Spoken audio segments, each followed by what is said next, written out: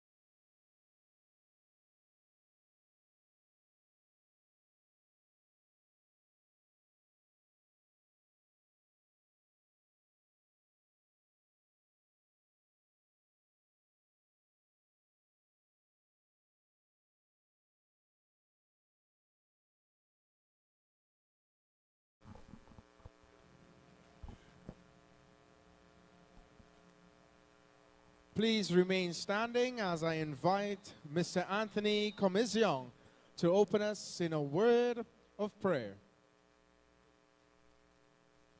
Pleasant good afternoon. Almighty God, we thank you for a beautiful day. We thank you again and again, and we love the new track that we have, but we're asking you to bless it. We ask the cyclists safe around the turn, the corners, Please let your Holy Spirit surround us today. Keep the cyclists from spills. In your name, we thank you. Thank you. Amen. Thank you very much, Mr. Comisiong. And that's it. We are off. This is day number 2, session number 3 of the Easter Grand Prix 2023, right here at Skinner Park, San Fernando. So there you have it, folks, as we're getting ready for the start of the action here now on day 2. What is essentially the 3rd session. We had 1 session yesterday, although we did have a little blackout when we lost power inside the facility, and we had a fairly lengthy delay, so they decided against taking the intermission after that, and so we went right through, and hopefully we won't have such disruptions later, and we will be able to go through with the program on schedule. In fact, they had to scale back some of the races. A 10-lapper became a 6-lapper and so on and so on, just to facilitate all the events so that the riders who were here wouldn't feel cheated in a way, not being able to at least ride. And of course, we also had a big showing from the youth development riders, always a treat here. And I'm sure these fans are looking forward to seeing these youngsters in their BMXers as they get ready to showcase their talents. But before we get to them, we have some international riders at the line. And you can see Team TTO there, the Trinidad and Tobago team, well represented again in this one. Trinidad and Tobago did put on a fantastic show last evening. So we're looking forward to another fine showing as well today. But I'm sure the other international riders will want to change up some of those results from last night, where Akil Campbell stole the show, including the curtain event, the 20-lap curtain event from last night.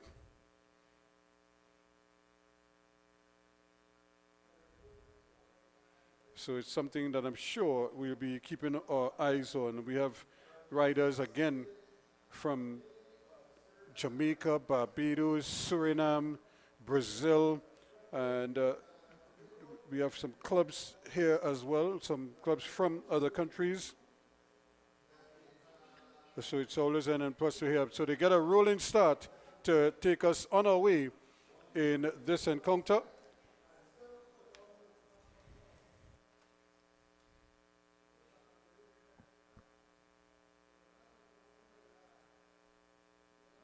Must be on correctly. So Trinidad manager, pay attention. I am not biased.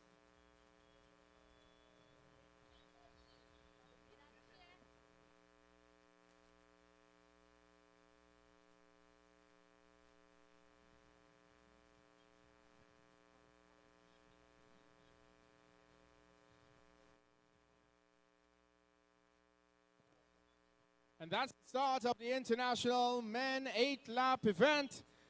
The Brazilian going to the front, and there's a rush on the outside by the cyclists out of Team Stoley. We have the representatives out of Barbados in this field as well.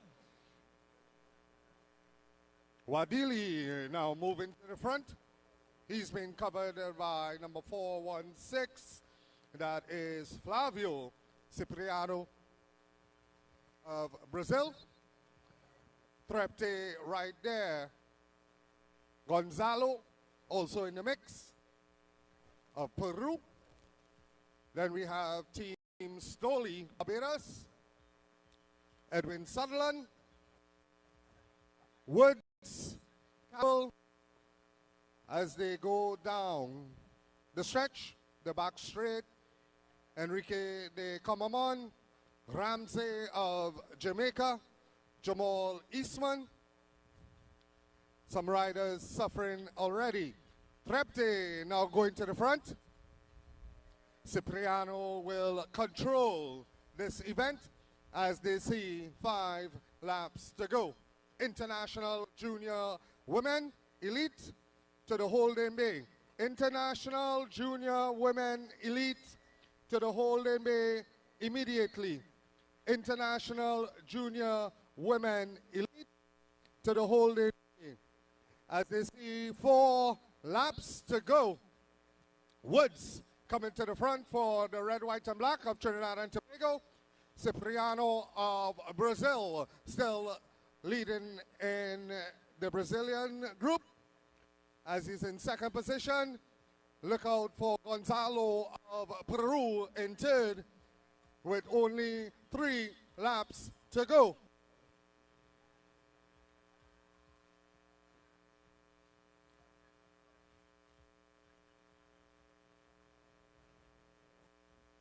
Number 427, Dimar having some problems keeping up with the internationals. Jamaicans suffering a bit tonight. 2 laps to go. Trepte picks it up for Trinidad and Tobago. Cipriano right there, he's in a good position. Jamal Eastman of Team Stolly Barbados. Gonzalo is there as well. It's 1 lap to go. Eastman makes his move. Team Stolly Eastman. But here comes Campbell trying to rush on the outside of Cipriano. But it is still Jamal Eastman. Photo finish.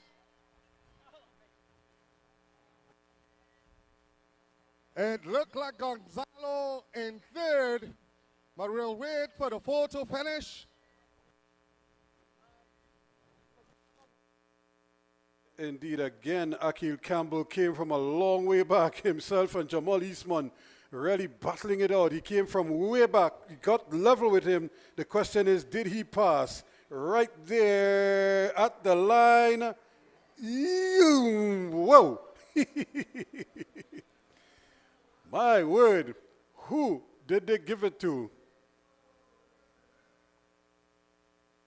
What a finish indeed. What a way to start proceedings here this evening. And if that's a sign of things to come, well, we're in for a real treat, because that was a fantastic finish indeed. And you could see Eastman, he knew where the pressure was coming from. He kept looking back for Akil. He kept looking for him. And when he came, he got it into gear really quickly and just did enough. He might have done enough to hold him off. The question is, did he actually do so?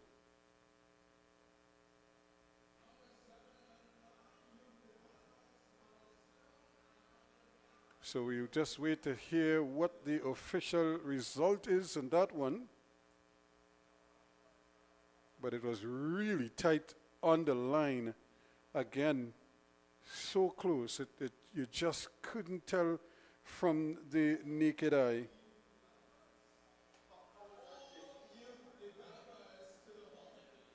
So again, after this race, we'll get the youth developers coming out to showcase their talents. And like I said, they put on a splendid show last night, and they are anxious, I'm sure, to be back on the track again tonight for their events. They have a number of races, the under 7s, under 9s, under 11s, and under 13 boys and girls. So something for them to look forward to as well. So we see the ladies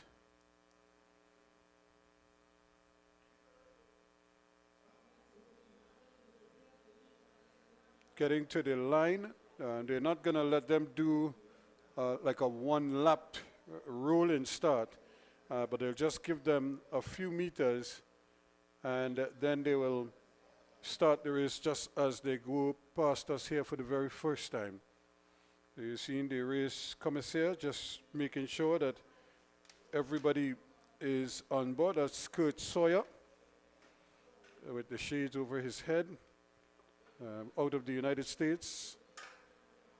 Well respected in the cycling world, especially in the Americas, even in Europe.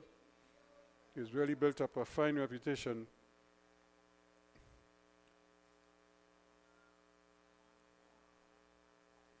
So he's just making sure that the ladies are all ready to go. They understand what is at stake. I think this is a 2-lap event for them. So this should be quick. And hopefully it may reap some more good results for Trinidad and Tobago.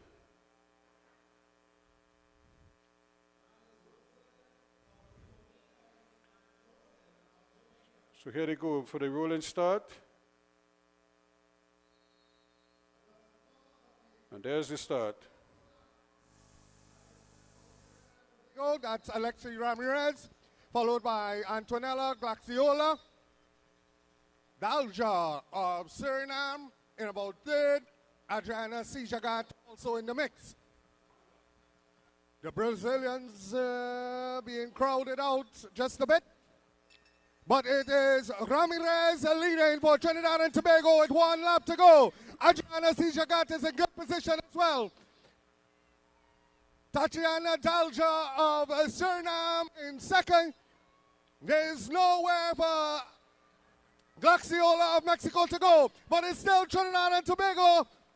Trinidad and Tobago, Alexi Ramirez trying to hold on, but here comes Dalja. Dalja, Glaxiola on the outside, but it's Dalja of Suriname, officially from Glaxiola of Mexico, and Ramirez of Trinidad and Tobago. First time Trinidad and Tobago making it on the rostrum for the international women. Let's hear it for Dalja, ladies and gentlemen, of Suriname. A very good ride by the youngster. Your winner of the international women, Tatiana Dalja, ladies and gentlemen, Suriname. So there you have it, number 429, Tatiana Dalja of Suriname, showing that she is right there. She got around Ramirez of Trinidad and Tobago and really came under pressure from Mexico right on her outside, but she did enough and just held on to take that one and took it in some style too. Antonetta Gonzalez. Maria Gonzalez was the one who was closing in there out of Mexico, but not able to get up in time and had to settle for second place. And of course, as you heard there, Trinidad and Tobago getting onto the podium for the first time in the women's category. So Alexi Ramirez, the one doing the honors for TNT. So now we're getting ready for these brave youngsters. They're having their bikes checked at the moment. And before too long, you start to see them coming out onto the track for their particular event. And as usual, they have a boys and girls category. Sometimes they might mix them together. And maybe in the older categories, the 11 plus and 13 plus, or 13 and under, they let them ride separately. Boys riding boys only, girls riding girls only, and depends on the numbers too as well. So we're just looking at some of the spectators just enjoying themselves and anxious. So here they are, way over on that far side. And we did have a young lady with us last night. She was the youngest entry. She's under 7. She looked more like 5. And she really stole the hearts of the crowds. But here they go, the first race in this under 7 category. And on the back straight as we have Ryan Shepherd coming out to turn 4, lining up for the straightaway. That was unfortunately Salome Bailey and Lake Lavelle, but it's Ryan Shepherd, ladies and gentlemen, taking that under 7 boys event as we have our medical team attending to the youngsters on the back straight. Yeah, the unfortunate side of cycling where we do see some falls, but of course we'd like to thank the Southwest Regional Health Authority and the Trinidad and Tobago Fire Service for all their assistance in ensuring the safety of our cyclists. As we go back to the line, once the track has been cleared, we'll be going with the under 9 boys, 5 cyclists registered in this category. The Easter International Grand Prix 2023 is proudly sponsored by the National Lotteries Control Board, Bike Inn, Newco New Iron Limited, Natco, Blue Waters, KFC, Subway, First Citizens, SM Jalil, Rapid Print Limited, Digicel, the Sport Company of Trinidad and Tobago, Angostura, Holiday Food Snacks, Sunshine Snacks, NFM, and Bermudez.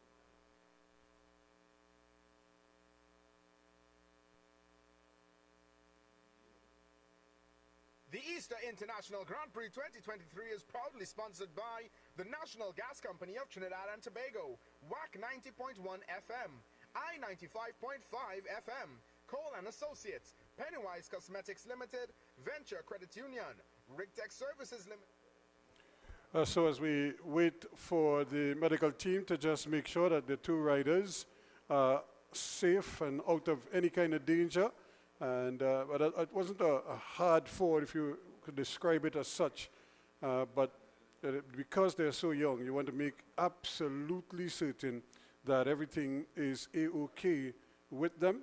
And but now we're getting ready for another event, the under 9 boys. They are getting ready to go once again. The 7 cyclists, they are on their feet, and that is always a good sign.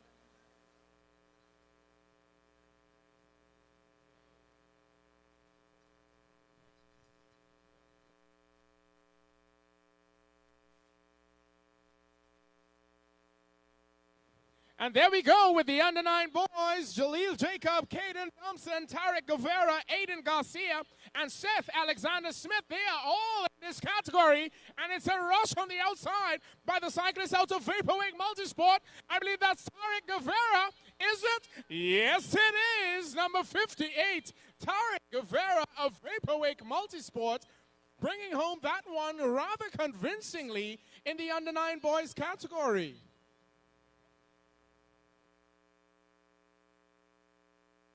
Guevara from Vaporwake Multi-Sport Club, and you look at him again, he was in 2nd place here, just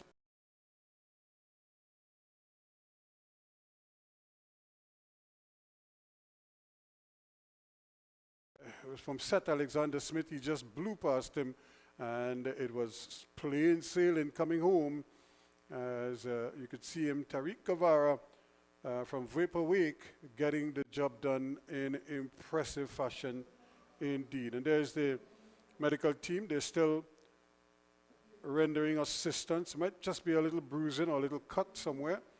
And remember, she looks like 5. So they just want to make sure that everything is okay and that she'll be all right as they go along. So more and more spectators really painting a beautiful picture here at Skinner Park. And the riders also doing their bit out in the middle. So we're getting ready for yet another event.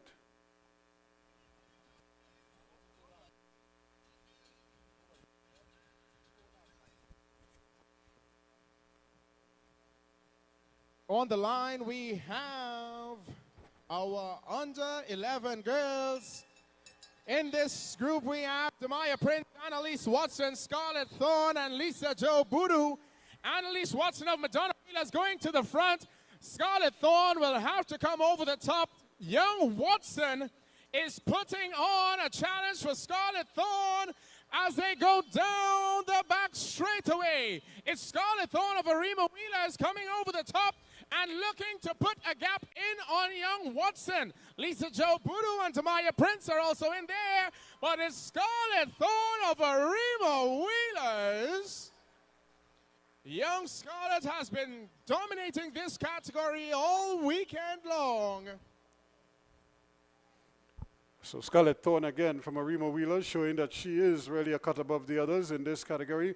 And really, she rides with such confidence. Even when she's not in the lead, she doesn't panic. She just sort of bides her time. And because of her superior power, she's able to just mow down anyone that is in front of her. And most of the time, she's winning her race by wide margins, as we just saw there. She won twice last night, and she's won again already today. So that's 3 in 3 for the youngster from Arima Wheelers. Now, their club suffered a couple spills last night and were out of contention very early because of crowded fields like this. Just as the race started, twice they had a rider that just got wiped away, not through no fault of his own, but it was just unfortunate, and you don't blame the other riders, but it's just the lack of experience and maybe a lack of strength on the part of some of the riders. They're not able to control the bikes as well as they should, given the large numbers that are at the line and the kind of cross paths. You have to learn to hold your lane, but this is something they will learn as they get older and as they get stronger. They'll be able to do so. But when everybody is pressing, trying to get a good start, it's difficult sometimes. Not everybody is at the same level. And so sometimes you just find that the one or two riders just sort of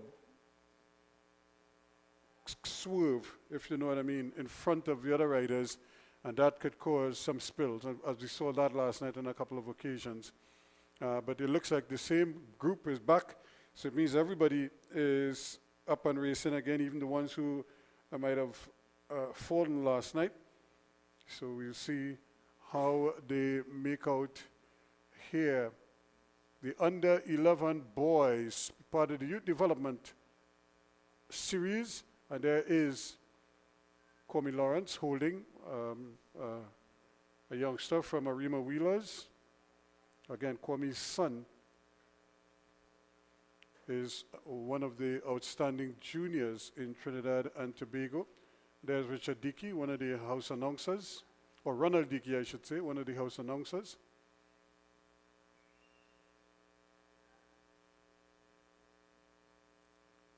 So taking a little while to get everybody okay. A couple of the riders have been placed at the back, which I think makes sense, because when they're all at the line together, if there's any kind of swerving, we saw last night a couple of the kids fell down right as they started.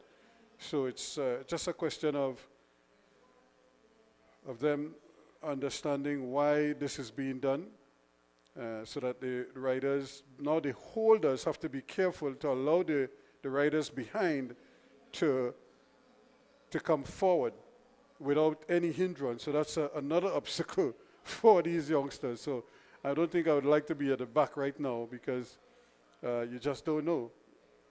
Somebody might just block your path unwittingly. Here they go quickly and they're away, which is good. Nice clean break. Out of Rick Texonics, that is Rion Shepherd, goes to the front. Golden Wheelers of Barbados is coming up very quickly. He's third wheel. Vaporwake Multisport is also in the mix. This 2-lap event for the youngsters is just what they needed. And that's the bell, that's the bell. It is Rion Shepherd from number 485, Dylan Headley, and number 69, Joshua Morris. That is your 3 in the lead on the track. But Rion Shepherd powers down the back straight very convincingly, and the race is about to be on for second and third. Ladies and gentlemen, as our under-11 boys come to finish, let's hear a lusty round of applause for Rion Shepherd. Very close race for second and third, but that will be Joshua Morris from Dylan Headley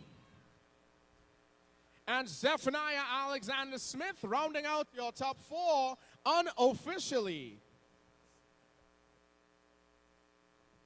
So another fine race for Rion Shepherd from Rigtech Sonics, getting the job done ahead of Joshua Morris of Vaporwake Multisport, and of course Dylan Headley out of Golden Wheelers from Barbados. And Barbados doing very well. These youngsters getting invaluable experience because they may not be able to race on a track like this in their homeland. So to come here and get this kind of racing is priceless for them, and it could really accelerate their development tremendously. In fact, when they go back home and they race against other local riders in Barbados, they may very well have the leg up on them, as they might be so much better off for racing at an event like this one, the Grand Prix here in Trinidad and Tobago. As we see the ladies international, their 2-lap event, and convincing win once again in that one for Tachana Dalja out of Suriname in the middle. There is Mexico in position number 2, and seed 2, and Alexi Ramirez of Trinidad and Tobago in 3rd place. And of course, Maria Antonetta Galactola Gonzalez. I think we call her Maria Gonzalez for short, from Mexico in 3rd place. So now we have the youngsters, and they are off and racing the girls under 13s. Paul Eastman, Barbados, and in first, Akil Campbell, Trinidad and Tobago. As our international men come to the prize restroom, we have on the track the under-13 girls. And once again, it's Melena Lopez of Rigtech Sonic. She is out in front by 1.5 miles. So it's a 3-woman sprint for second and third. But ladies and gentlemen, Melena Lopez of Rigtech Sonics. And the race is on for second and third.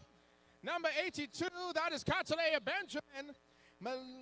Rayan Thompson and Adriel Joseph rounding out your 4 cyclists in that event. A very quick 1 lap by the under-13 girls. Distributing those prizes, Miss Wilson from Brighton Pie. Thank you very much. So another fine finish here again, and the riders certainly putting on a show here for these fans as they really settle into their seats to witness an evening of cycling, something they haven't been able to do here at this facility for some time, but they get an opportunity tonight. It's the first Easter Grand.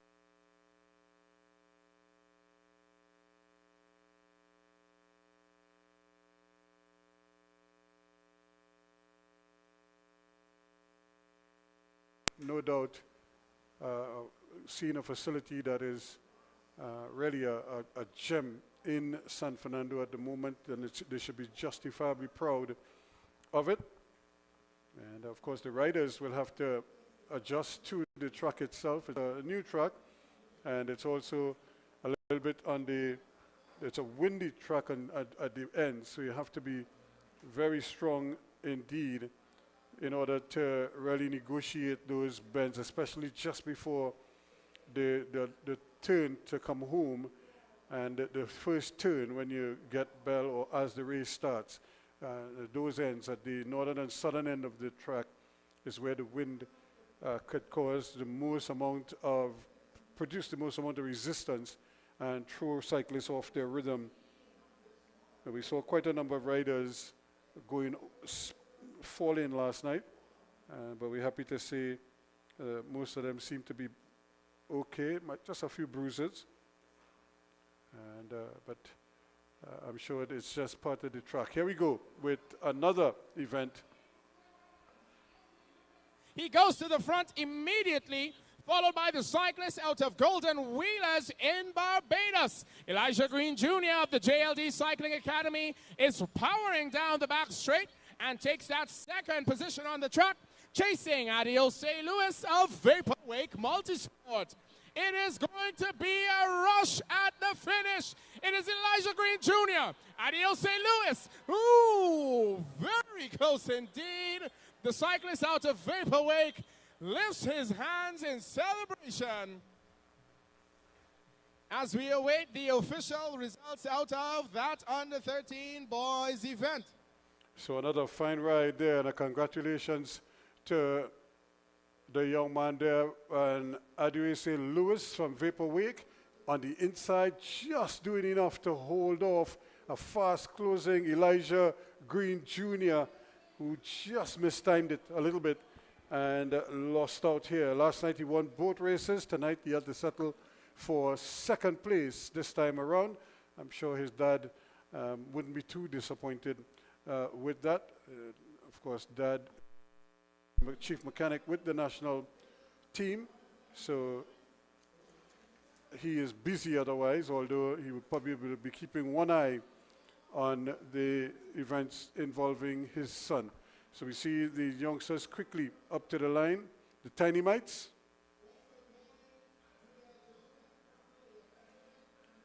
So they've rushed to the line, anxious to get going. Seeing Hummingbird, Madonna Wheelers, also their Rigtech Sonics, also their Vaporwake, inside there Arima Wheelers, and Open Range also in the lead here, starting off. They get a rolling start for this one. It's a 3-lap event for Tiny Mites as they speed around the track as they roll off the wall. Category, doing 3 laps.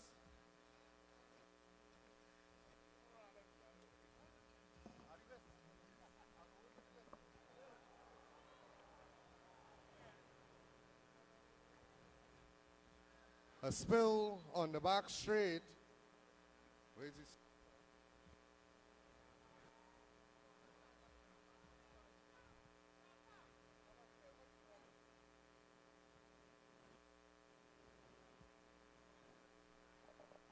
Cyclists, the race has been neutralized. Cyclists, slow down. Cyclists, slow down. And hold your handlebars, please.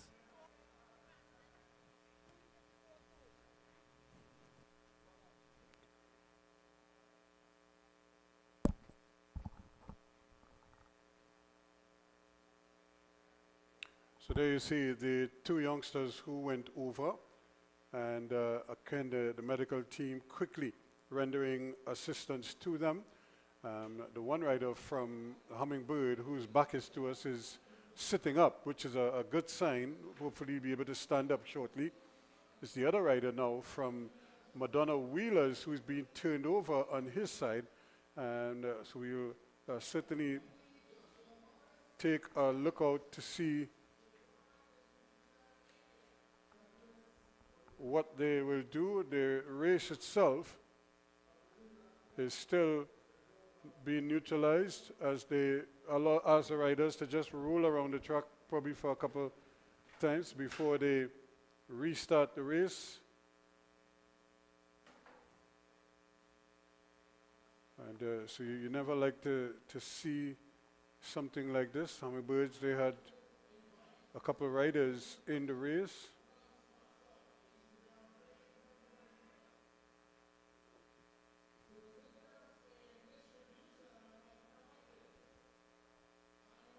So, and again, just to bring you up to speed, Akil Campbell did win that first international event when he came so close to the line with Jamal Eastman of Barbados and the Scully team.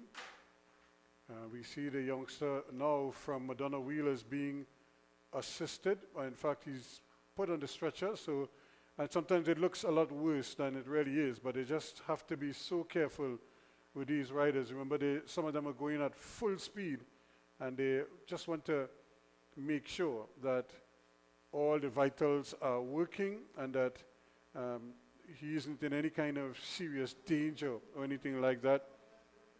They just want to do all their checks and make sure that he gets immediate treatment. Sometimes it's just bruising that the riders have. As you can see, they're just trying to get to that area, maybe on his back, as he fell over on his back, and that is where he might have lost a little bit of skin.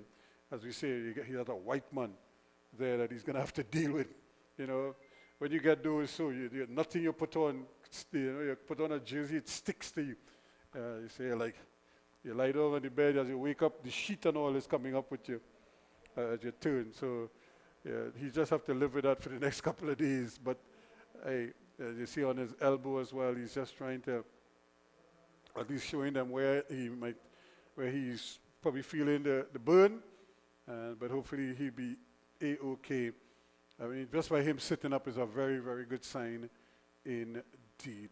But we'll see the riders are just getting ready to restart this event. And I could tell you that the other rider from Hummingbird, who was down, he actually walked off the track. So that's a very good sign for him as well. So it's just this one youngster that they're keeping tabs on, just to make sure that he is A-OK. And I think he's getting some spray that is burning. And that is obviously the little sting that he's getting for an open wound, so to speak, an abrasion. But the race is going to restart. So here we go.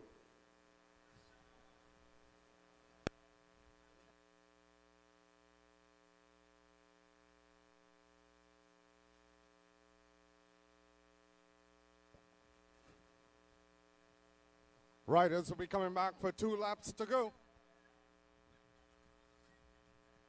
This is the Dynamite men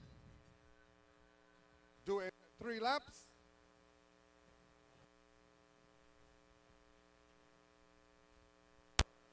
Leading them around, number 265. That's Khalif from Open Road. That's Kafile Desamore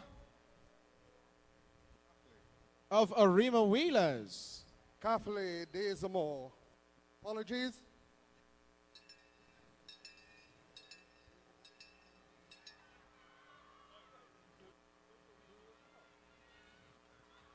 That's the bell for the Dynamites. Kafile Desamore of Arima Wheelers. He draws it at the front. And look at the speed of the cyclist out of, I believe that is the JLD Academy. It is going to be a very hot one. Vaporwake Multisport challenging on the outside. The cyclist out of Vaporwake Multisport, an extravagant effort. This is a call for the manager of Arima Wheelers. A call for the manager. Arima Wheelers, can you check Mr. Francis on the inside? So what a fine Calling ride. to the prize rostrum, the winners of the under-9 boys. In 3rd place, Seth. Another splendid ride there from Kafilid Desamu. Showed his capabilities, and he was toying with them at the end there because he felt he had the race won despite the fast finishing from Christian Nelson. Here he goes as he came around the bend there, going up the back straight away. He looked in complete control. He saw where the challenge was coming from as he rounded that 200-meter marker, started to really dig deep here, all the while closing on him. Looked like Christian Nelson was coming and coming hard, but then he just couldn't get up in time. And you could just see Desamu just relaxing just a little bit, and immediately there was a call for the manager of the Arima Wheelers team, no doubt trying to let them know, to let the riders ride the races and forget all of the extracurricular stuff on the bikes. And these are the youngsters receiving their awards from those youth development races we saw a short while ago.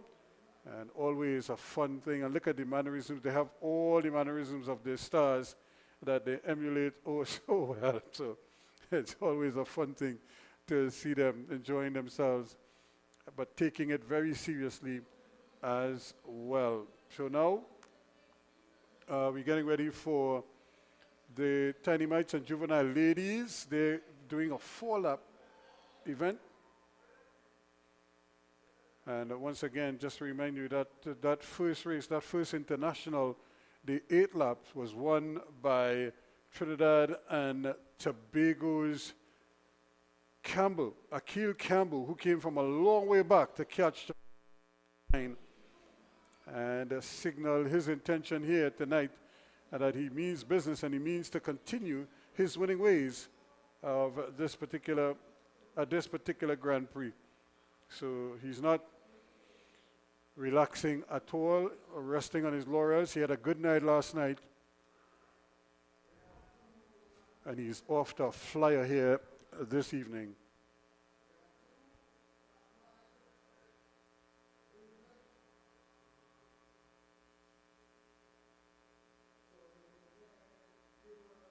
So the Tiny Mites and Juvenile Ladies are getting ready to do their 4-lapper.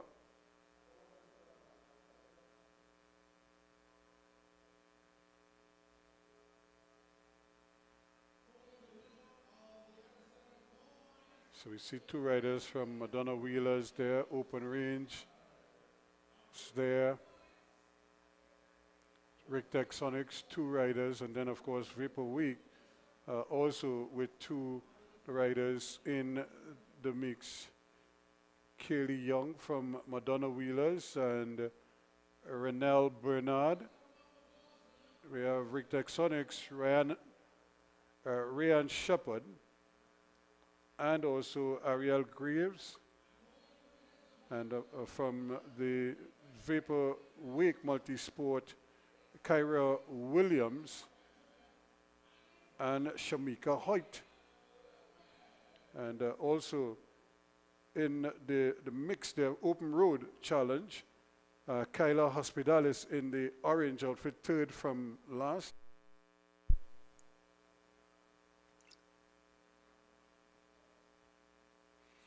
So they're just under instructions, so they'll get a chance to roll down the track, and when they get to the start-finish line, they will get the whistle. That will be the official start of the race.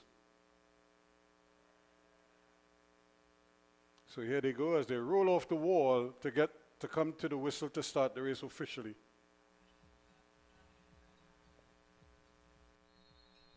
Lap prize this time around. Lap prize this time around being sponsored by Biking.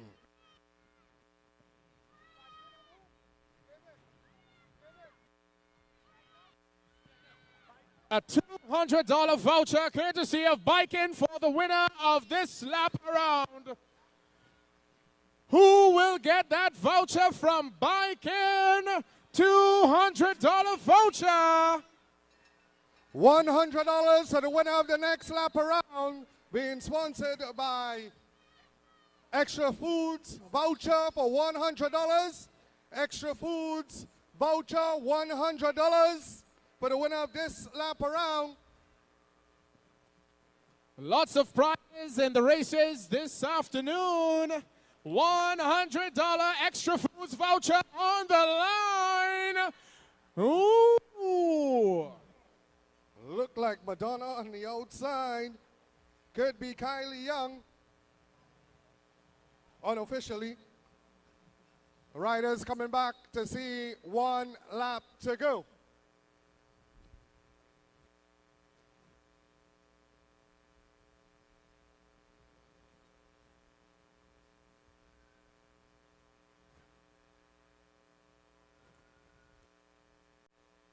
1 lap to go. Number 229, Shamika Hoyt.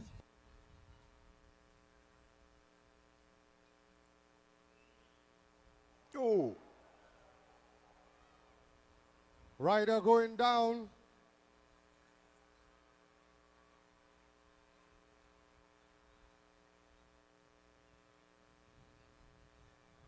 As they come to the finish, it is Rictech Sonics, number 501, Ariel Greaves of Rictech Sonics taking the victory. Rider Kylie Young went down close for second and third. Back to the prize. Rostrum calling the winners of the under 11. so again, Ariel Graves, the winner, and doing a good ride. She tried earlier to see if she could win one of the Prims or the lap prizes. She couldn't, but she won the overall first prize in still a victory for her all the same. Unfortunately, there was another spill, and you could just see the rider, the handlebar. She basically lost the handlebar and went over. But again, she did well to kind of breaks the fall, and I think she just has minor bruises, but she's back up and moving around, and that is a really good sign. I'm not quite sure why she kind of stood up. She almost like she was looking to see where the opposition was, and then by the time she tried to get her gaze back in the middle, it was too late. So there are the riders on the infield, staying warm, getting ready for their next event, the International. There's Elijah Green in the black jersey, Team TTO. His son, Elijah Green Jr., doing very well. Akil Campbell probably getting some instructions. But now we have another event here for Elite 1 riders, and they will do a 2-lap event. So we have Samuel Maloney from Team DPS, Stefan Alexander from Raiders, Maurice Burnett, who is riding unattached, and there is another rider from Barbados,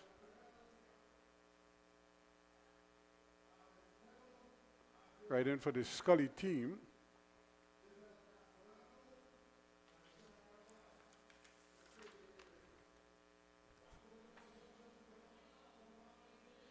Maurice Burnett also is riding for the Scully team, as he did last night.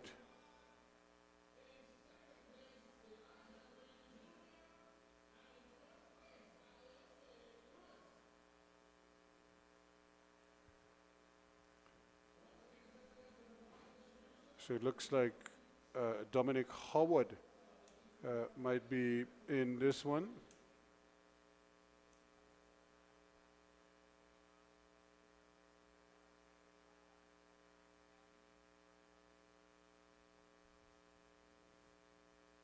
So we have Burnett in second place there, and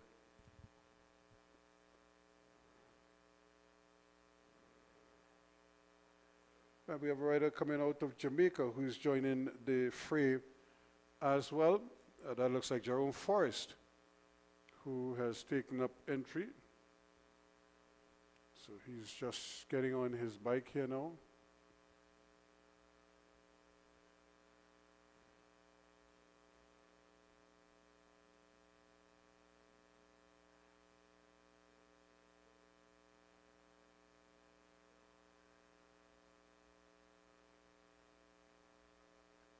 So they too will get a rolling start and be quickly into their racing. This is just a 2-lapper, so this should finish really fast.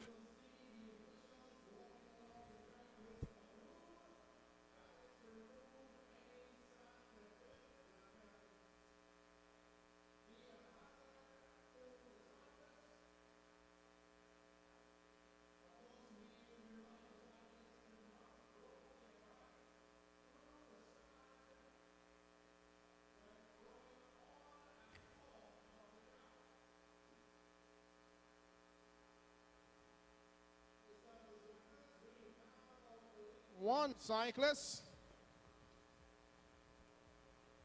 So I think they're ready to go, and they should be getting their rolling start right away.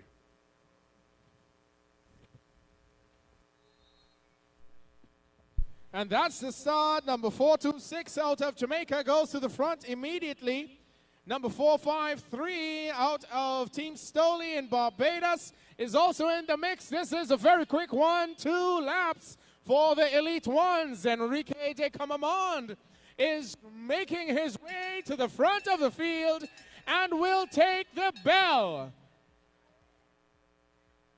Enrique de Camamon of Heatwave is pushing it at the front.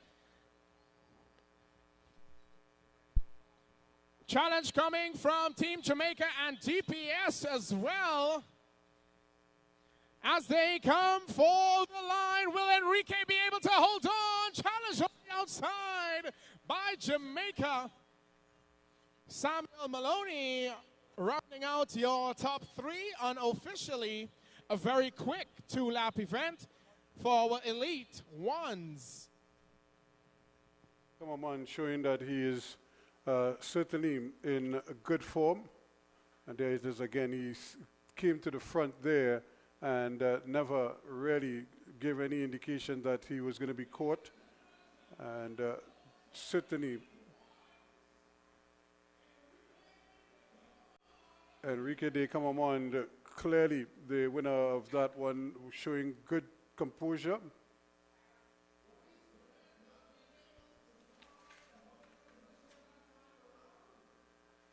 And getting a fine win, of course. He had ridden in national colors before, and I'm sure he'll do it again in the future.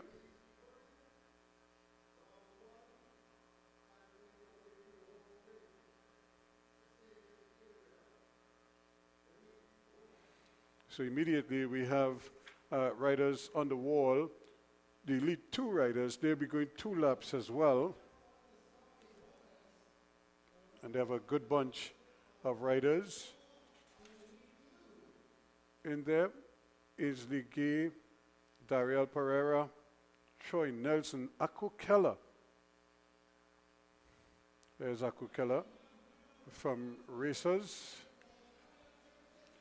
Third from the back. Or from the Raiders, I should say, Cycle Club.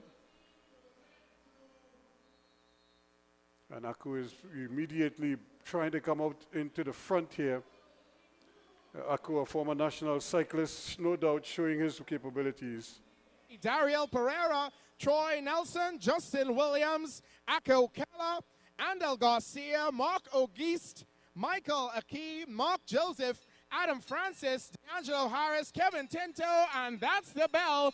Michael Aki leads from Ako Keller and Dariel Pereira. D'Angelo Harris is there, and Michael Aki, ladies and gentlemen.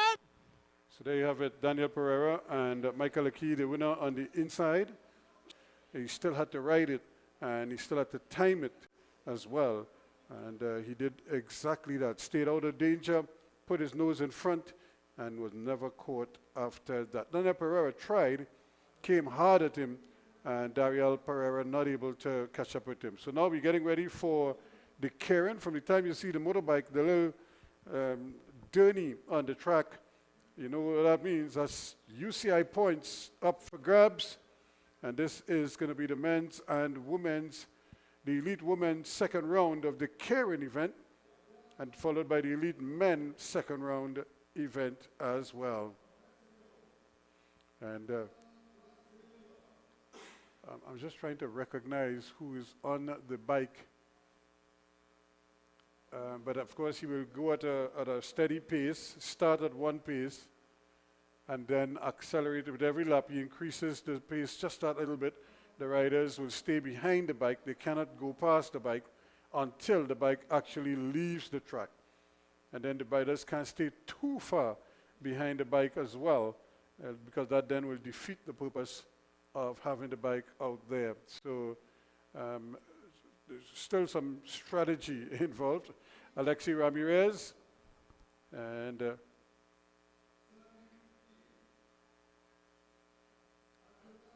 so she will represent the red, white, and black in this one.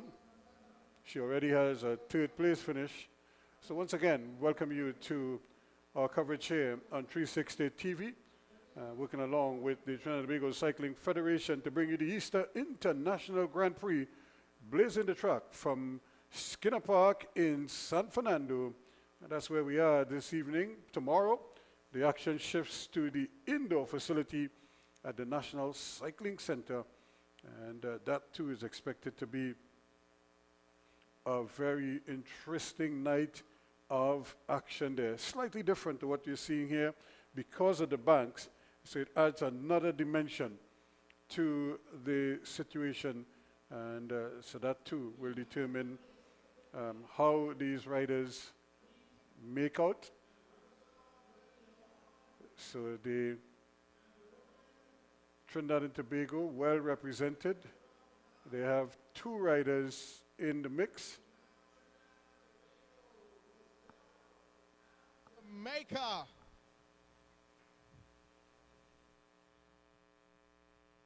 Mexico is in there as well.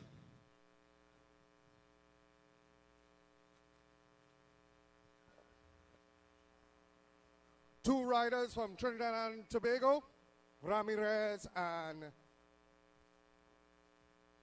Sandy.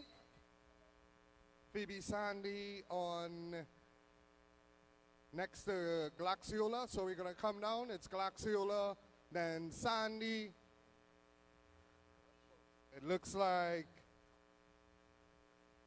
Caseta, then Palmer, Ramirez,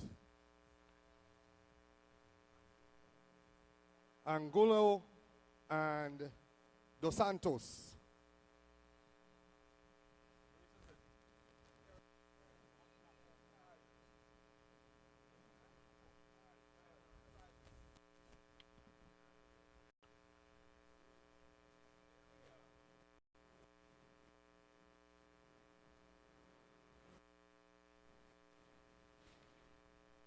This is for UCI points. For 11, that's Anguilo. Camila Anguilo will lead them around. Dos Santos in second position, both riding for Brazil. Then we have Ramirez, Palmer, Caseta, Sandy, and Glaxiola.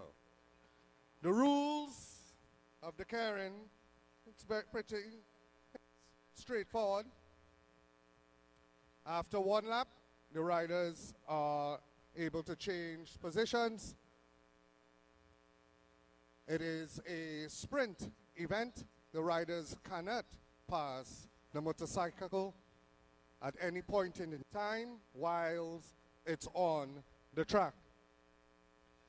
After 2.5 laps, the motor will come off of the track, allowing the riders to sprint for 2.5 laps.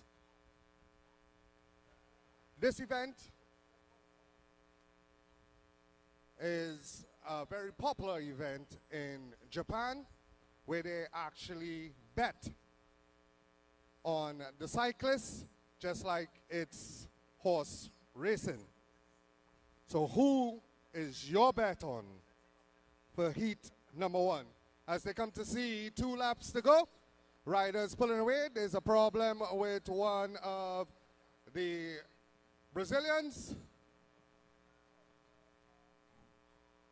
For 11, it looks like Anguilo, Camila Anguilo, leading them as they go around. Dalia Palmer making her move.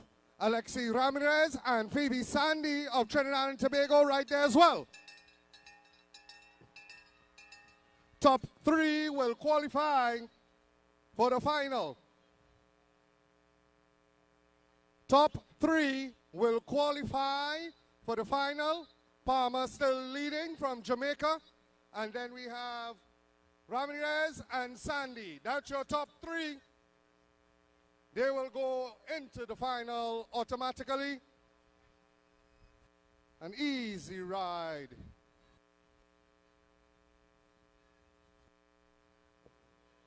calling to the prize rostrum the winners of the juvenile lady.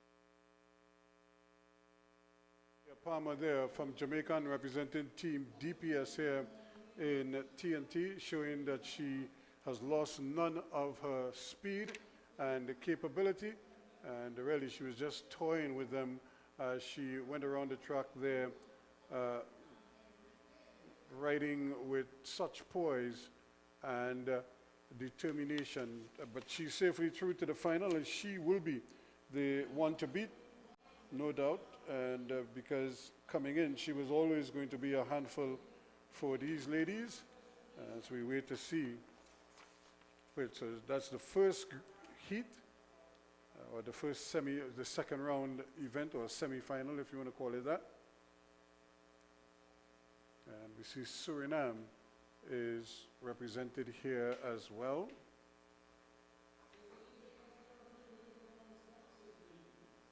And that is Xavier Wadilele.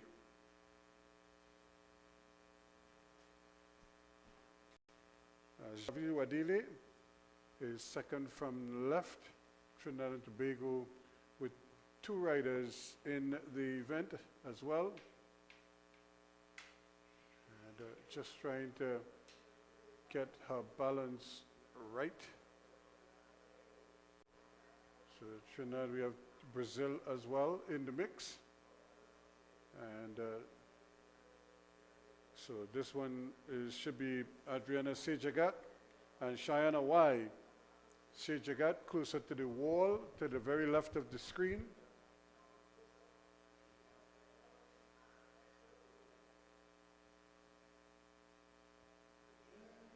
And also in the mix there, you could see, looking very strong indeed, is Giselle Seguro Gasparuto of Brazil. Although she's not wearing Brazilian colors, she's in the all blue to the very right of your screen. Another Brazilian is next to her. And here they go. The women's heat number 2.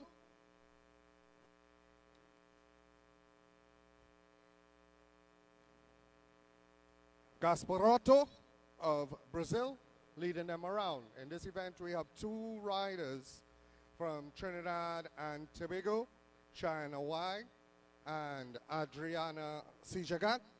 Y is in 4th, Sejagat in 6th.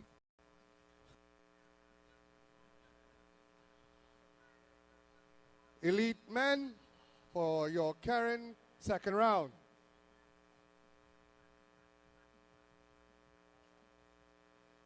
Still Gasparoto leading them around.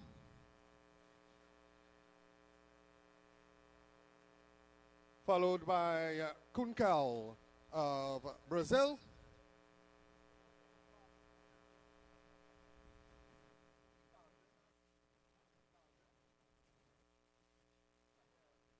Look out for the rider in 5th position. That's Dalja, number 414.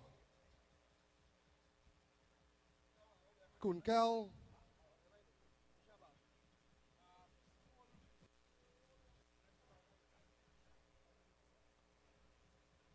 Melo of Brazil as the bike comes off.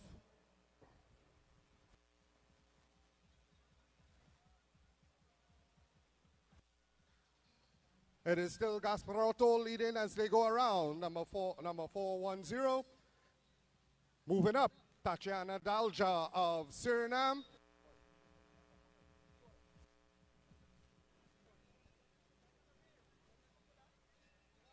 So it's still Gasparoto.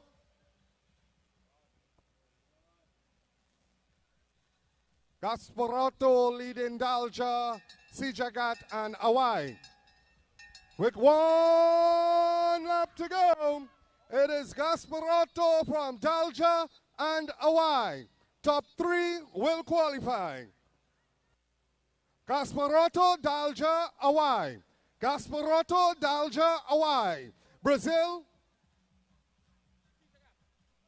Brazil, Suriname, Trinidad and Tobago. Sijagat makes it in for Trinidad and Tobago. My apologies. Gasparato, Dalja, and Sijagat. So again, an easy ride there. Again, Gasparaggio showing that she is really a tough nut to crack. And of course, also showing good readiness and good capabilities there. Suriname, Dalja, but not really extending themselves. They were just kind of looking around. But Adriana Sejagat also getting into the final. So Trinidad and Tobago with 3 riders in the final later on this evening. So that's something to look forward to there as well. You can just see Sejagat just getting a little congratulations there and a good ride. So now the men are the ones who are getting ready to do their carrying event, their second round rides. And once again, we anticipate some fireworks here as riders try desperately to get in the mix and secure a lane or secure a spot in the final later on this evening. And look at these 2 fancy bikes that they have on the track, next to the prize restaurant. And they look really special. One black and one a kind of a turquoise color. Really nicely done indeed. And they are your winners. So this is the first ride in the first of 2 heats in the second round of the men's carrying. So Trinidad and Tobago with Zion Pulido on the line.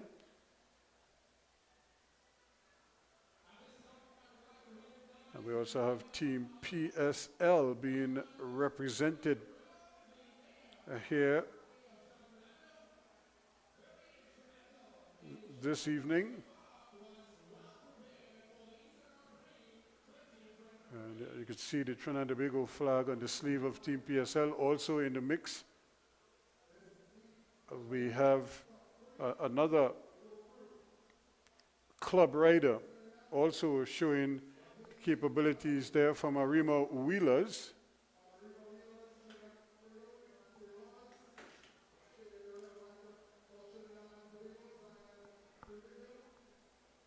Riding for Team DPS, Alan Samuel Maloney. PSL's own C. McLean. And from Brazil, Santos Cycling Team, Victor De Silva. And as the men roll off the line for their carrying event, Shamika Hoyt also won the voucher from Bike In, and Kylie Young winning the voucher from Extra Foods.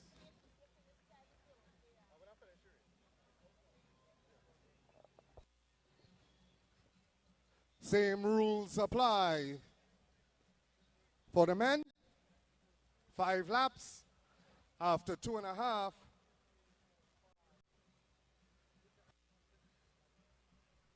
the bike will come off.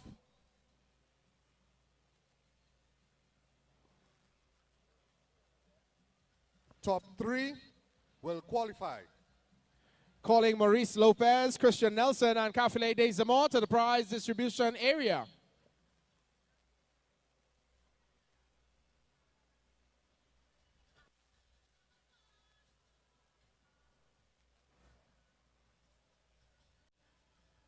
Three laps to go.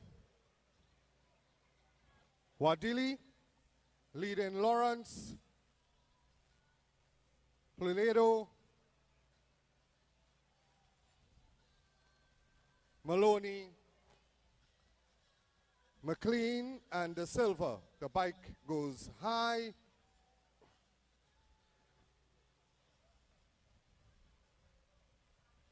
It is still Wadili leading from Suriname. Lawrence looking around. De Silva not wasting any time from Brazil. He wants to be at the front. 3 to qualify. And it's better to be at the front than at the back. The silver gets the bell. Pulido and Wadili fighting for the other 2 spots. So too McLean. The silver still leading. Trinidad and Tobago now making a move, trying to get into the top spot. So too McLean. So it's the silver, Pulido and McLean going through to the 1 to 6 final, unofficially. HDB 706. So there you have it, a nice ride there from the silver all the way to the front. He just kind of blew the race wide open. When he made that surge, nobody could really hang with him. And Ryan Pulido came back to secure 2nd place. And a former national rider, Hasim McLean, showing some form, and he picked up 3rd place, so he's in the mix in the men's carrying final. A little bit later on, Hasim McLean, Pan Am Games representative for Trinidad and Tobago, and you can see these supporters looking on intently at what is going on in the middle. Prizes again for these youngsters in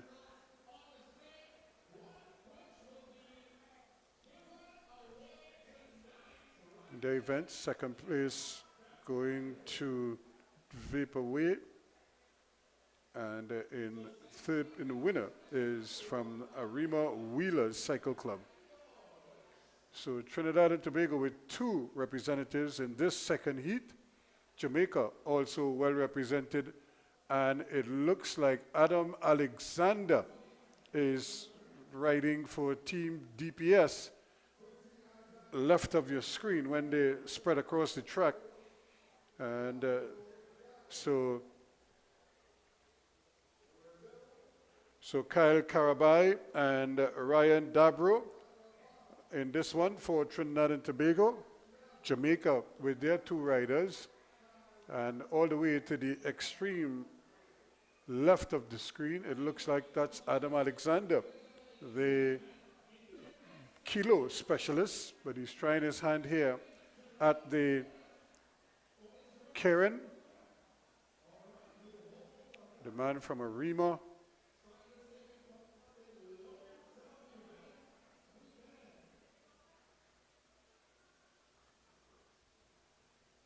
So Trinidad and Tobago with 2 entries in this one. As we await the Calling to the prize distribution area, D'Angelo Harris, Dariel Pereira, and Michael Aki.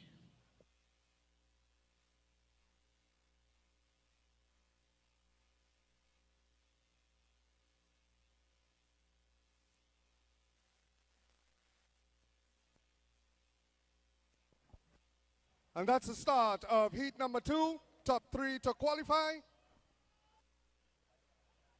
Again, from Trinidad and Tobago in the red, white, and black, we have Kyle Carabai and Ryan Diabro. For Jamaica, Daniel Palmer and Jerome Forrest. For Brazil, Fabio Cipriano and Quincy Alexander from Trinidad and Tobago riding for his club, PSL. He's at the back.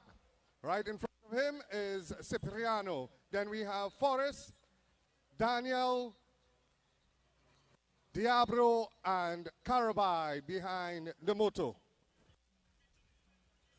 Top 3 to qualify.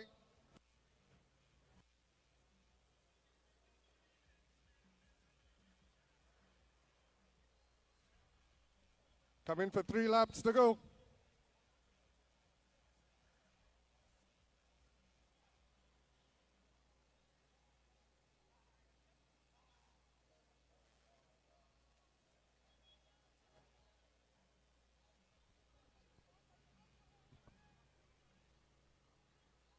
The bike goes off. Carabai leading. Diablo moving up. So to Cipriano. Cipriano of Brazil, a very, very experienced rider. In third position, Quincy Alexander of Team PSL, Trinidad and Tobago. I spoke to him this morning. He actually flew in this morning from Germany. Quincy Alexander going to the front, top 3 to qualify as they get the bell. This is the final heat. It is Alexander from Cipriano and Carabai. Alexander from Cipriano and Carabai as they head down the back straightaway. Alexander from Cipriano and Carabai. Alexander from Cipriano and Carabai. Here comes Daniel of Jamaica. But it is Cipriano from Alexander and Daniel of Jamaica.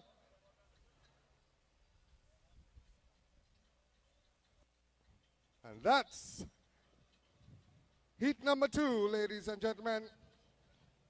Calling to the prize rush from the winners of Elite 2. In third place, D'Angelo Harris.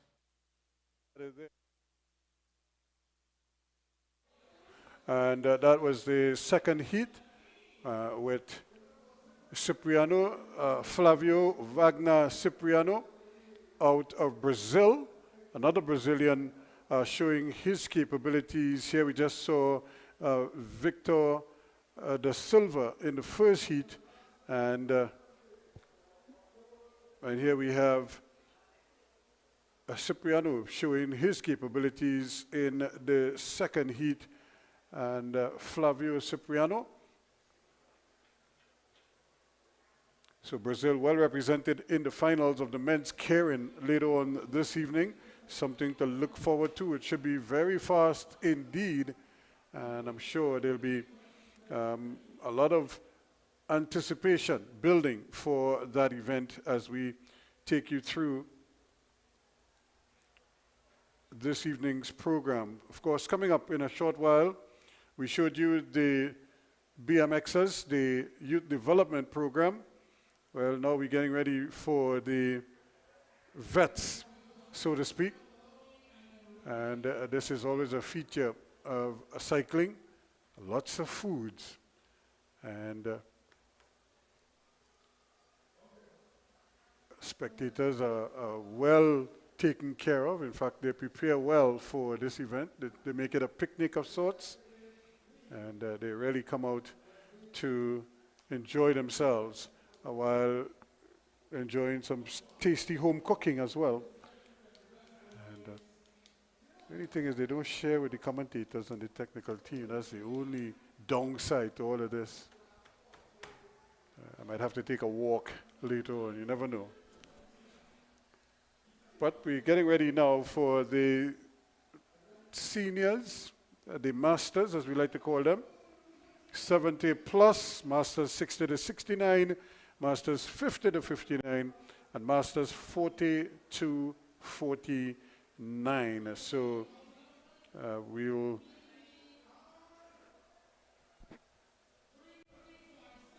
look at them. These are the officials who are basically judging placings. 1, 2, 3, and 4, I would imagine. So they always try to stay focused on when the riders cross the finish line, so they can tell you exactly who, and their results are the final results, so then it becomes official once they give a placing. And so that's it. So now the veterans, the masters, stay at the line. Always an interesting battle among themselves.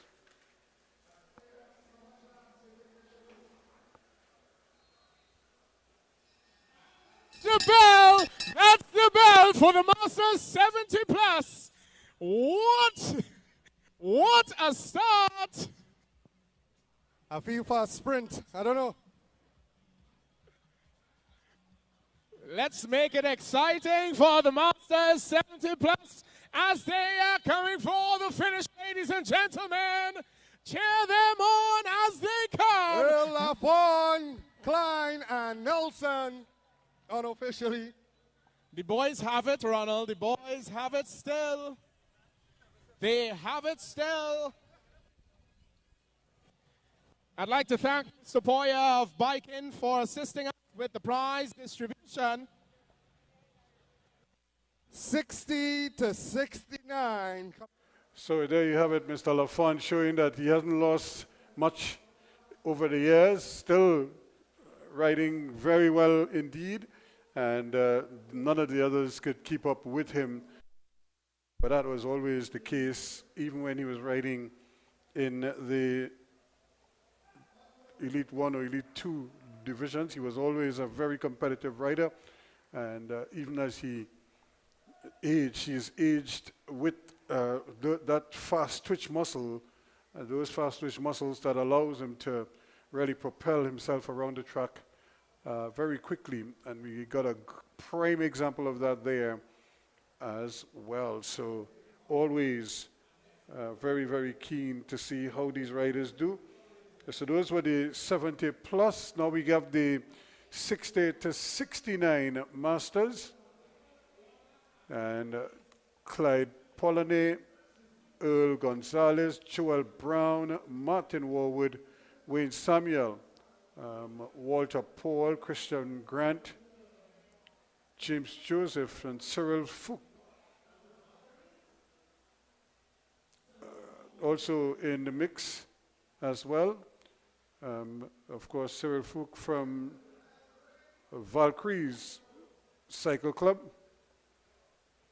together with Christian Grant.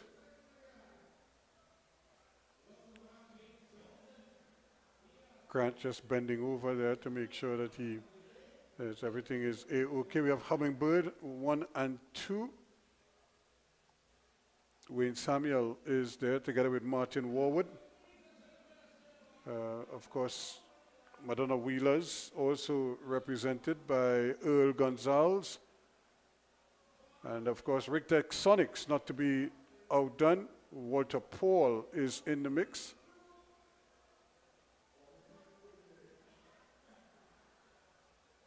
Arima Wheelers with Joel Brown, South Clean as well.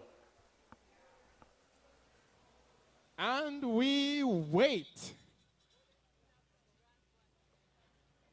In this event, we have Earl Gonzalez, Martin Warwood, Wayne Samuel, Walter Paul, James Joseph, Christian Grant, Cyril Fook. How many laps to go, Mr. Bellman? We don't know.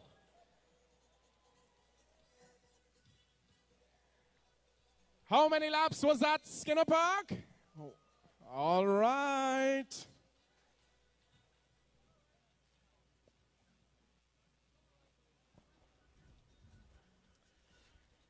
You know, this fella different, Brown, I don't like him at all. I'll let him ride for a little more in front. Brown is looking like, and that's the bell. That's the bell for the Masters 60 plus. Christian Grant being caught out in a terrible position, but it's James Joseph. James Joseph speeding down the back straight, taking full advantage. Oh my goodness. We had a spell coming out of turn 3, and number 378, Wayne Samuel, taking that one unofficially. Cyclists proceed with caution. Cyclists proceed with caution when going through turn 4. Cyclists proceed with caution.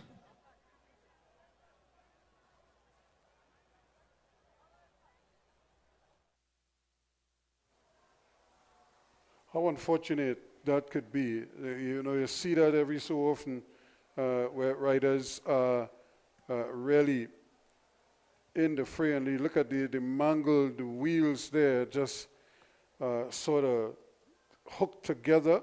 The rider seems to be, he's on his back, so that is a good sign. Look at the bike, it's,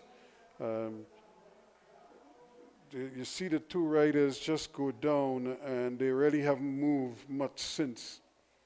Now they're getting the bike from off it, because remember these riders, they're still in their clips, so their legs are still attached. Luckily, they're both wearing their helmets. And so now the bikes have been removed, and the officials can render assistance to them.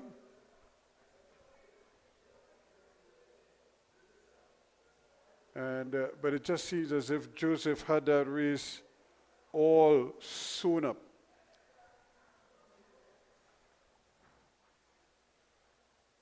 And then the spill came, just coming back to his legs here. Martin Warwood. And there he is, looking pretty much at ease, and then he just rode off the track. He took his eyes off the track to look back to see where the other riders were, and he just lost his bearings and just rode straight off the track. And then in his attempt to get back on the track, he just lost control of the bike and he just went over. And unfortunately, he also wiped out a couple other riders with him as well. There he is again. You look at him. He took his eyes off the road, off the track, to look back to see where the competition was. He did it one time, and look at here.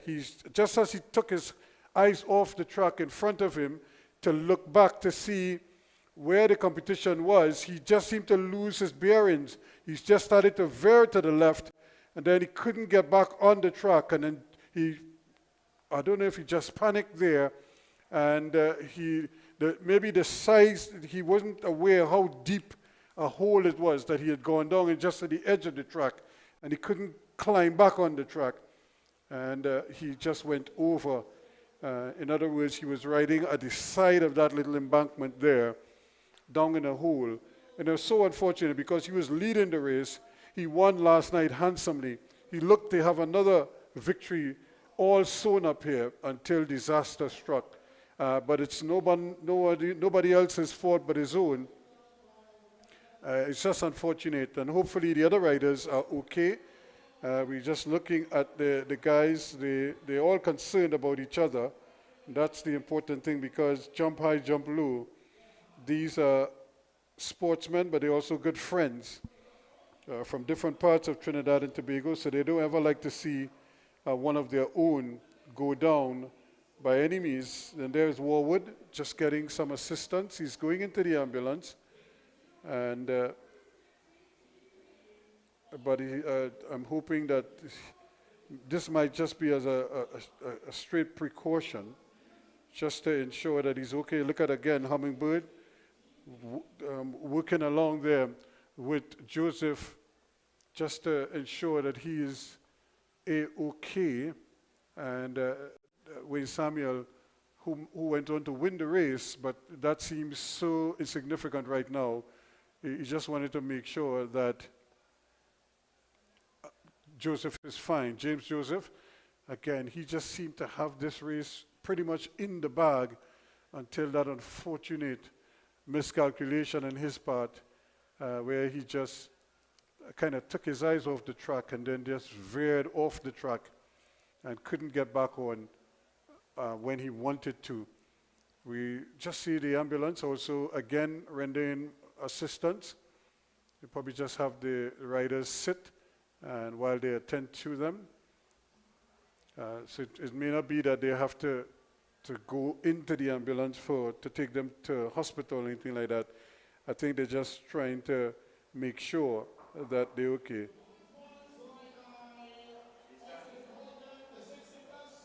So again, James Joseph seems to be okay, and we're just wishing that the other riders are also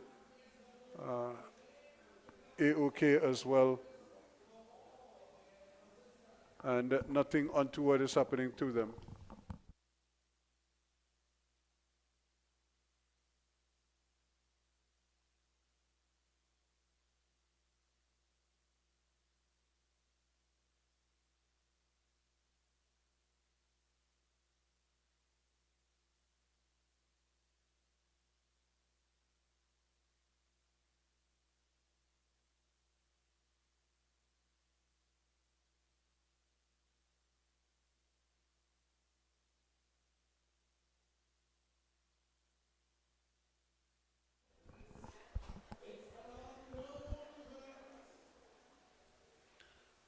So look at the spectators again, and they're just having a good time. And this is the good thing about cycling, because it's a family event.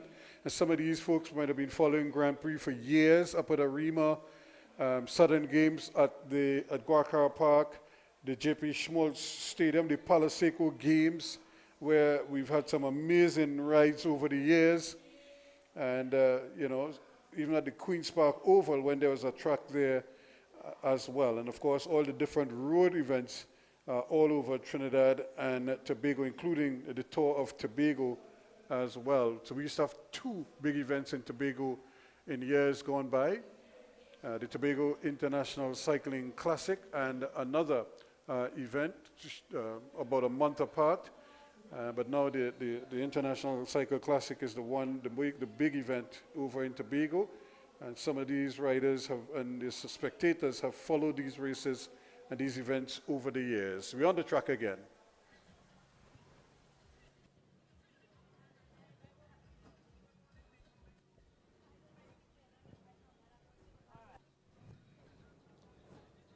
A big bunch, the Masters 40 and 50 plus. Where is the bell? Where is the bell?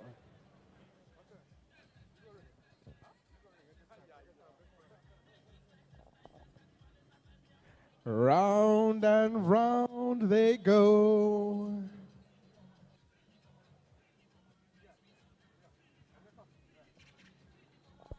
Hummingbird International going to the front.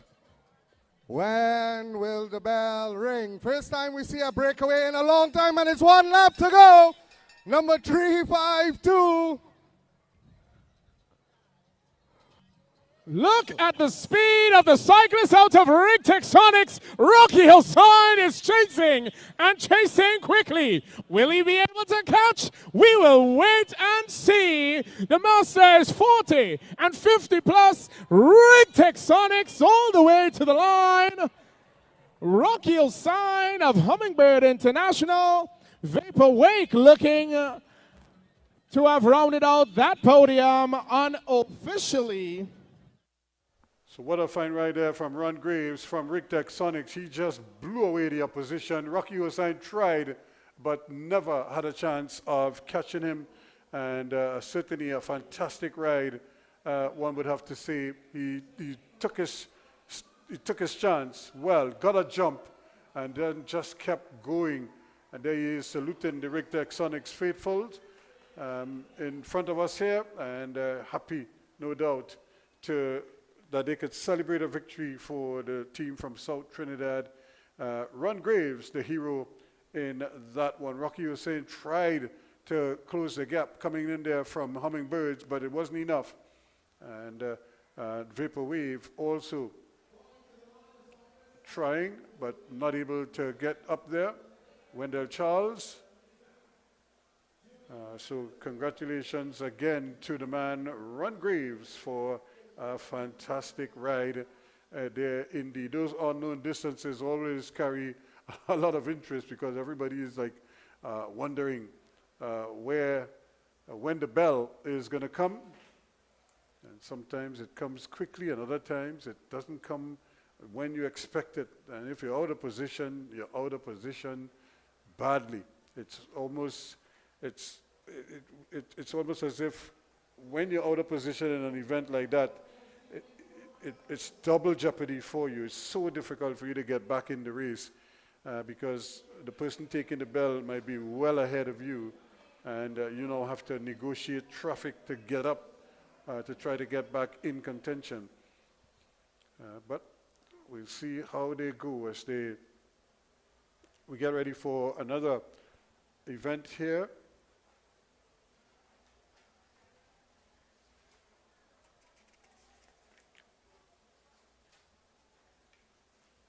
Just 4 of them on the line, or is there another rider trying to join them at this stage? So here they go for their start.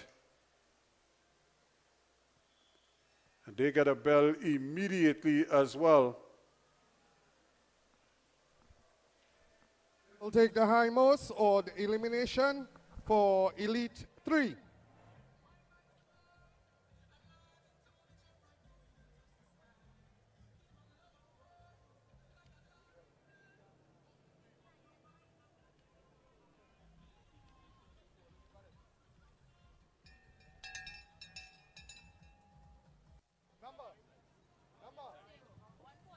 One four zero. Brandon Herrera. 140. Brandon Herrera, you have been eliminated.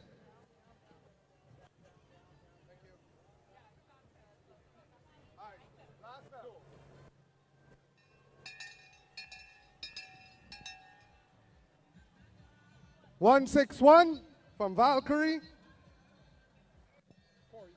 Corey Samuel. And this is for gold and silver.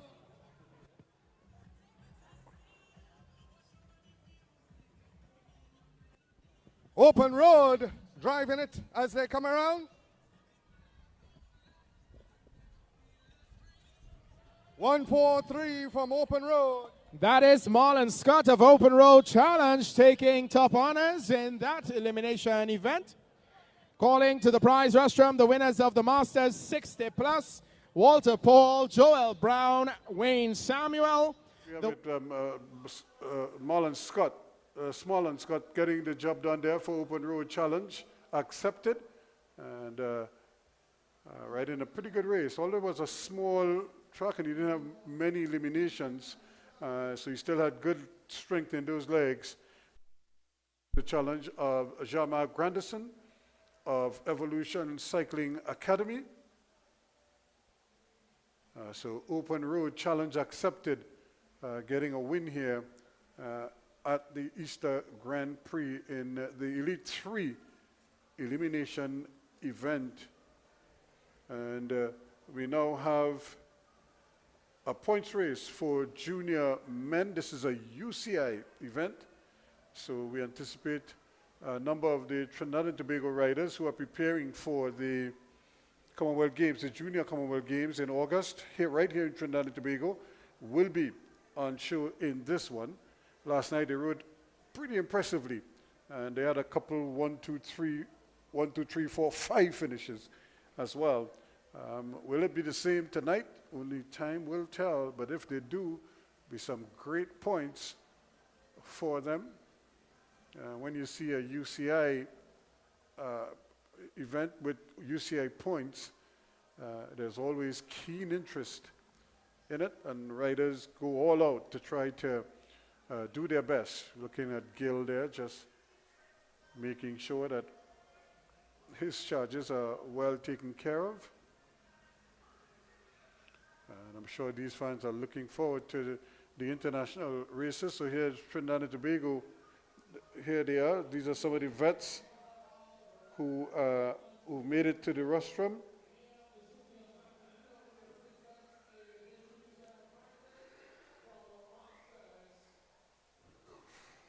LaFond.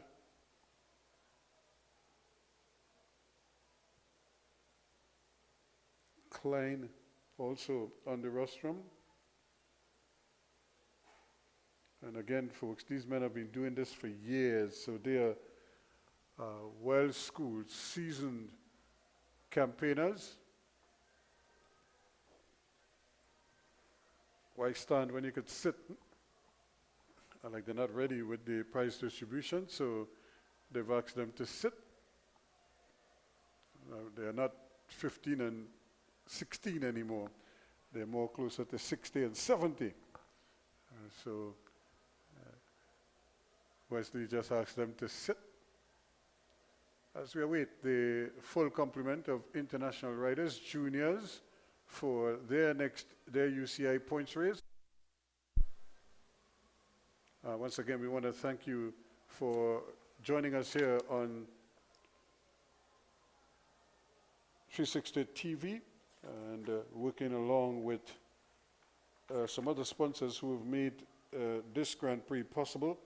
The National Lotteries Control Board, Bike In, Nucor New Iron Limited, Natco, Blue Waters, KFC, Subway, First Citizens, SM Jalil, Rapid Print Limited, Digicel, the Sports Company of Trinidad and Tobago, Angostura, Holiday Food Snacks, Sunshine Snacks, the National Flour Mills, NFM, Bermudas, the National Gas Company of Trinidad and Tobago, NGC, WAC 98.1, Culture Crazy Radio, I-95.5, Cole and Associates, Pennywise Cosmetics Limited, Venture Credit Union, RigTech Services Limited, Southwest Regional Health Authority, the San Fernando City Corporation, Chittoos Hardware, ABC Home Center, Novely Bishop, PBS Technologies, and Extra Food. So, again, we thank all of them for their contribution towards this event, and I'm sure the riders are eternally grateful for their support. Well, this points race, it just seems as if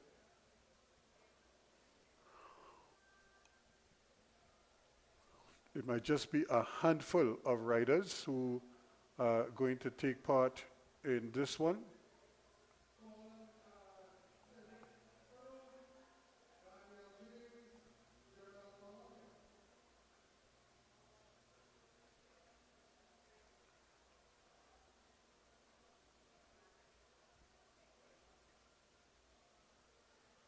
So we have 2 Trinidad and Tobago riders in there and a PSL rider.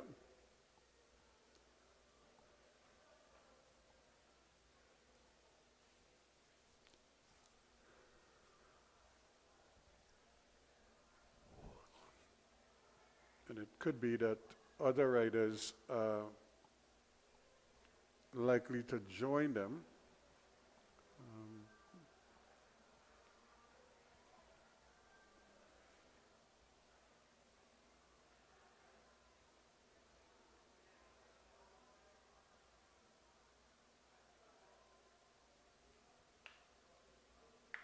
So they're just trying to, I'm not sure what the delay is here. I don't know if they expected other riders.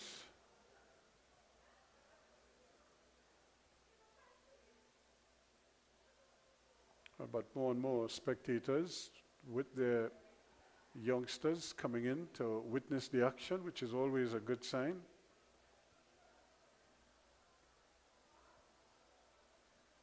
But it's still just these 3 riders on the line.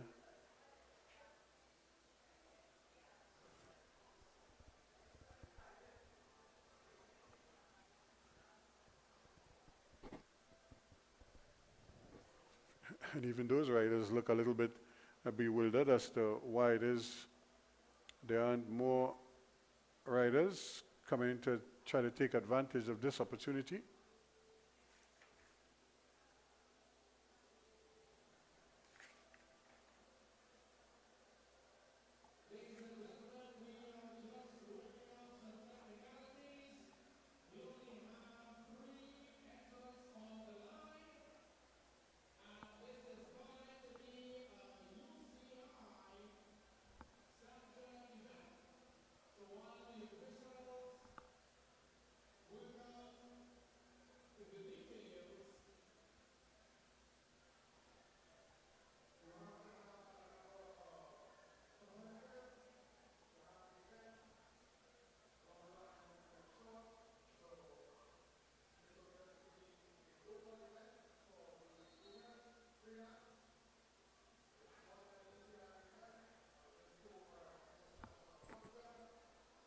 Good.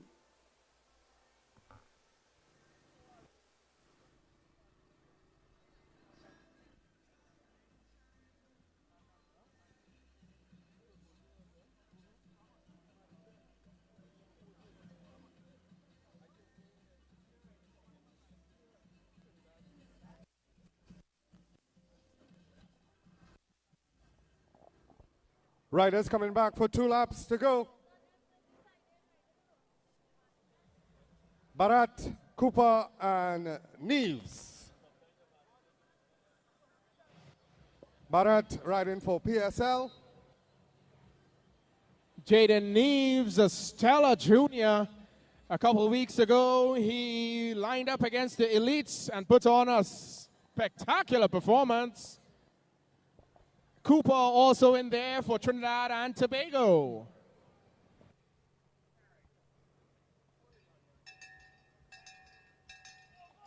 And that's the bell. 4-4-2. Neves goes to the front for Trinidad and Tobago.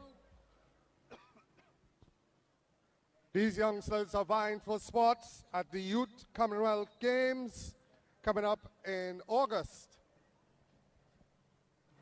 It is Neves. Neves from Cooper and Barat.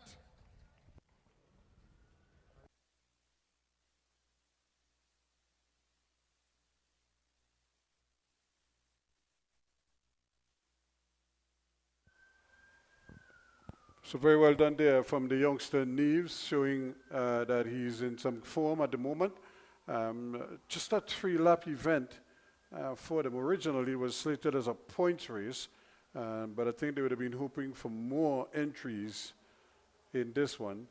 And while these youngsters would be glad for the outing, I think they really wanted to show off what they would have been learning in terms of strategies and to put some of those strategies into practice so that when the big event comes in August, they wouldn't be short of work and will have a better understanding of how to maneuver on the track when the conditions change or when the competition level changes.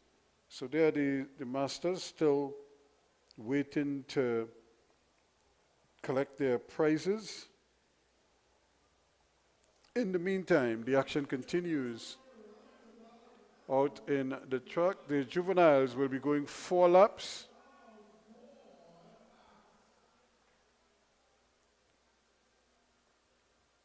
And they again, remember a lot of these riders just left BMX not too long ago. So they, as they say, they're riding big boys. So they do tiny mites and then they do the juveniles. And then of course they're up to the juniors. So they are seasoned now, as they say, or they like to think. But it's still about riders doing their bit here and representing their clubs. We're looking at several riders out there who are representing the Open Road Challenge accepted. Gabriel Fortune, Kyle Hospitalis in there. Hummingbird also well represented. Andre Samuel.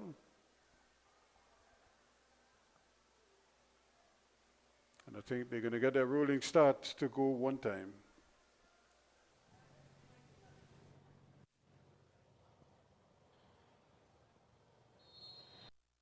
And that's the start for our juveniles. A large bunch in this category.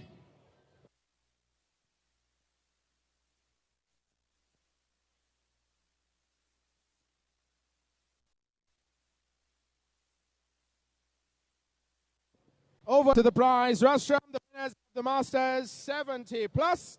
In third place, Mr. Pat Nelson. In second place, Godfrey Klein. And in first place, Haradiva Lafon.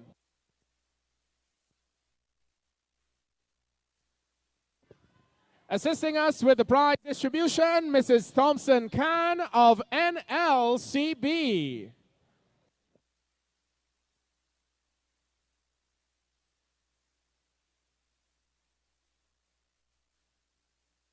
Number 503, Daniel Lashley of Rictex Sonics, moves soon, not to the front anymore. Open Road Challenge accepted, has moved to the front.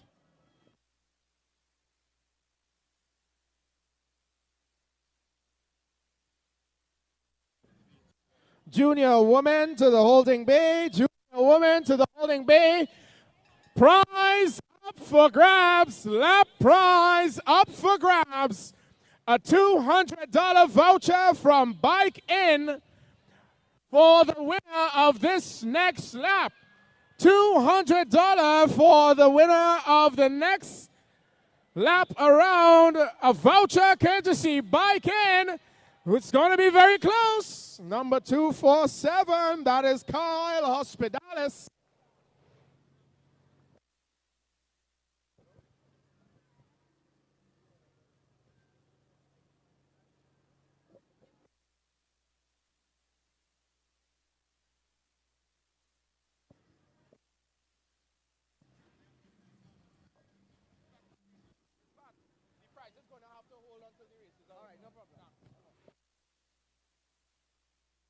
Well, it's a little bit surprising there because it looked as if the race was still on, but it just seems all the riders just seem to switch off after they got the nod here.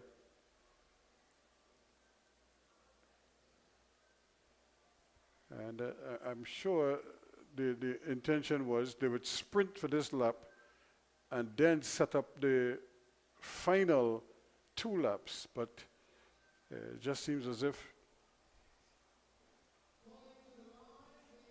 we're able to sprint quickly, but what was surprising is that they were giving them a preem on the final lap. You probably do the preem the lap before, the 2 laps prior.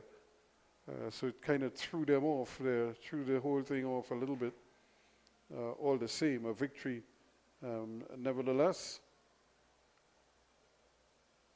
So, of course, remember we at Skinner Park in San Fernando, the final night, the second and final night of the first 2 nights of the 3-night event. The third and final night is set for tomorrow night, Sunday, at the Cycling Velodrome in Balmain, Couva, where a whole different dimension will set in with that steep banking, and it will make for some interesting rides by some of these participants here.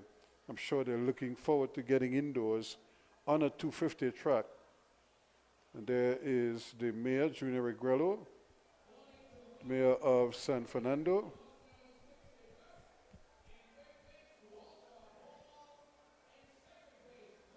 Very much an integral part of proceedings here.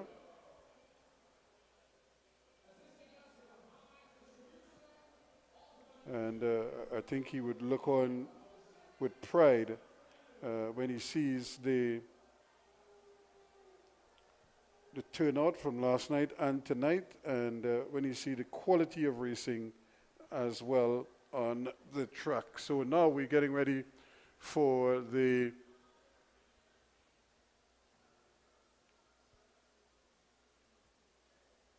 Elite Women International points race, and these are some of the vets receiving their prizes. Of course, second place going to Mr. Brown.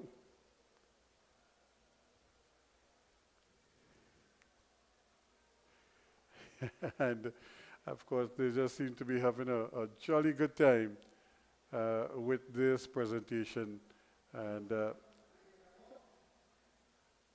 everybody there. So this is going to be a keen one. Of Jamaica.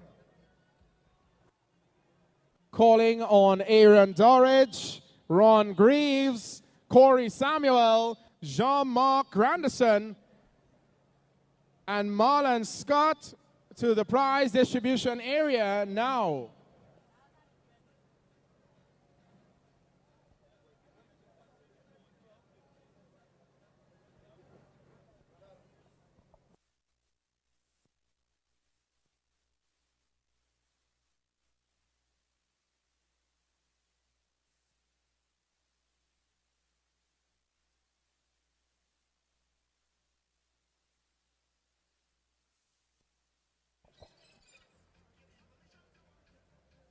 Elite Women Point Race Final to the staging area. Gasparotto, Melo, Kunkel, Ramirez, Sijagat, Awai, Glaxiola to the staging area. And it's Wilson leading as Calling. go around. Wilson leading out.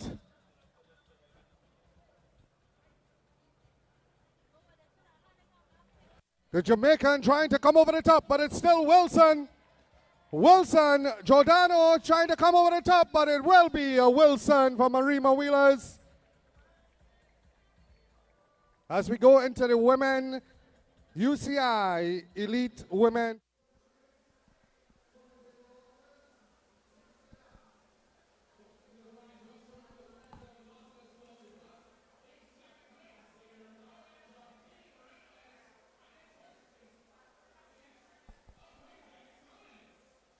So that's Alexia Wilson from Arima Wheelers showing her capabilities there. And certainly collecting some valuable points there for her effort. And here again we see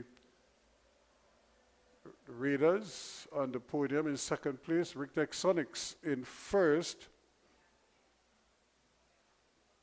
And of course, Junior Regrello decides he's going to assume third place on the prize rostrum. And that might actually be the best photo of the evening. And he didn't ride a meter on a bike here this evening. So now we're getting ready for the international men's points race. A UCI points race. I'm sure the fans will be eager to see Trinidad and Tobago riders involved in this one.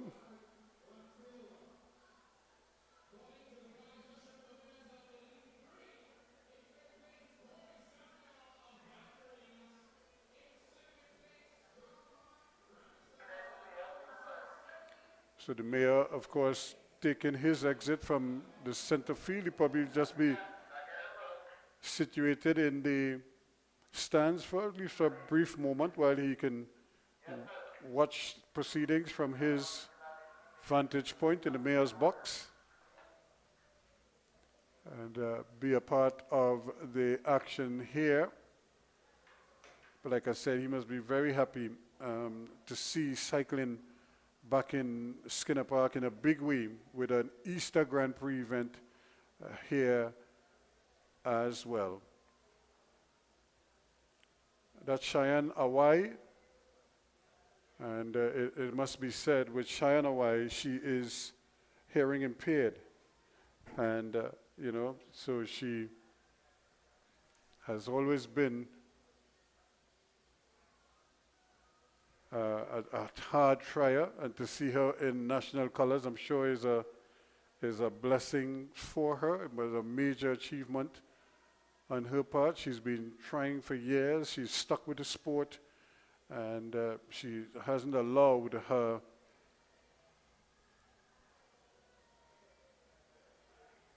loss of hearing to deter her from trying a sport that she loves. She started with Arima Wheelers, and here she is now in national colors, representing Trinidad and Tobago.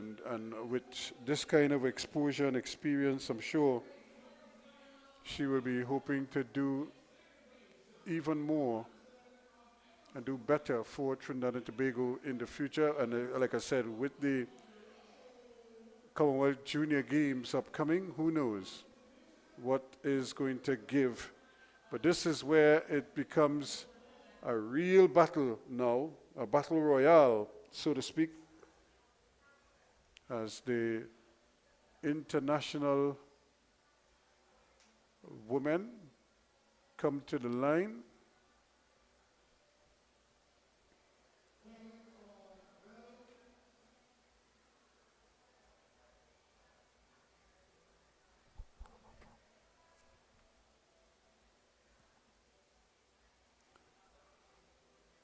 Still there, handing out prizes.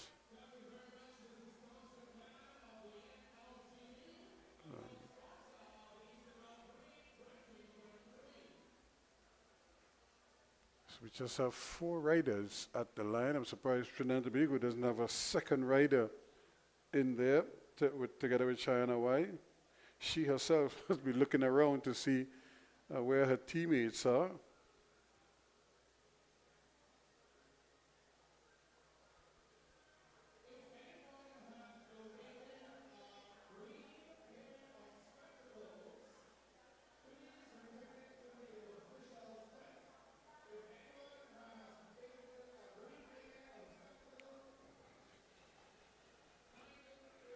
But of course, this is always the thing, the UCI folks, they have to make sure that everything is set, that all the technical work is in place so that whatever is registered can withstand scrutiny, especially when you're distributing UCI points. They try to be extra vigilant.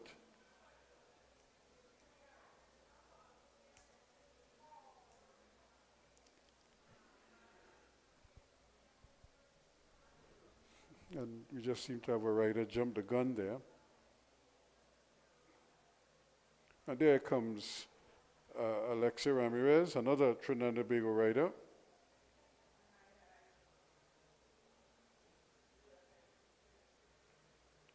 So Trinidad and Tobago will in fact have 2 riders in the race.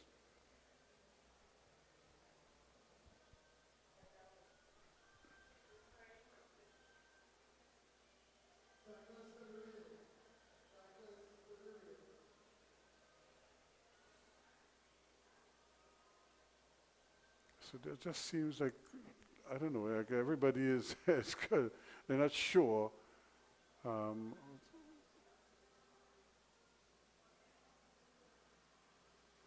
Something is amiss, but I'm sure once they start the ride, everything will fall into place.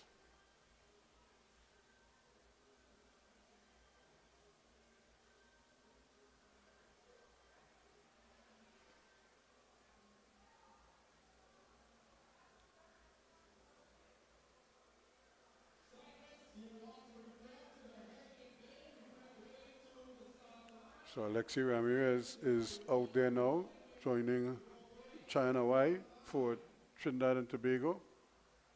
So you could just see her putting on like her transponder, so they can always keep track of her.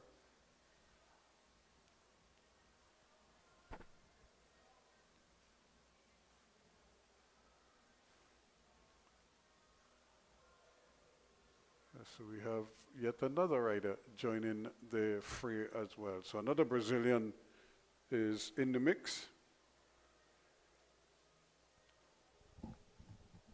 So it's almost as if they didn't know that they were supposed to be the Alice Melo. And so here we go now. This is more like it.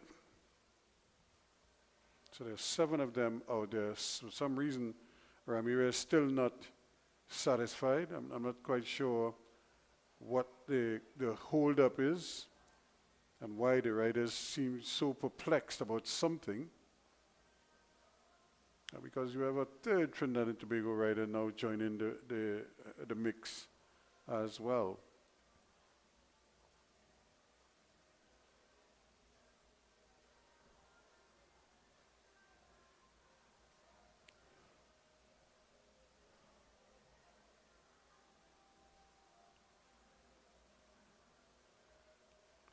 So I think the numbers are growing steadily, but hopefully that is it. I think there are 9 of them out there now. And they're just getting their final bit of instructions.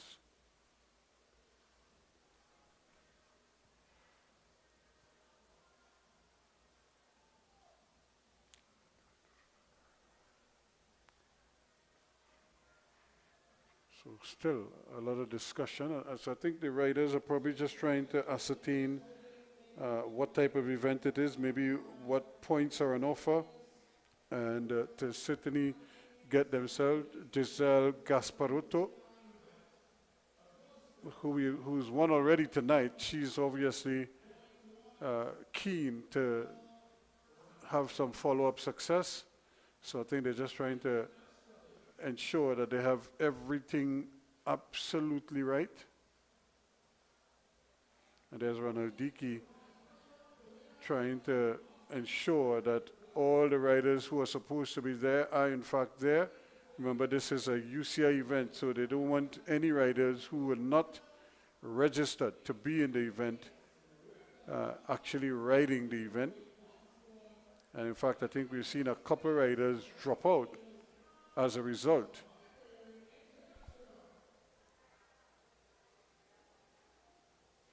So we're back to 7 now. There were 9 of them on the wall a short while ago.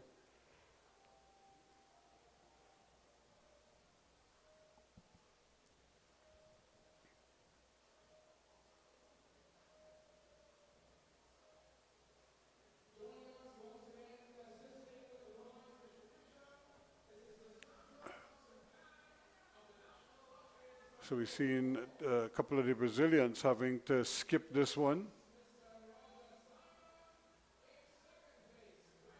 So we wait to see how they line up in the end. Cassetta had to leave the track, as did Camila Alberto Angulo.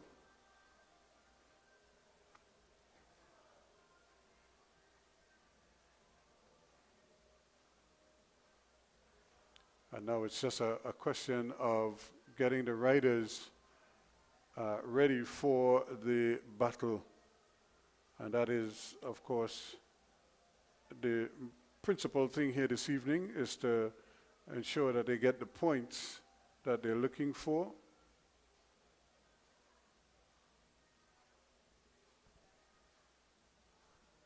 And of course, Gonzalez from Mexico, Palmer out of Jamaica riding for Team TPS also joined the fray. So it's up to 8 of them now. And I think Palmer just came in late there, so she's a late entry. So I'm not sure, because when they did the check, she was not there. So she may not be eligible to ride the event. So she may have to come out of the race. Because after they're done their checks, I'm not sure she is registered in this one. So she may, in fact, have to skip the event. So a little bit of confusion here as they try to sort out who's eligible, who isn't. And a couple riders who are outstanding riders, unfortunately, are not there.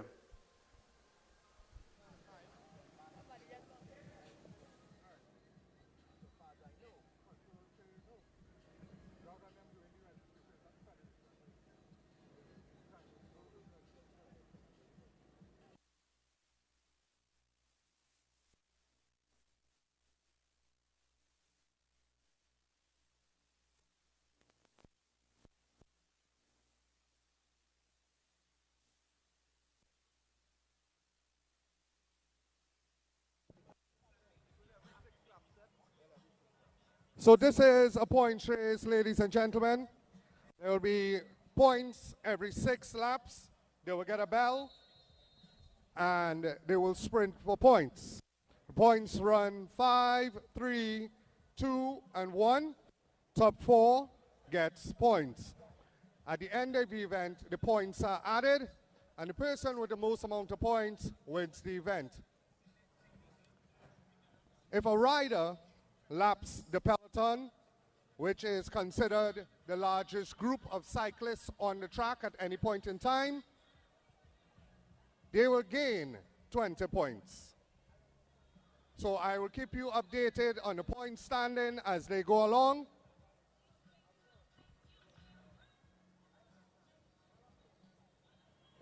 Kunkel leading them around from Brazil. Glaxiola right there.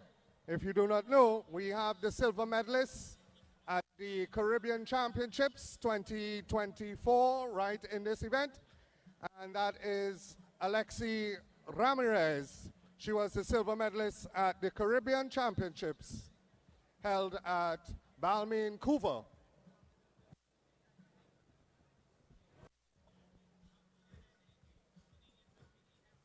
These riders are using these points that they will collect for UCI standings. This will help them get to the World Championships and continue on to the Olympics. Every 4 years, all the points are gone, and then they try to get points again. Cycling is one of the hardest sports to get to qualify for the Olympics. It's the only one that uses a point system as far as I know. And for you to get to the Olympics, you have to go to the World Championships. To qualify to get to the World Championships, you have to go to the Nations Cup. To qualify to get to the Nations Cup, you have to come to our Grand Prix and get points. So it's a very hard way for these cyclists, so you should cheer them on every single time that they race, because they are trying to get to the Olympics. Up next, we will have the men's point race. Should have a larger field for that. Come in for a bell.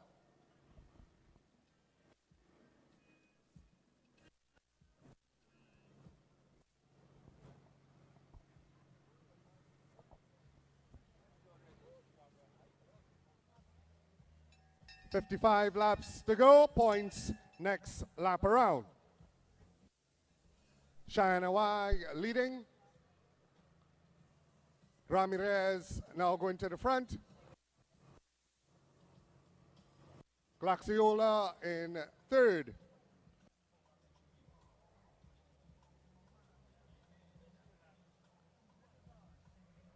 Points this time around.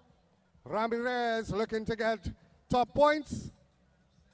Ramirez from Glaxiola, Mello, and Kunkel. Amanda Kunkel of fourth, please.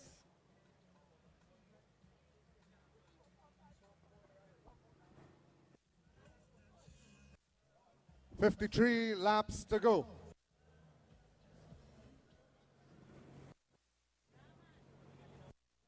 Glaxiola leading them around from Mexico.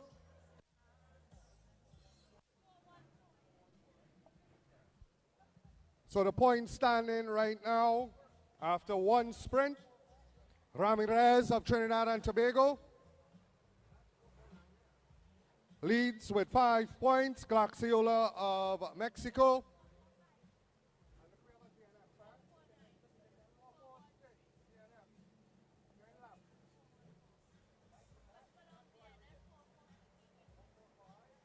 In third, we have Mello from Brazil.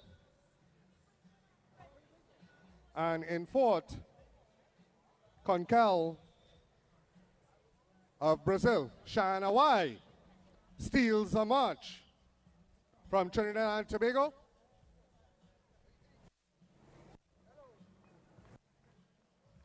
Shana Y going to the front. Gasparotto bringing up the rest of the group.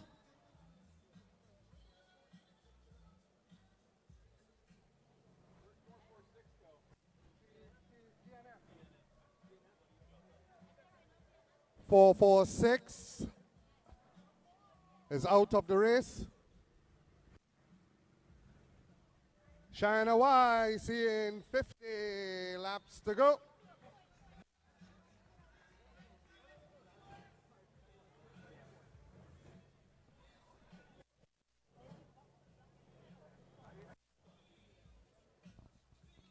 Now remember, I told you it's a point system. If a Y stays out there and she collects points, she could win the event and gets those very important UCI points. If she catches the main peloton, she gets an extra bonus of 20 points. Looking very good indeed, China Y of Trinidad and Tobago. No, one bell. Ramirez leading them as they go around. It looks like Mello. Mello trying to get some much needed points. Y will take 5 points. 4-1-3.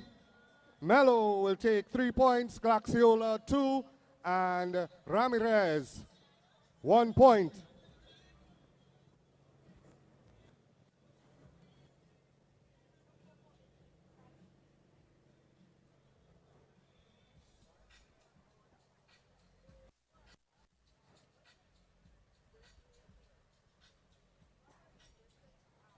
So leading the event, ladies and gentlemen, we have Alexi Ramirez of Trinidad and Tobago on 6 points. We have a 3-way tie for second. We have Mello of Brazil, China Y also of Brazil, and Laxiola of Mexico tied on 5 points. Kunkel of Brazil is in 5th place with 1 point. Calling to the prize rostrum, the winners of the Junior Women 2-lap event. In second place, Jordania James of Jamaica. And in first place, Alexia Wilson of Arima Wheelers. Assisting us with the prize distribution, Ms. Kimberly Griffith of NATCO.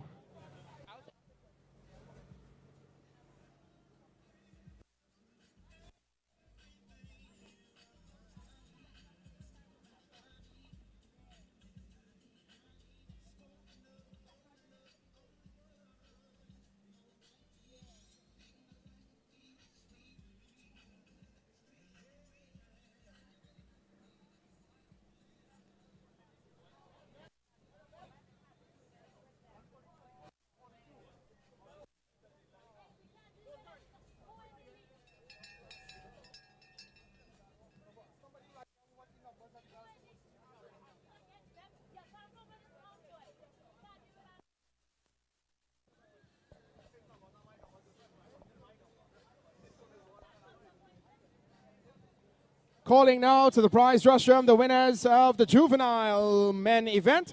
In third place, Gabriel Fortune of Open Road. In second place, Judah Neverson of Rigtexonics.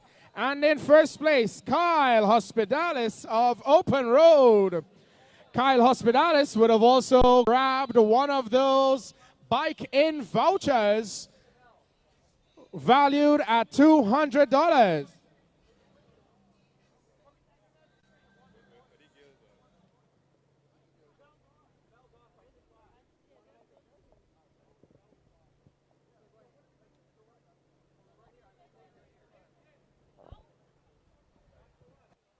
Once again, assisting us with the prize distribution, Miss Kimberly Griffith of NATCO.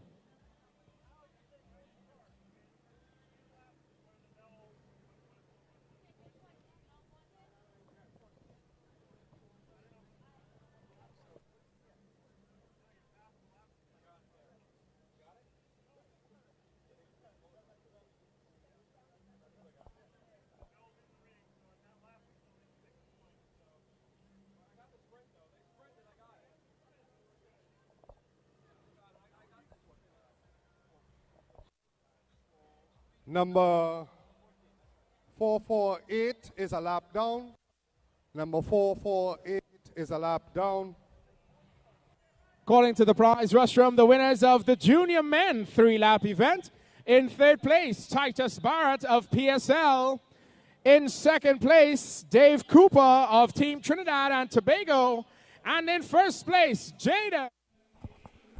So now we're looking at Ramirez trying to put her nose in front to see if she could pick up some points when the next sprint comes around.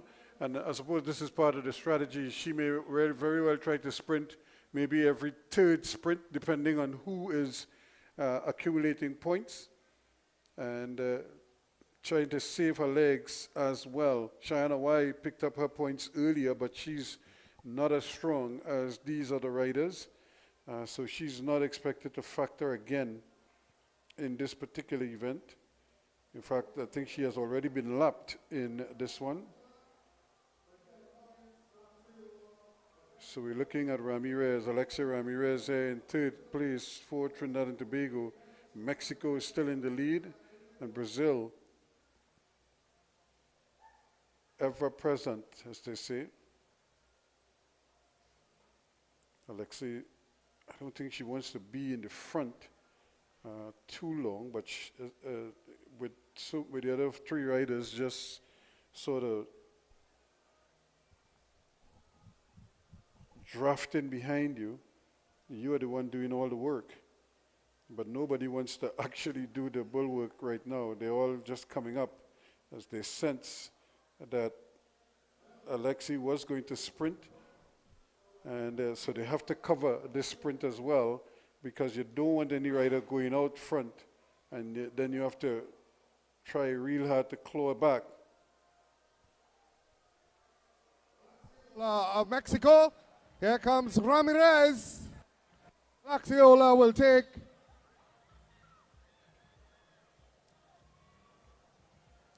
Glaxiola and Ramirez making a move.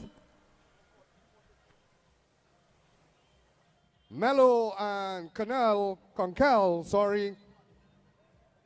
will have to chase. Mr. DJ, can we have a quick word from our sponsors? Thank you very much.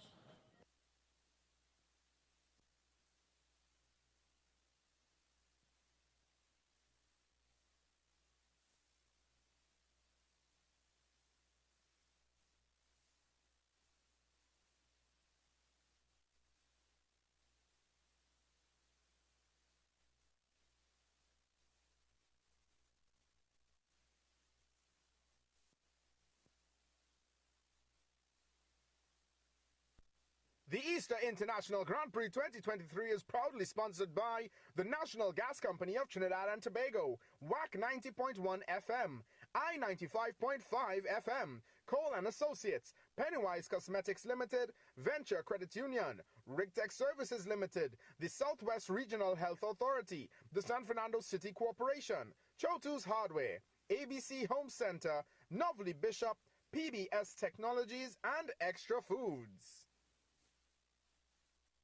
The Easter International Grand Prix 2023 is proudly sponsored by the National Lotteries Control Board, Bike In, Nucor New Iron Limited, Natco, Blue Waters, KFC, Subway, First Citizens, SM Jalil, Rapid Print Limited, Digicel, the Sport Company of Trinidad and Tobago, Angostura, Holiday Food Snacks, Sunshine Snacks, NFM, and Bermudez.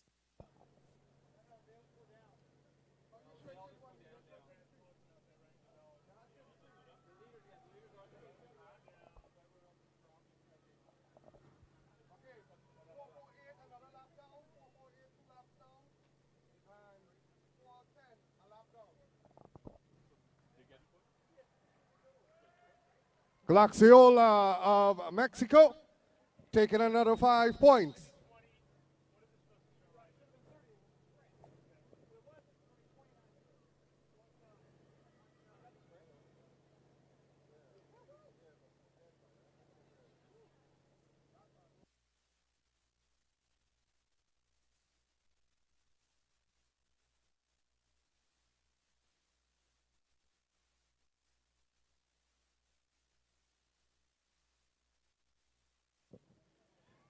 Mr. DJ, this is not supposed to be a quiet points race by any means. The people of Skinner Park wants to hear the sounds of Trinidad and Tobago.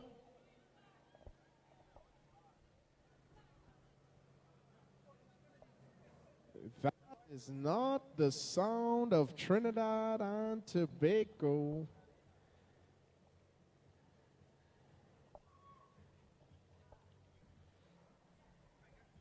Right now, with the standings, we have Glaxiola Ola leading with 15 points. Ramirez in second with 11. Mello in third with 9. And Concal in fourth with 4 points.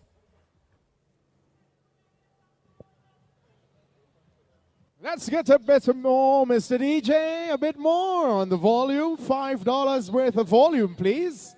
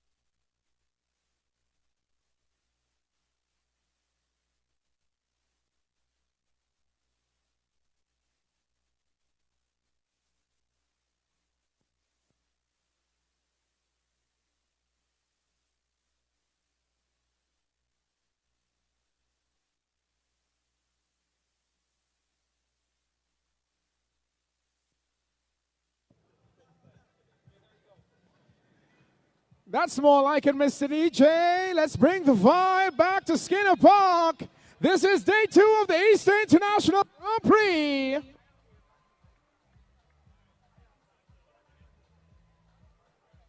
Points this time around. Ramirez looking for top points. Alexi Ramirez scoring 5 points. She's only 6 points behind the leader at this point.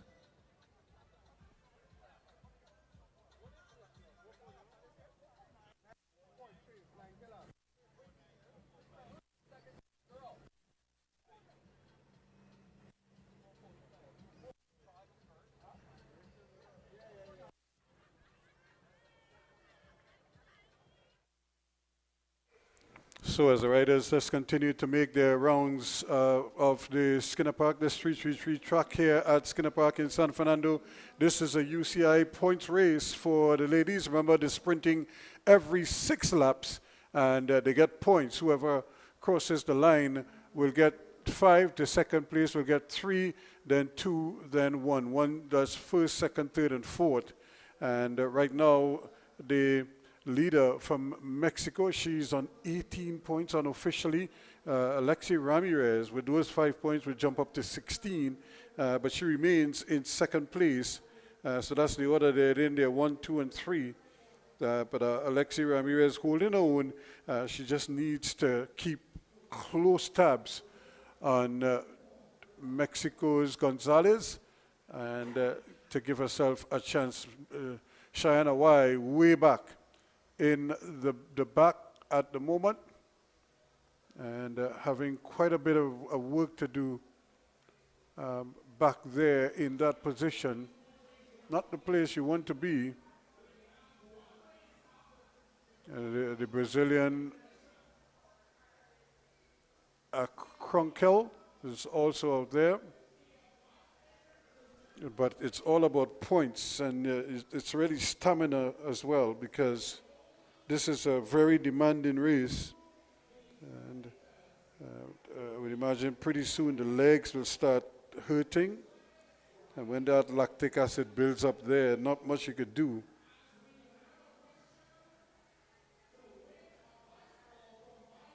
So here again, Alexi Ramirez trying to get into position, hoping to hold off Gonzalez.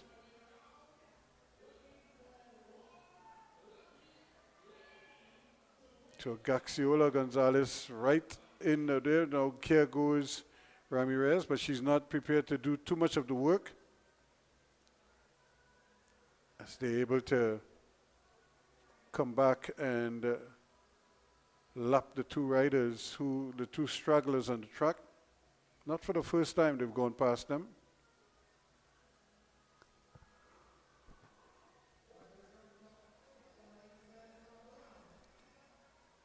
So we should be getting another bell soon. Ramirez just 4 points off the lead of Glaxiola. Glaxiola has 23 points and Ramirez 19 points.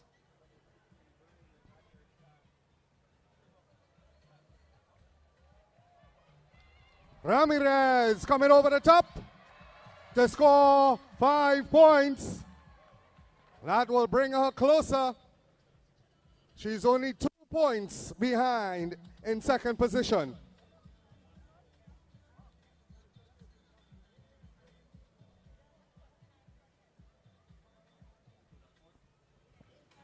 Now remember what I told you, if you lap the peloton, you gain a point.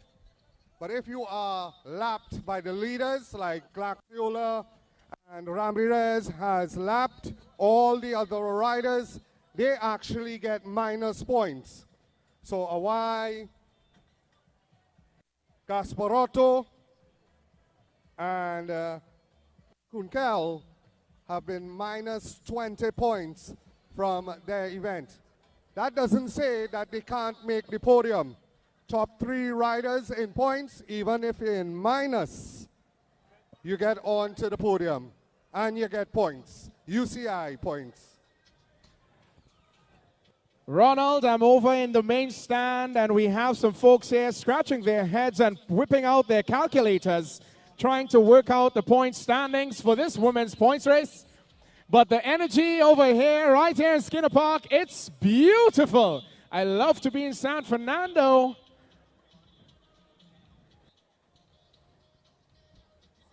Riders are coming to see 15 laps to go.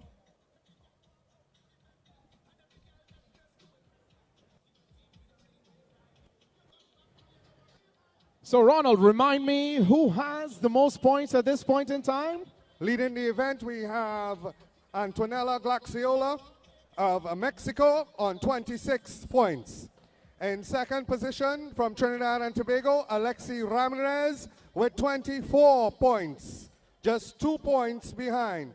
In third, we have Amanda Canel of Brazil with minus 13 points. Thank you so much, Ronald. So, ladies and gentlemen, it is Mexico, Trinidad and Tobago, and Brazil. That is your top 3 at this point in time. So when they come around to sprint for points, I need to hear who you are cheering on for. Is it Mexico?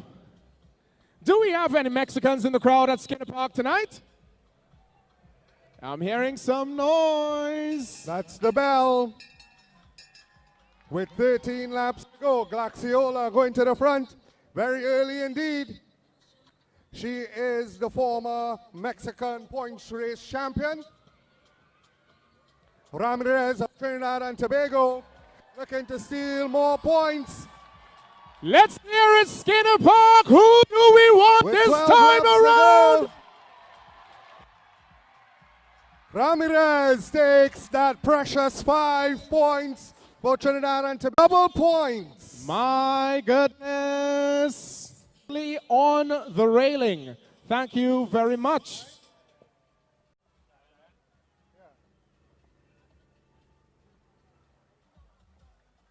The race being a bit too tough for China. Why? She did the best that she could do. Let's hear it for her once more, ladies and gentlemen. An excellent ride by the youngster from Trinidad and Tobago. 9 laps to go. Gasparotto trying to get back into the point standing.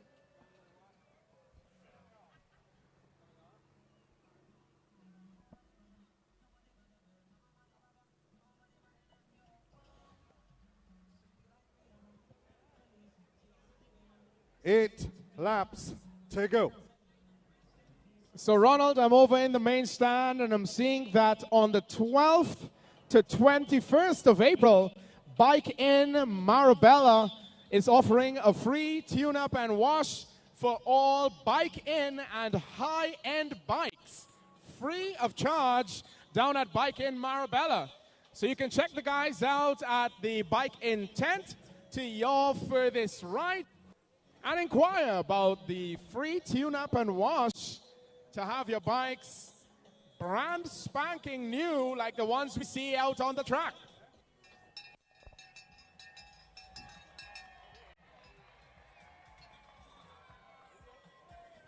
Riders getting the bell. Ramirez looking very strong indeed in this event as she pulls away. This will break the tie. Glaxiola is closing. Ramirez is holding with 6 laps to go. Glaxiola trying to come over the top, but it will be Ramirez. Ramirez of Trinidad and Tobago, Alexi Ramirez, scoring maximum points. She moves up to 34 points. What is the gap to second place, Ronald? 2 points. My goodness. Glaxiola in second with 32. Kunkel with -10 in third. Double points for the final sprint. So ladies and gentlemen, once again, during the intermission, I'll be looking for one lucky lady to win the bike from Bike In. So the only hint I will give you is to take careful note of all the Trinidad and Tobago cyclists, men and women, because I have a question coming to win a bicycle from Bike In.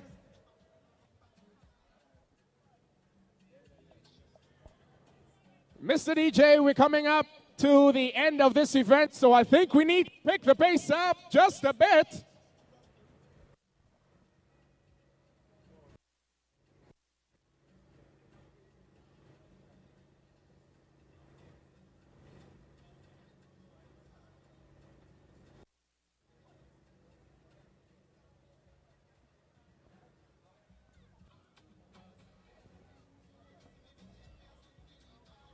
Three laps to go. On the track, Glaxiola leads Ramirez, but in points, Ramirez leads Glaxiola.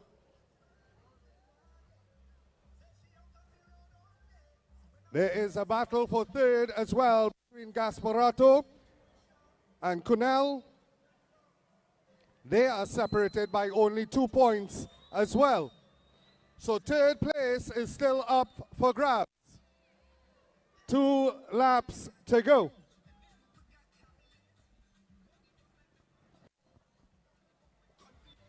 Mr. DJ, we need to go a bit faster than that.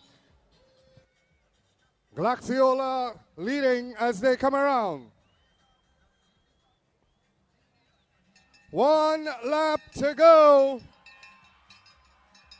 Maximum double points this time around.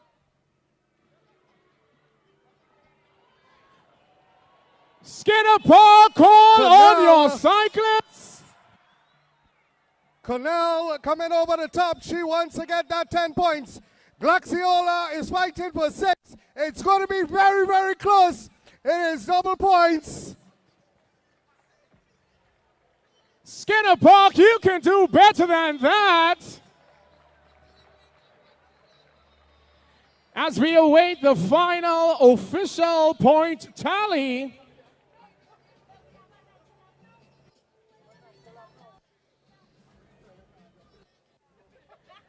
As they come around, ladies and gentlemen, I need you to make some noise for our elite international women.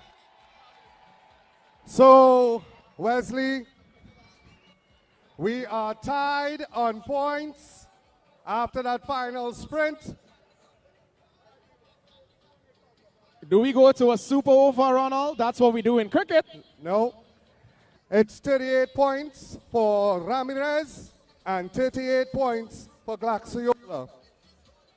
What happens in a position like this? They take the rider who finishes in the highest position on the last sprint, and that rider will be your overall winner. So as we saw, Glaxiola was second and Ramirez was third.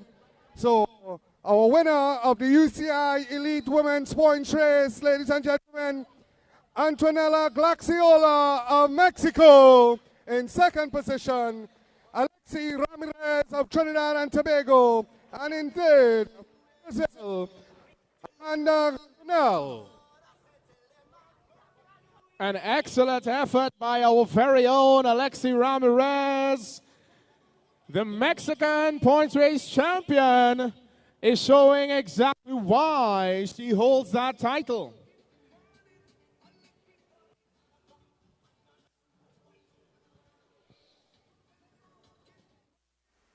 So what a fantastic race in the end. 38-38, it ended up there by Ramirez and Glaxiola, but just by the slimmest of margins, she lost out on that first place overall. So there they are, a fine ride from both of them, and 38 points in the end. Nothing separating them, but because, as you heard, that Glaxiola was the one who finished in second place overall in the final sprint, she nosed out Ramirez for the overall top spot, but they both tied on 38 points in the end. But we're not done yet. Before we go to the intermission, we also have the men's points race that is coming up next, and that too is expected to be very interesting. It's expected to be much quicker as well. But we just have to wait and see how it pans out in the final analysis. Points will be on offer here, and as you say points, you think of Akil Campbell, because he is the points man, so to speak. And Adam Alexander, I think, again, is going to have to navigate things here for the Trinidad and Tobago team if he decides to go in the points race and see if they can't really get them. But Akil Campbell is certainly the one to watch. You look at the Stoli teammates, 4 of them in the race here, so they obviously loading up here to try to steal some points. And of course, they know a little bit about the organization and making themselves competitive. Edwin Sutherland, Jamal Eastman in there, Dominic Howard also in the fray for Stoli of Barbados, and Trinidad and Tobago also in there.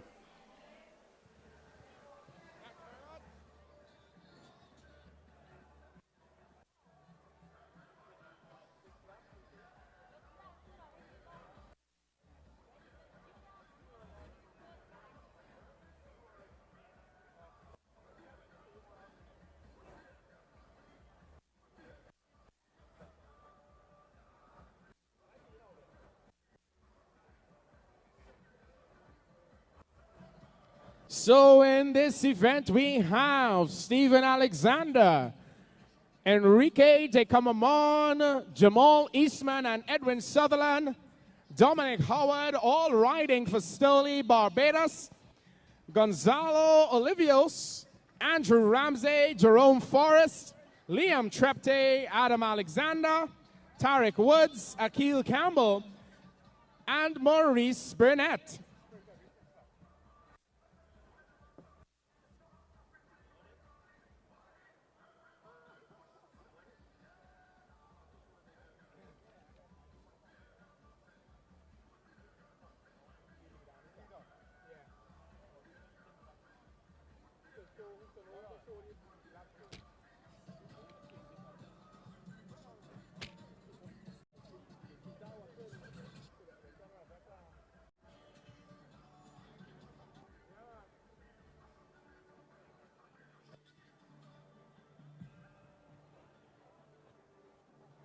And the men's 90-lap, 30-kilometer points race has begun. Akil Campbell of Trinidad and Tobago goes to the front, followed by Andrew Ramsey of Jamaica. And ladies and gentlemen, if you follow the sound of my voice, I'm standing next to this tall gentleman with the black cap, and you can see that he is pointing to the cyclists on the track. That means he is pointing to the front of the race, and the front of the race at this time is Akil Campbell of Trinidad and Tobago.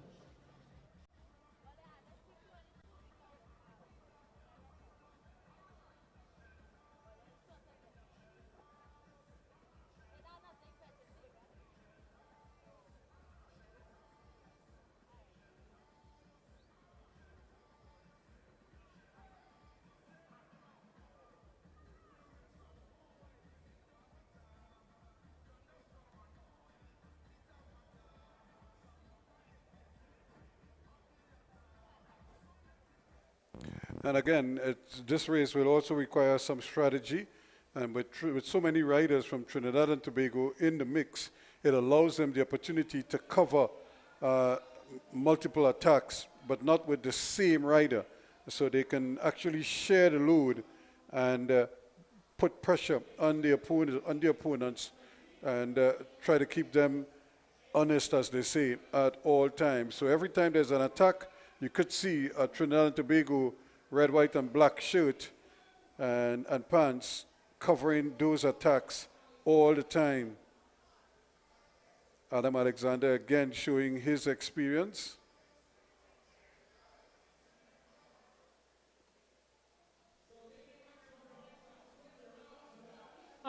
Grabbing 5 points. Adam Alexander of Trinidad and Tobago taking 3. Jerome Forrest of Jamaica taking 2. And Liam Trepte of Trinidad and Tobago taking 1 point.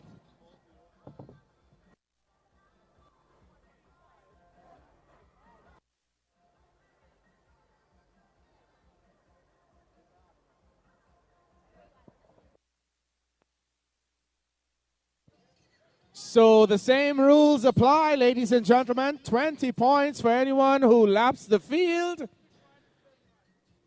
and minus 20 for anyone who is lapped.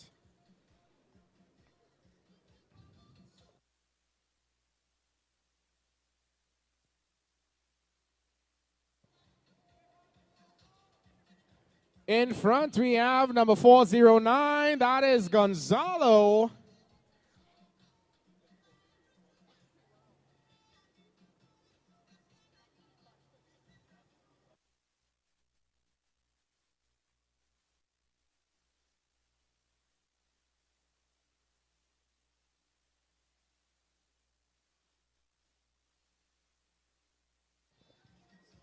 It is Gonzalo from Edwin Sutherland. Akil Campbell going up in there to take the lead as well.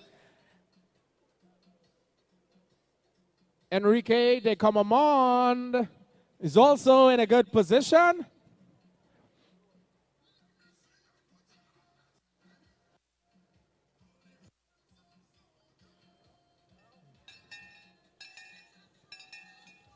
And that's the bell, that's the bell. Points for grabs this time around.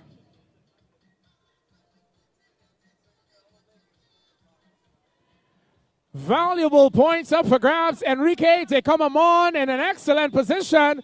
Team Stoli of Barbados putting themselves well in contention.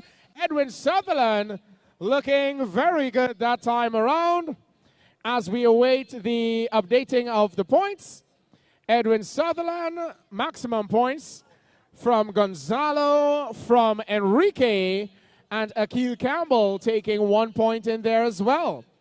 That puts Jamal Eastman and Edwin Sutherland tied at 5 points.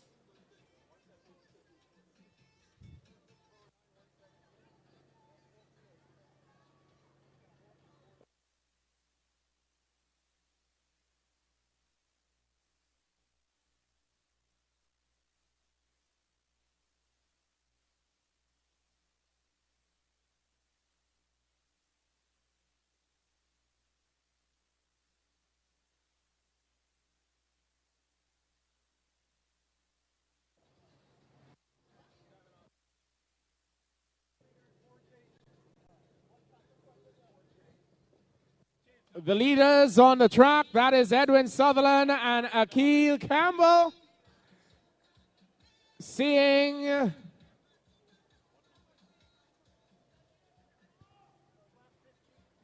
some laps to go, 75 laps to go.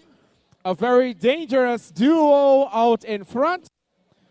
Edwin Sutherland and Akil Campbell.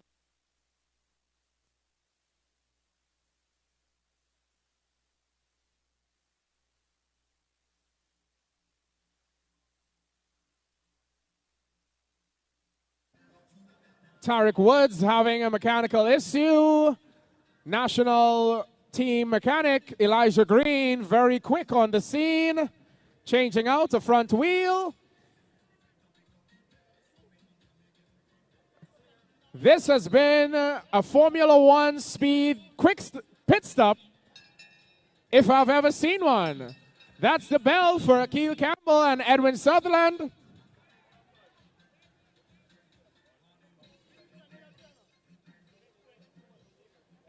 Points up for grabs this time around. Akil Campbell and Edwin Sutherland.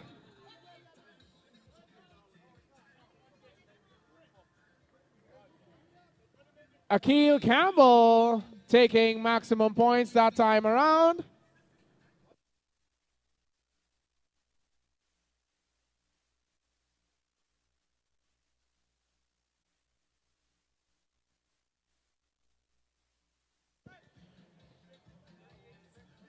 Akil Campbell taking 5 points. Edwin Sutherland taking 3 points. Liam Trepte taking 2 points. And Andrew Ramsey taking 1 point that time around. Edwin Sutherland extends his lead. 8 points on the board ahead of Akil Campbell, who has 6 points.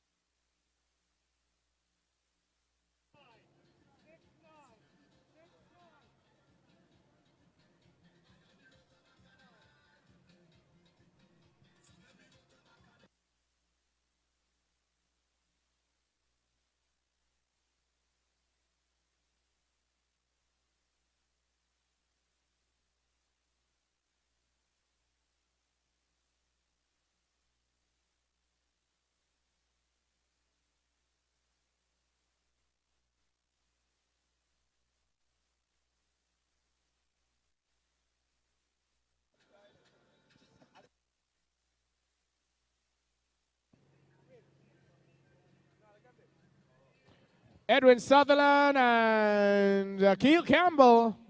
Liam Trepte is chasing, trying to connect with the front lead too. And that's the bell. Points for grabs this time around. Liam Trepte looking to add some points to his count.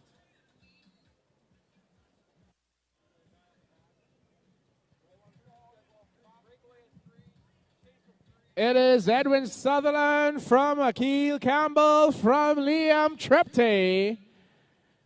And that's the order in which they will pass. 1 more point up for grabs.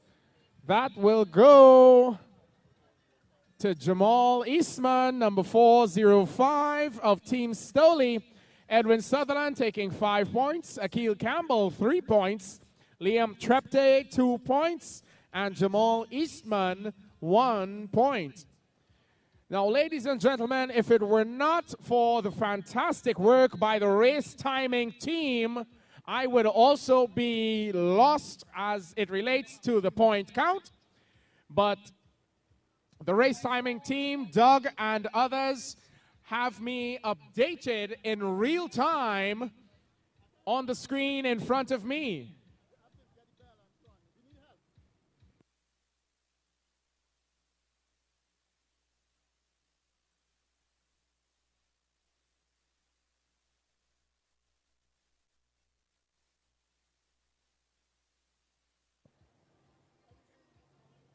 Edwin Sutherland on 13 points.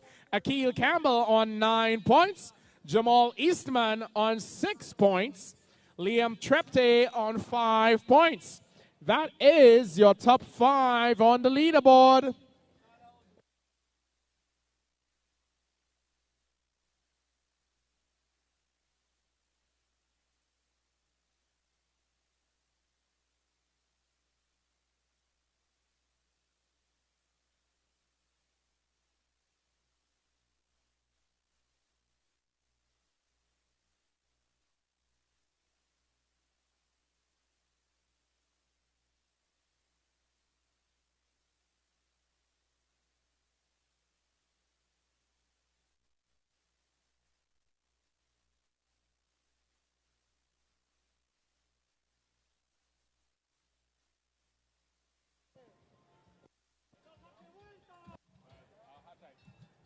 And that's the bell for our lead group. Edwin Sutherland, Liam Trepte, and Akil Campbell.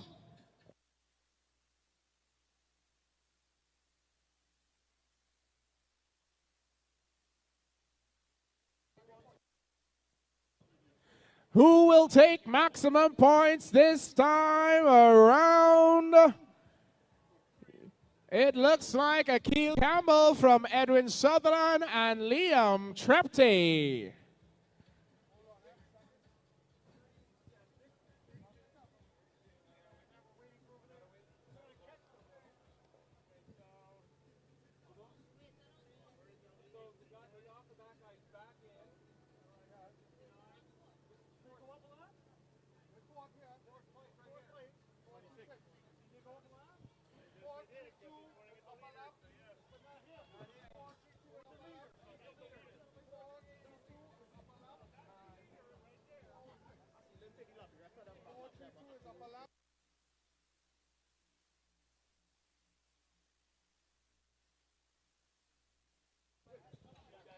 So Edwin Sutherland and Liam Trepte are up 1 lap, so that means 20 points to their total, putting Edwin Sutherland on 33, Liam Trepte on 25.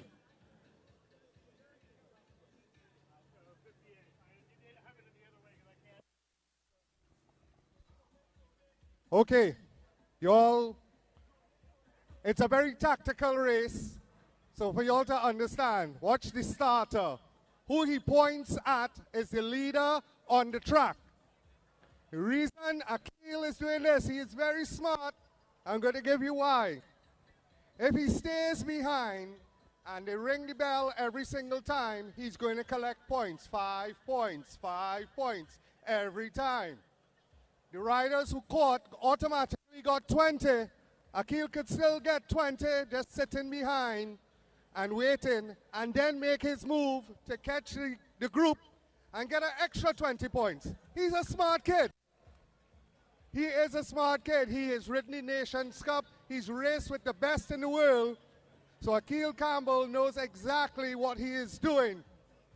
So they'll ring the bell at a certain point again for points, and just keep looking at the starter. He will tell you who is the person.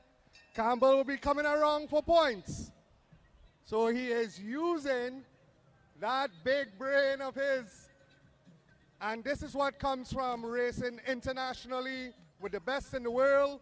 Akil Campbell is one of the best in the world, ladies and gentlemen. So cheer him on when he comes around.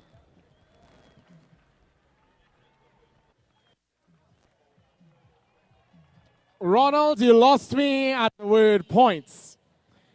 So Akil Campbell is holding off of lapping the bunch. Beautiful. All right. We're getting the hang of this, Skinner Park. Akil Campbell, the boy from Pleasantville, riding not only with his legs, but with his head.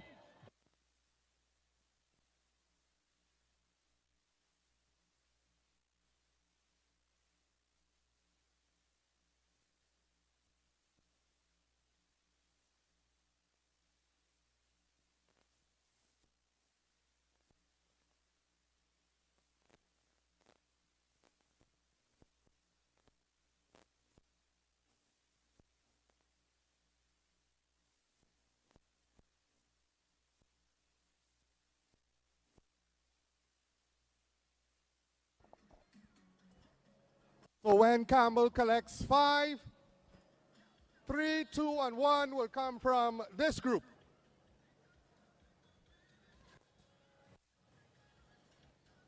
So Campbell still leading on points and on the track. He is the leader of the race on the track.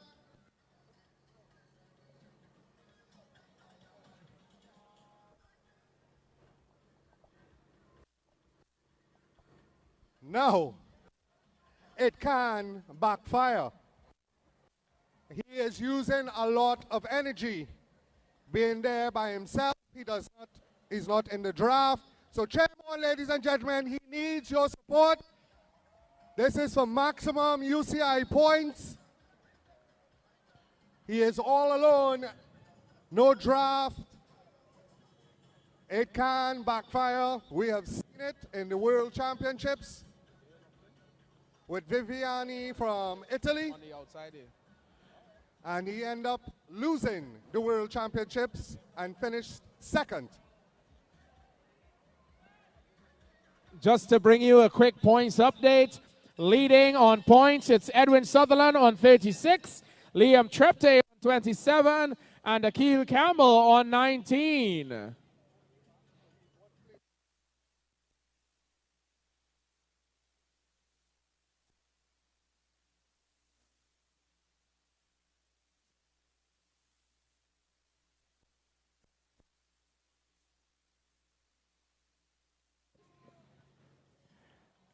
Akil Campbell, ladies and gentlemen, we need your support. So there you have it. The race continues to soldier on as they push, trying to get points. And as you said, the developments taking place in the race. And because Akil Campbell hasn't connected and the others have, they got their 20 points, but they are no longer leaders. They're just part of the pack right now. And Campbell is automatically the new leader of the race. And every time the bell rings and he comes around, he's going to pick up an additional 5 points. So he didn't get the 20 points like the others. And so he's forcing them to have to try to keep their tempo up. But they're not sprinting for maximum points. They're just sprinting for 2, 3, and 2 points. While all the while he's collecting 5. And then he's hoping, I'm sure, that but they may be so tired that by the time he connects, that he may be able to come or join them, get his 20 points, and hopefully, as they say, have enough points then that he could win the race outright in the end. It's all part of the strategy, but it all comes with experience of having ridden at the highest level and might have had this same thing done to him in the past. And now he's trying to do it to the others as well. No collusion at all. Jamal Eastman being dropped off the back.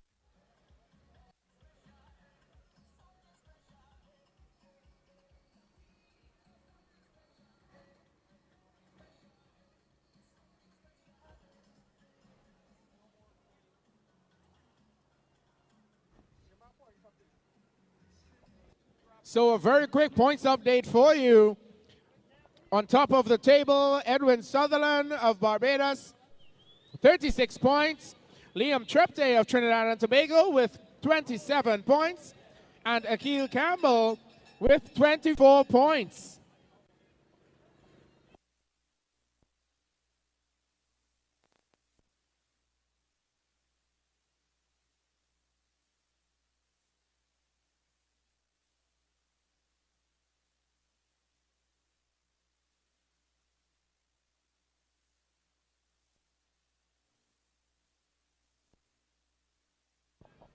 Five points. 5 points for Campbell. That should take him up to about 29. So if he catches the bunch now, I think that will take him up into the overall lead. He's on 29 points. Campbell on 29.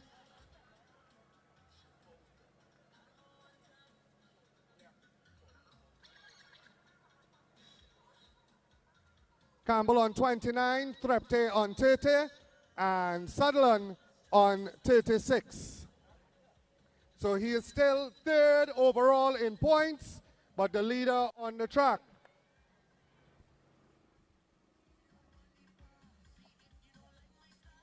So Campbell has 29, Trepte 30, and Sutherland 36.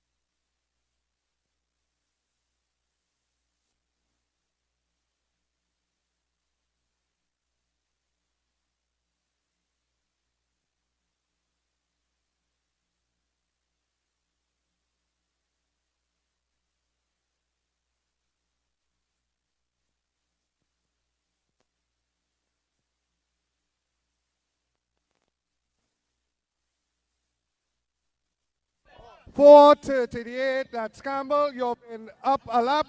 You have been told you have to catch. The bunch is now the front of the race. Campbell, you have to connect. The commissaire has called you to the front. Campbell gets 20 points added on to his 29. That brings Campbell up 49 points and into the lead. Edwin Sutherland with 36 points. Liam Trepte with 30 points. Sutherland goes on the attack, followed by Campbell, Trepte.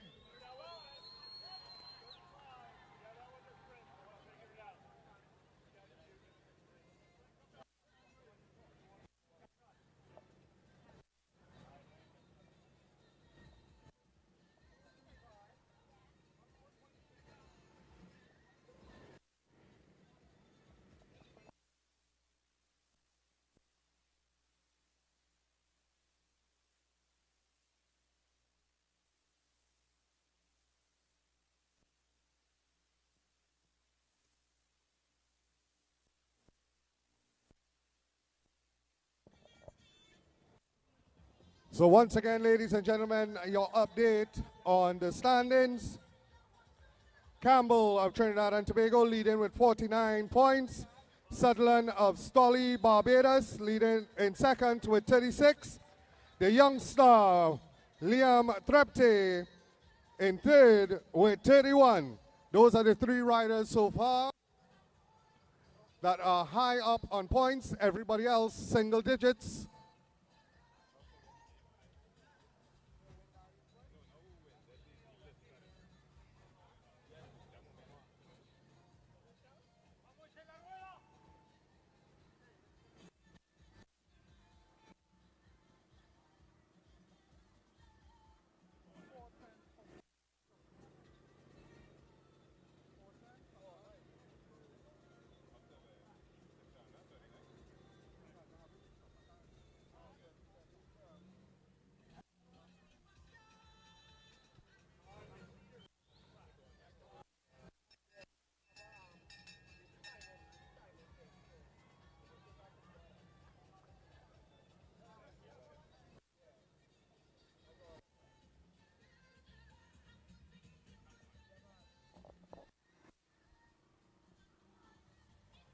Campbell has a buffer, but he still has to pay close attention.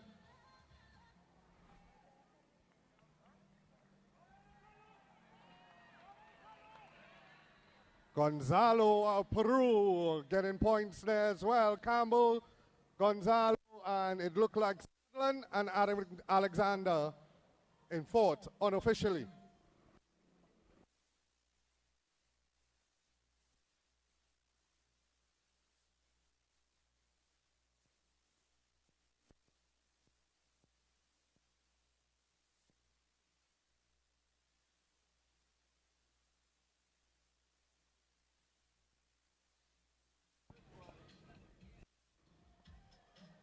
29 laps to go.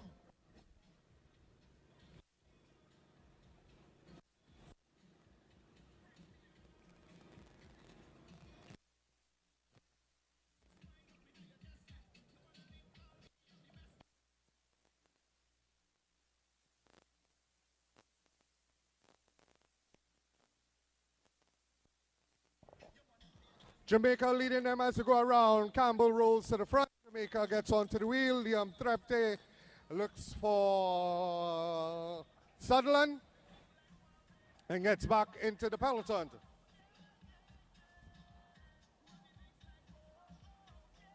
Riders come in for 27 laps to go.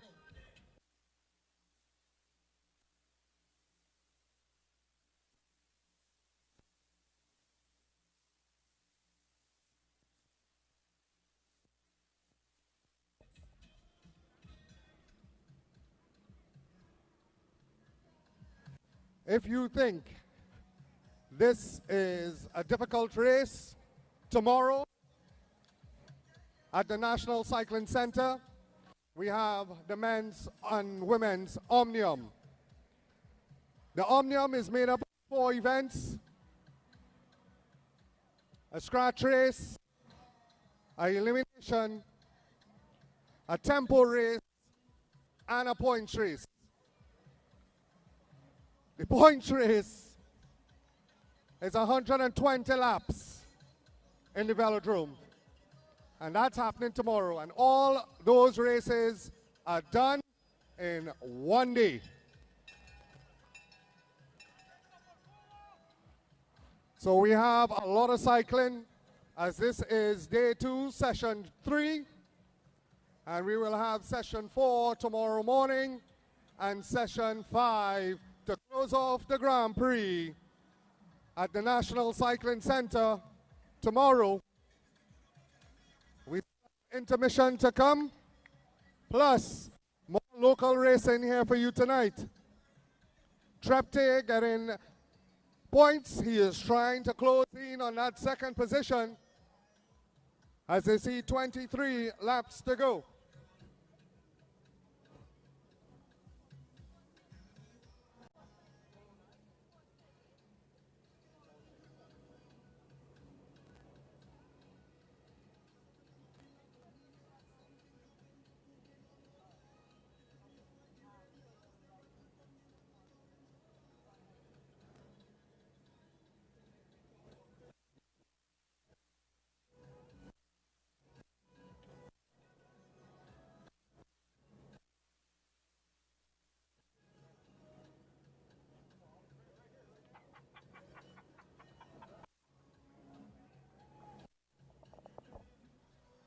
Adam Alexander leading them as they go around. Stephen Alexander right there with him. Burnett also in the wheel. So updated standings. Campbell leads with 56. Sutherland of Barbados Stolley with 39. Liam Trepte of Trinidad and Tobago is just 3 points behind the second place with 36. So you might be able to get a Trinidad and Tobago 1-2. Campbell is way ahead. Trepte will be looking for Sutherland.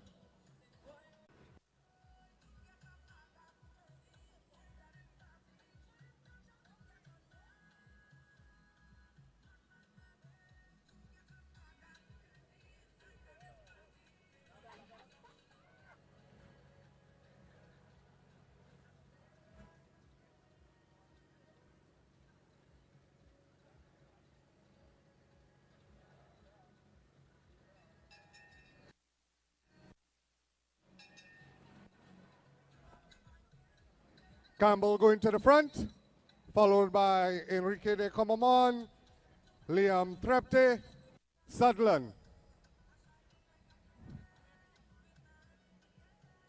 De Comamon coming around, Trepte trying to get massive points as well. It looked like Sutherland very close indeed from Stolley, Barbados. Enrique de Camamon, and Campbell just paying close attention.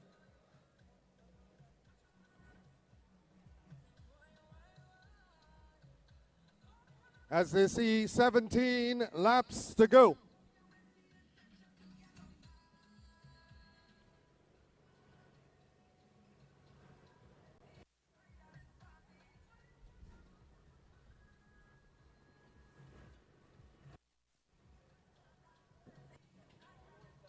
So in that last sprint, Edwin Sutherland took maximum points.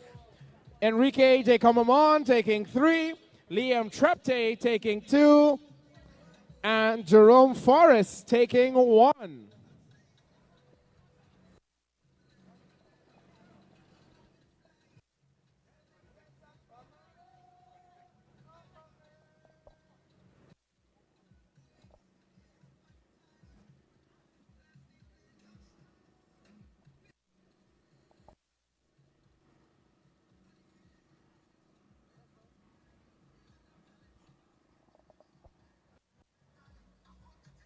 Riders coming to see 15 laps to go.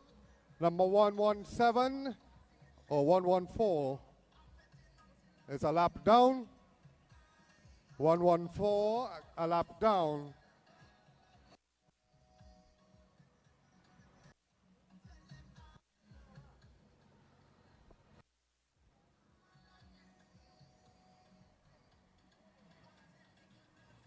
"14 laps to go."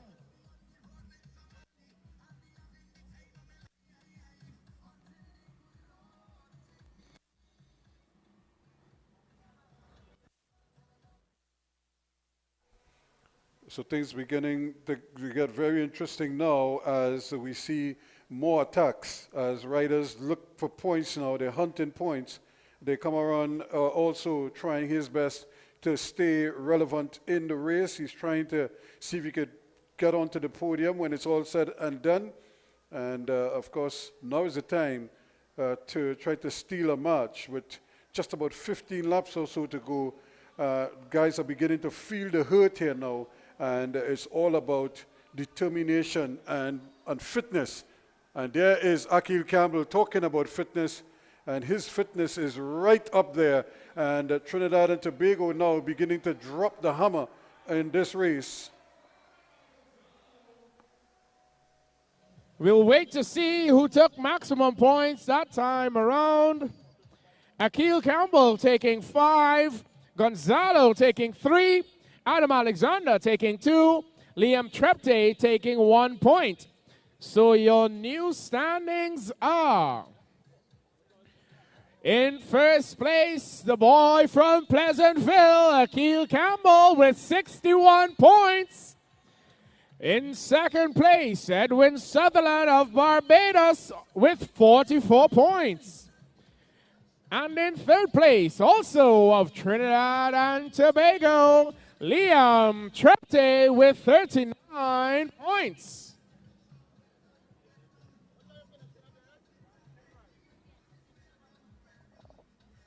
Calling on Antonetta Glaxiola, Alexi Ramirez, and Amanda Kunko.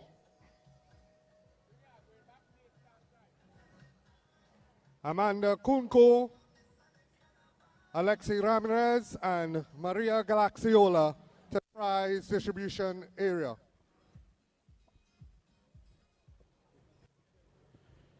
The arm of this starter might be quite stiff indeed. He has been pointing for 90 laps. Gonzalo leading the points race at this point in time. On the track, that is. Of course, the winner goes to the cyclist that racks up the most amount of points on the scoreboard. 8 laps to go. Campbell still leading with 61. Sutherland with 44. Trepte with 39. Adam Alexander with 11. And Gonzalo in 5th with 10. Ronald, I am back in the stands with the fans as we close down this UCI Elite International Men's Points Race.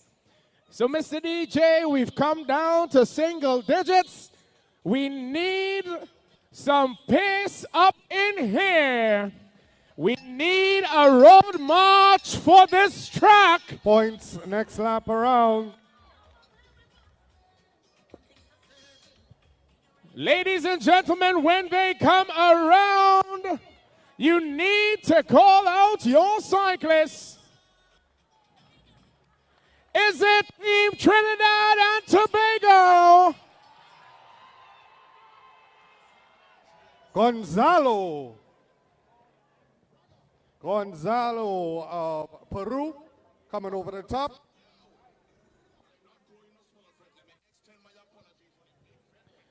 That's more like it, Mr. DJ. We are looking for Akil Campbell.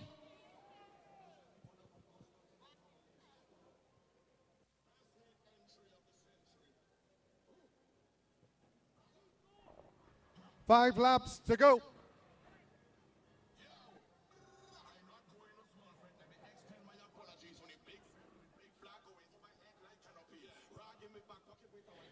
These men have been riding for 90 laps, 30 kilometers.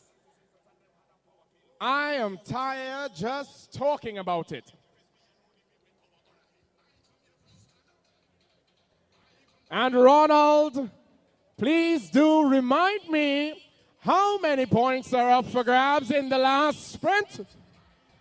We have 10, 6, 4, and 2. Double points in the final sprint.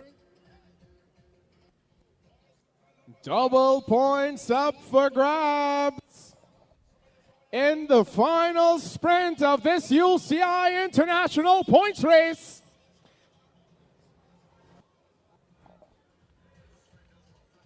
Rider from Team Stolly going on the attack, Dominic Howard. He has 1 point so far. Coming back for 2 laps to go. Campbell doesn't want to take the chance, so he goes to the front.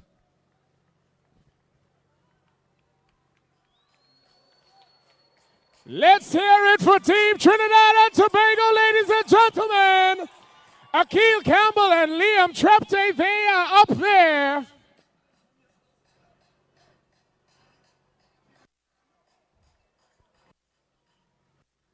It is very close between second and third. Minor points as they get the bell with 1 lap to go.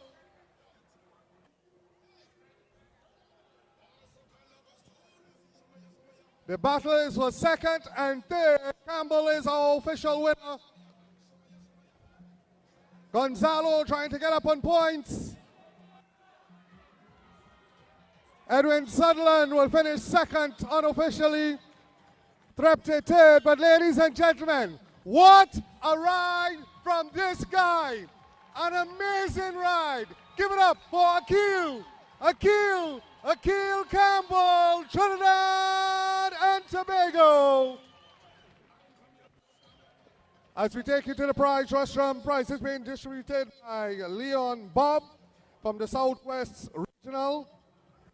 In third position, Amanda Kunko, Brazil.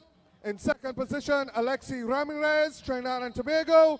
And in first position, Maria Glaxiola of Mexico. Give it up for women champions, ladies and gentlemen, in the 60 lap Women's International UCI Points Race.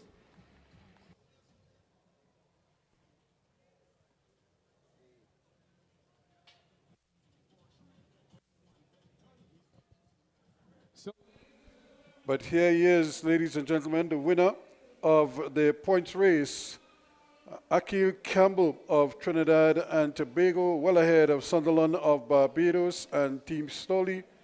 But Akil Campbell showing the quality that has made him such an outstanding rider And of course, the Campbell family, the Campbell name is certainly one to be reckoned with here. The brother-sister team of Akil and Tennille Campbell, certainly, I suppose the wishes for both of them to be at the Olympics in Paris next year.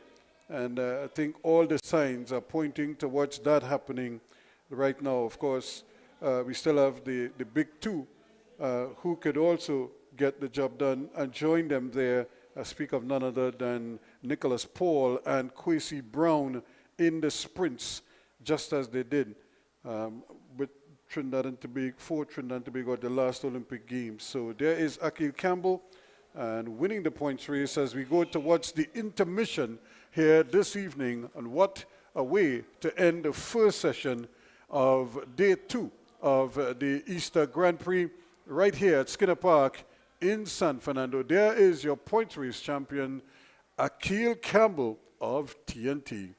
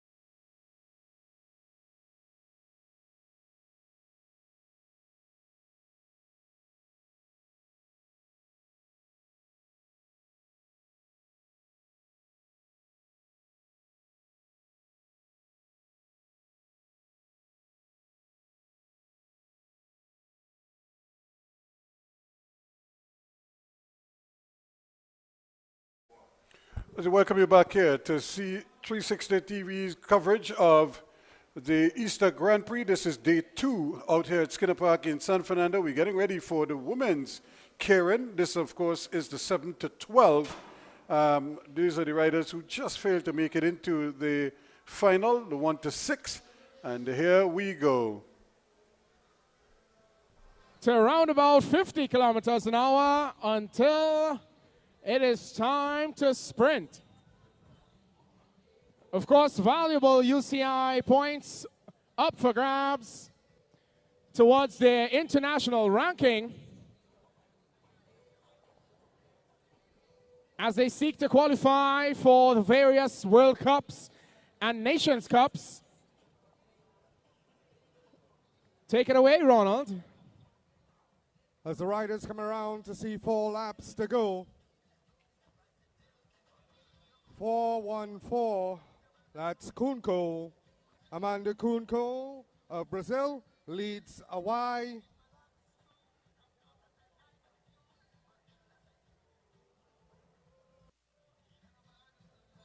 Riders coming to see 3 laps to go.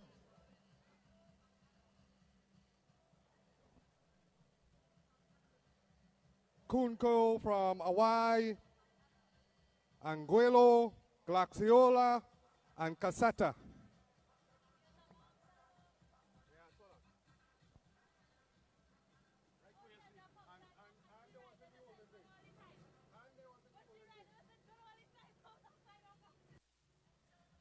There goes the bike, and Kunko goes wide. Hawaii moves forward as they come to see 2 laps to go. And this, the UCI Elite Women Karen 7 to 12 final. Hawaii still leading them around. Kunko paying close attention. So too Angulo.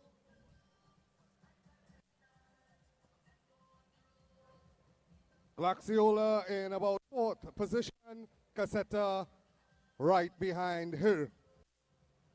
They're coming for the bell.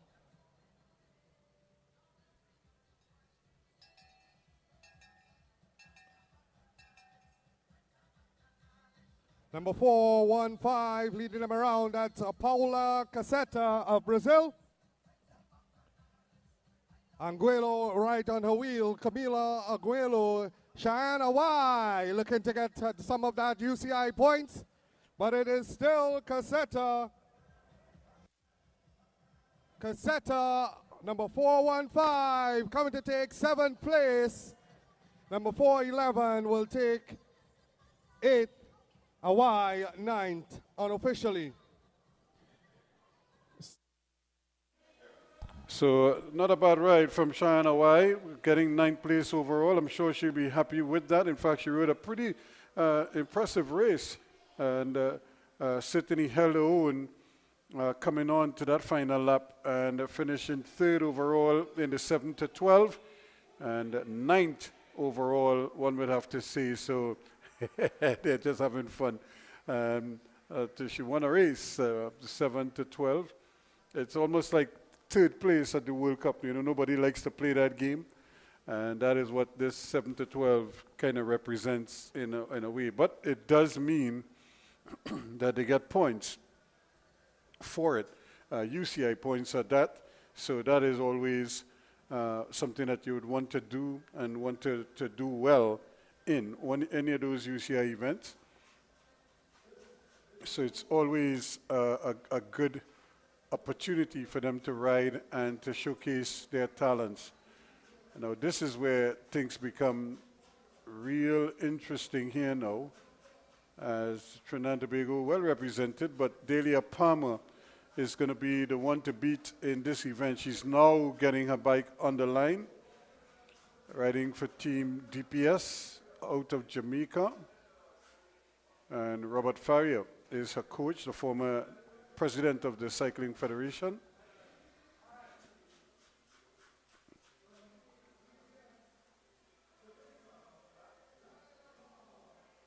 So she's certainly the one to watch here. Suriname, of course, on the outside, the left of your screen. There she is, also factoring in when you're thinking of what it there is Palmer, Team DPS. And then the Trinidad and Tobago trio.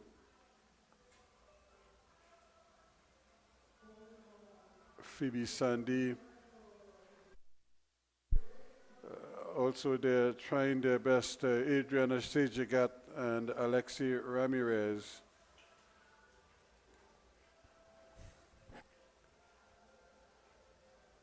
So here we go.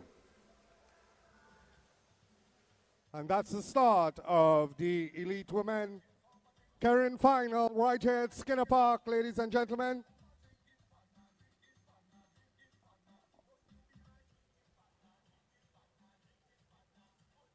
It is Ramirez from Sijagat, Sandy, Palmer, Gasparato, and Dalja.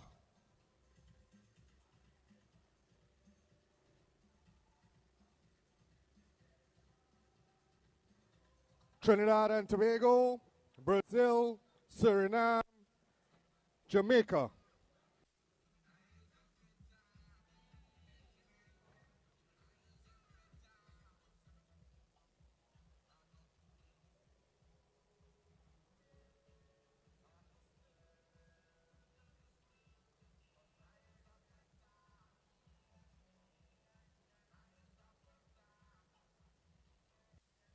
Riders coming back to see 3 laps to go. It is still Ramirez on Sijagat, Sandy, Palmer, Gasparato, and Dalja. Palmer, a very seasoned sprinter out of Jamaica. And with that being said, she moves up. Dalja right there with her. The bike comes off. And Palmer goes to the front. Dalja right there. Gasparotto on the outside. Phoebe Sandy at the back now trying to come as well. But it is Palmer leading it out. They're coming back for the bell. Phoebe Sandy has decided, as the youngster, she will not wait on the big gun. She will try and lead it out herself. As they come for the bell, Phoebe Sandy of Trinidad and Tobago leading it out.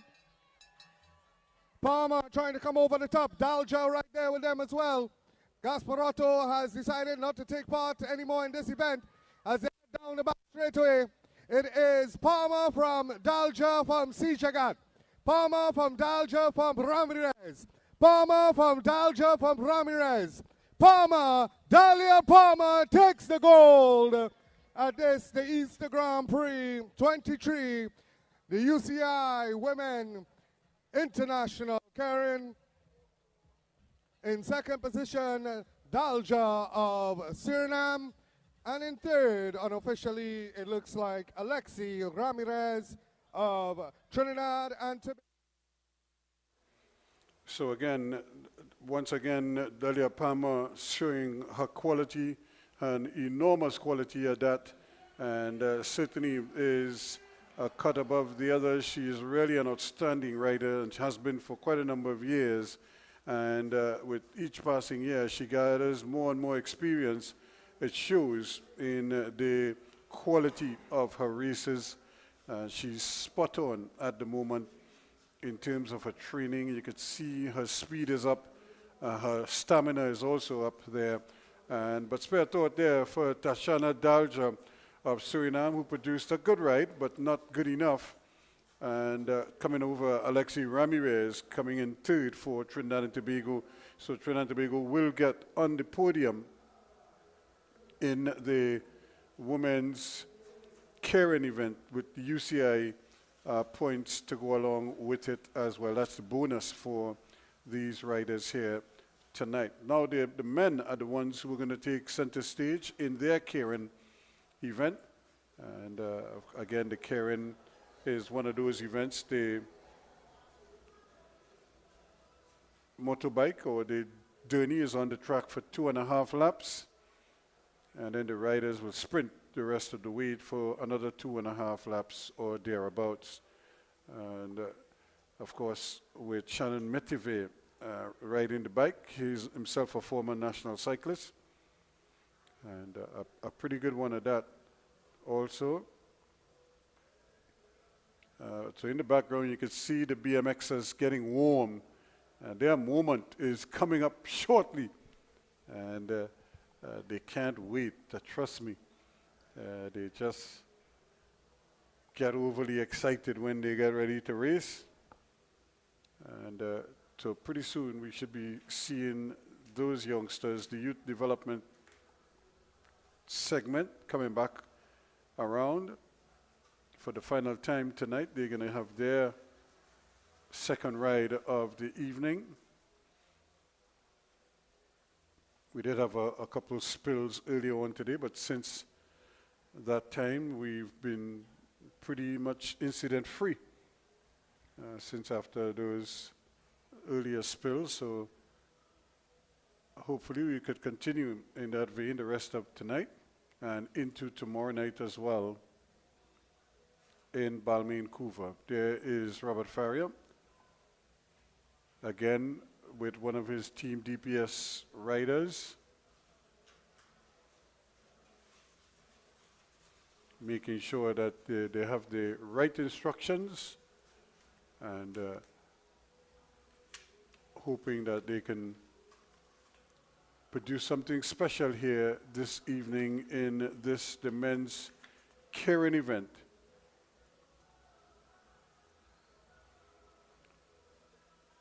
Samuel Maloney from Team DPS is also in there.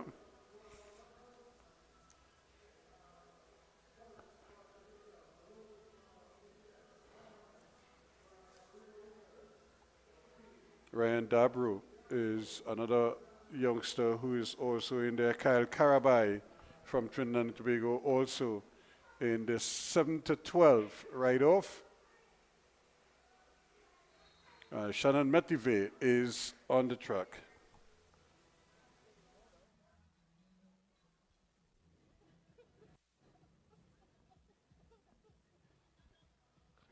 Forrest leads them as they go around. He's behind the moto. Samuel Maloney, then Lawrence, Wadili, Diabro, and Carabai.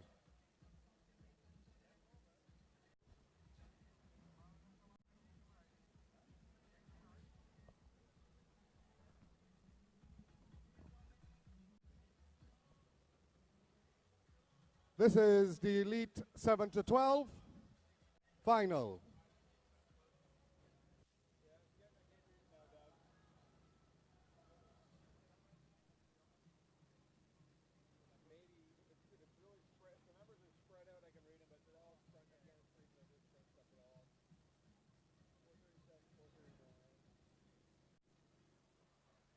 Riders coming for 3 laps to go.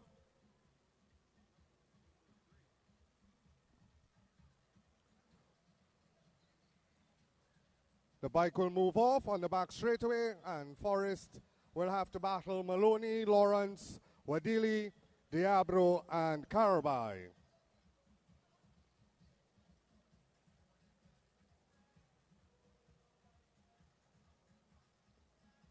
Maloney will not wait, and he will go to the front as they come to see 2 laps to go.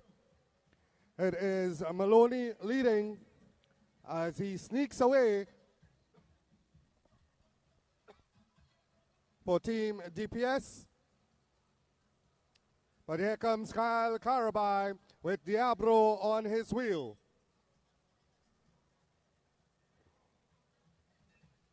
It is Maloney from Carabai and, sorry, that's Diabro in second position, then Carabai, Wadili in fourth, Lawrence in fifth. As they head down the back straightaway, it is still Maloney leading Diabro. Maloney leading Diabro. Diabro coming over the top. Wadili looking for room as well. It is Diabro. Ryan Diabro will take a 7th position. Unofficially, a very good ride by the youngster. Another solid rider by Dabro, and showing his quality, really sprinting beautifully, coming into position and just holding his own and making sure that he got the news. Ryan Dabro, also from Arima Wheelers, riding for Trinidad and Tobago, and certainly another one to watch coming forward for this youngster and for Trinidad and Tobago. He certainly is rounding into some form, and you could see just the way his comfort level on the bike. He doesn't seem flustered. There's no shaking of the bike. He's very steady, very focused, and using excellent lines and angles on the bike to get himself into position. And then, of course, his leg speed is up again, and that was always a feature of his riding. So it's good to see him really rounding into some form and picking up 7th place in the men's care, and that is a big achievement for the youngster. So another solid ride, and another one to look forward to for the junior Pan Ams, the junior Commonwealth Games, rather, to be held here. Well, junior Pan Ams also had many of these youngsters you see here will also be representing Trinidad and Tobago at some of those upcoming events, Junior Pan Ams, Junior Worlds, etc., etc. And of course, with so much now at their disposal and so much technology and access that they have, it should make for, it shouldn't be too difficult for riders to get information about new techniques and new strategies and new approaches in terms of getting themselves fit and ready for these events. There is the man, Hasim McLean, toying there with Elijah Green. Both of them would have ridden for Trinidad and Tobago together on the sprint teams in the past. Hasim, of course, now with Team DPS. Also, Adam Alexander from Team DPS is in there, but they're going to have a fight on their hands as the Brazilians are not mucking around. Here we go. And the silver of Brazil will line them off. This is the 1 to 6 final. This is the gold medal ride, ladies and gentlemen, right here at Grand Prix 23.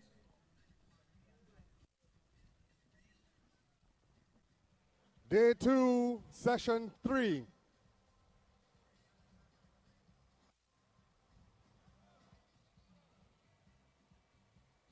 Okay, we have a hand up.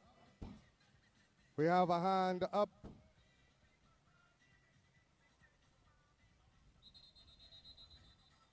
The ride has been canceled. The ride has been canceled. We have a mechanical.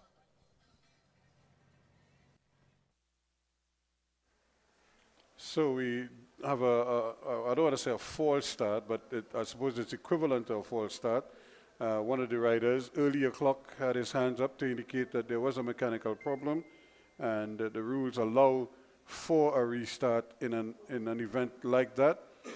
And when an occurrence like that happens, it's always advised that you put your hands up to indicate earlier clock that there is a mechanical problem of sorts, and the authorities, I'm sure.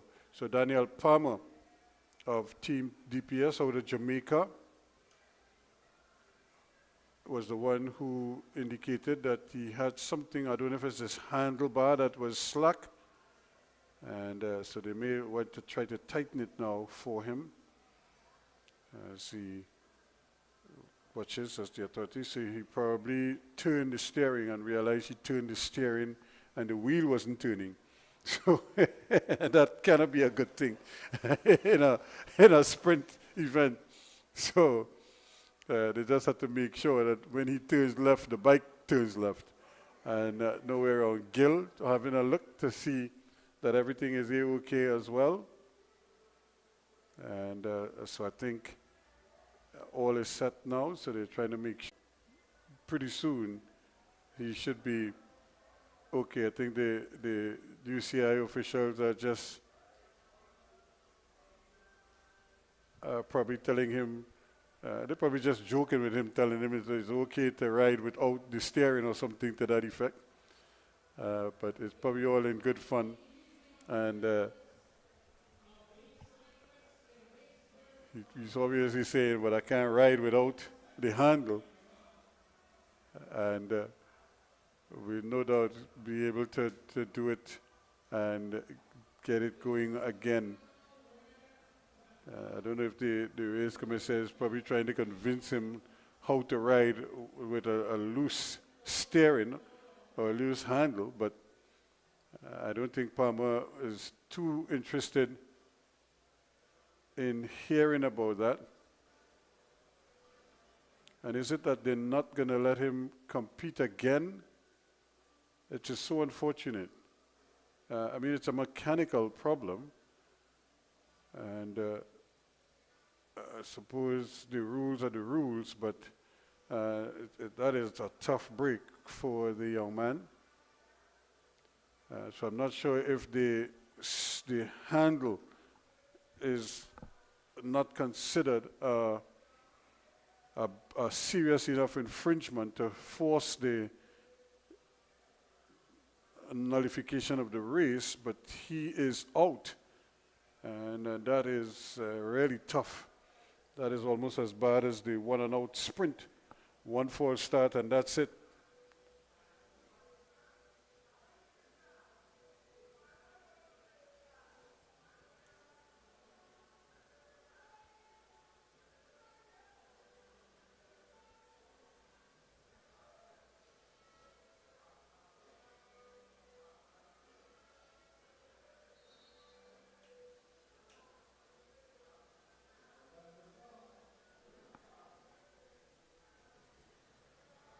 Daniel will pay no more into this event.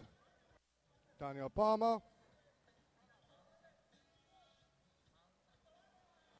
Check 1, 2. DJ, just raise this mic a little bit for me. Generator is out. Can we have some assistance? Our generator is out. So can we get some technical? Could somebody from the Federation? We need power for the timing systems.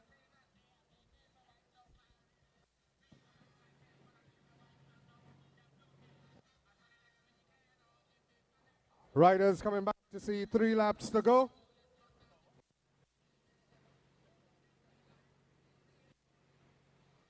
Clean from Piledo, Alexander, Cipriani, and De Silva.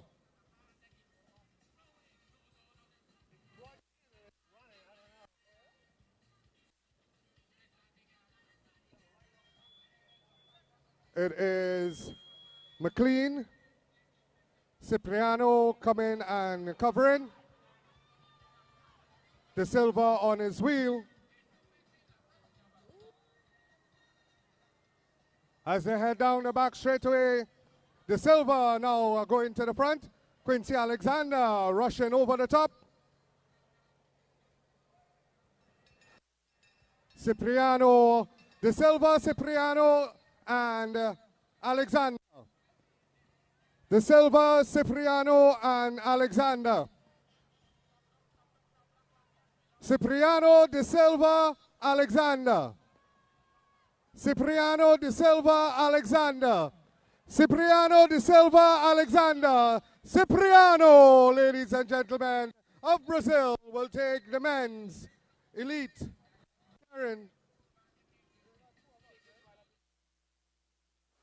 So another fine ride there. We saw him on the opening night, and it's more of the same here again, as the quality is so obvious, and it's just another one of those rides the man from Brazil showing his quality and doing it, Flavio Cipriano.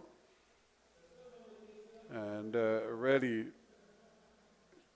just too much leg speed. He came around and clubbed his man and had the silver just really digging deep. And also Adam Alexander, or rather Quincy Alexander, doing well, but he was a long way back in third. Once that rush started, Quincy burned up so much energy to try to catch up with the man at the front with the silver. But he did that in the penultimate lap. He had very little to come home with in the final lap. So when they started the rush, he wasn't there. Look at the full moon here tonight, folks. Hope it's a full moon wherever you are. And, you know, they used to say full moon long time, crab running. Yep. Going to catch some crab on the beach. Always a fun time doing that. But again, congratulations to Cipriano showing his speed once again here at the Easter Grand Prix. So the Karen event is out of the way. Cipriano and Palmer, the two winners. Delia Palmer among the women, and of course Cipriano among the men. We have the youth developmentals now. They're going to start way over in the distance, 250 meters. So they're getting ready almost immediately. Now there's one rider, a female again, with a little stagger. It's just the three of them. And so we always want to feature the three of them. The under-7 girls. Salome Bailey of Madonna Wheelers, she's the one who gets the little stagger. And of course Ryan Shepard and Like Lovell of the under-7 boys.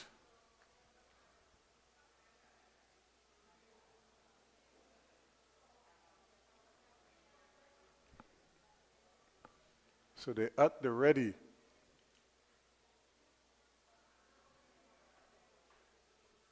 All eyes on those two there as they get ready to start their event.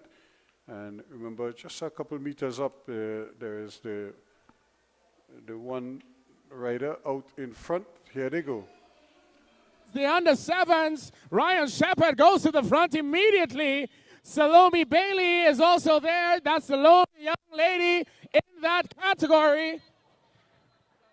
Lake Lowell is also coming around, but it's Ryan Shepard of Ring Texonics, Lake Lowell of Madonna Wheelers crossing the line.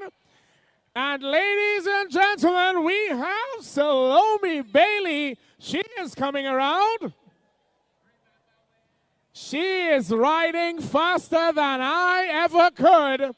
Salome Bailey of Madonna Wheelers all the way to the line. Salome, she crashed unfortunately in her event earlier on, and she is back and she has taken top honors in her category.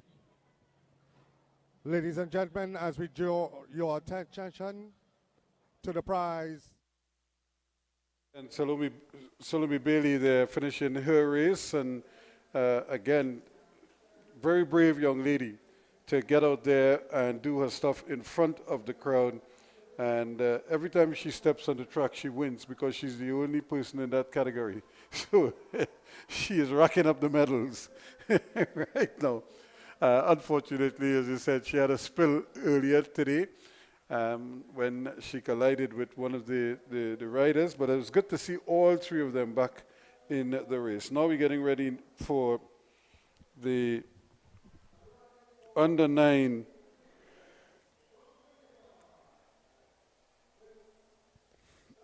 boys, so they should be ready to go. Thompson, Guevara, Jacob Garcia, and Seth Alexander Smith.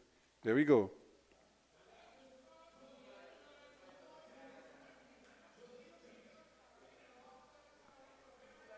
Aiden Garcia and Seth Alexander Smith.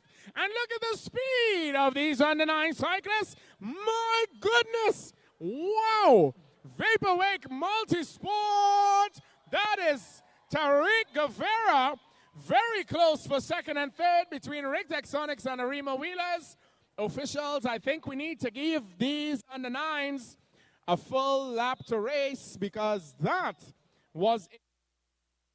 And Tariq Guevara showing how capable he is. He won earlier tonight, and here he is winning again. And no doubt,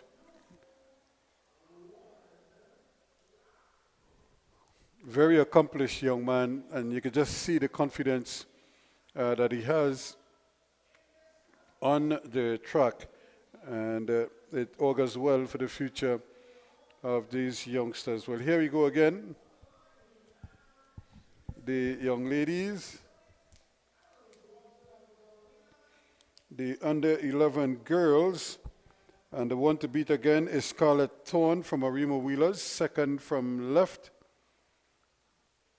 in the blue and green top with the little yellow trims.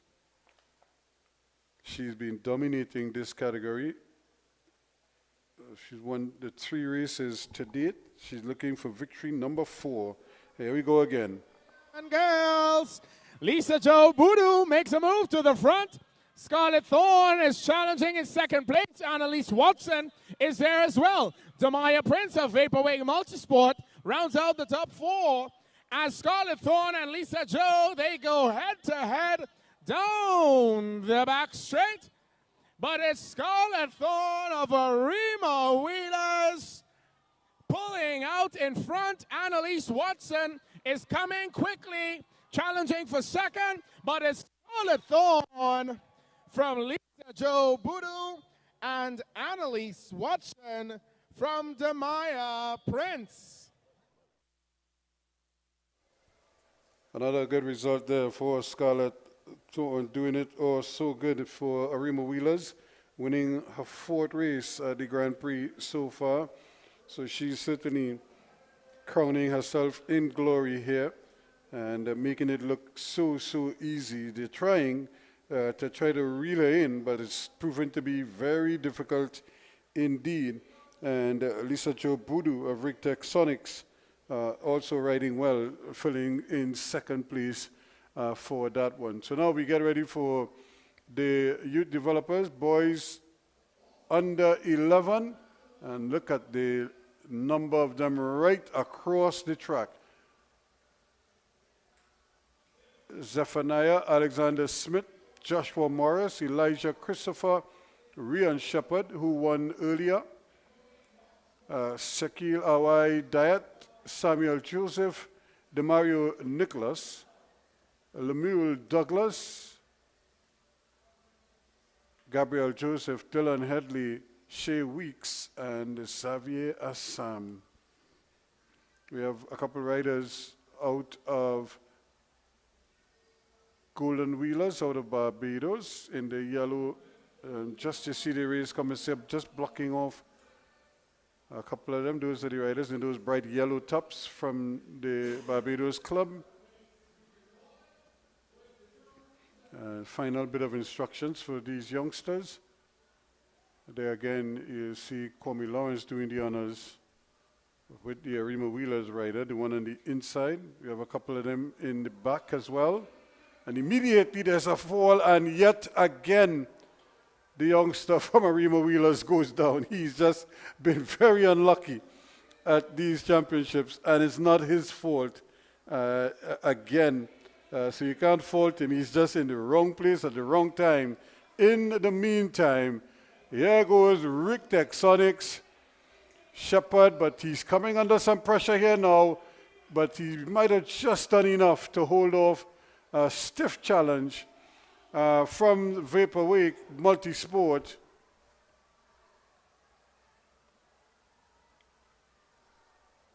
Here they go again. It's 2 laps, so they're just pushing on. And they're waiting to sprint a second time. Does he have enough energy to keep going?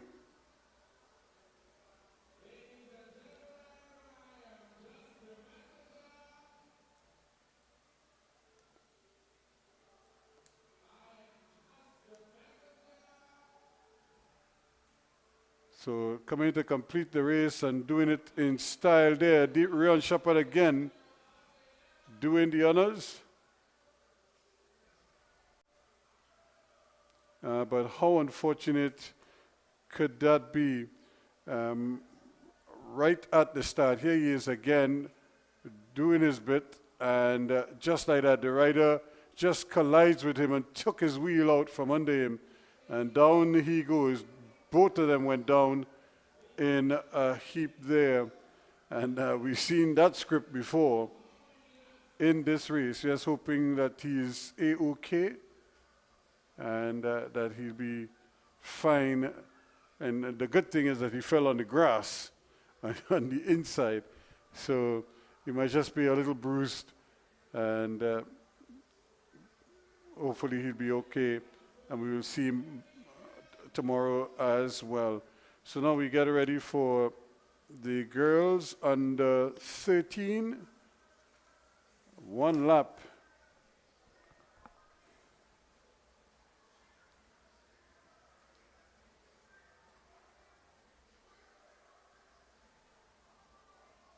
And he was the youngster who fell down, and so he was determined to finish his lap.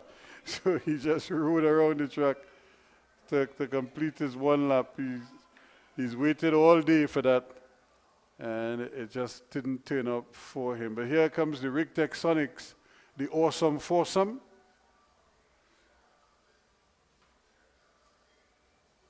Lopez nearer to us, Benjamin, number 82, just being tapped on there. So it's 1 lap around.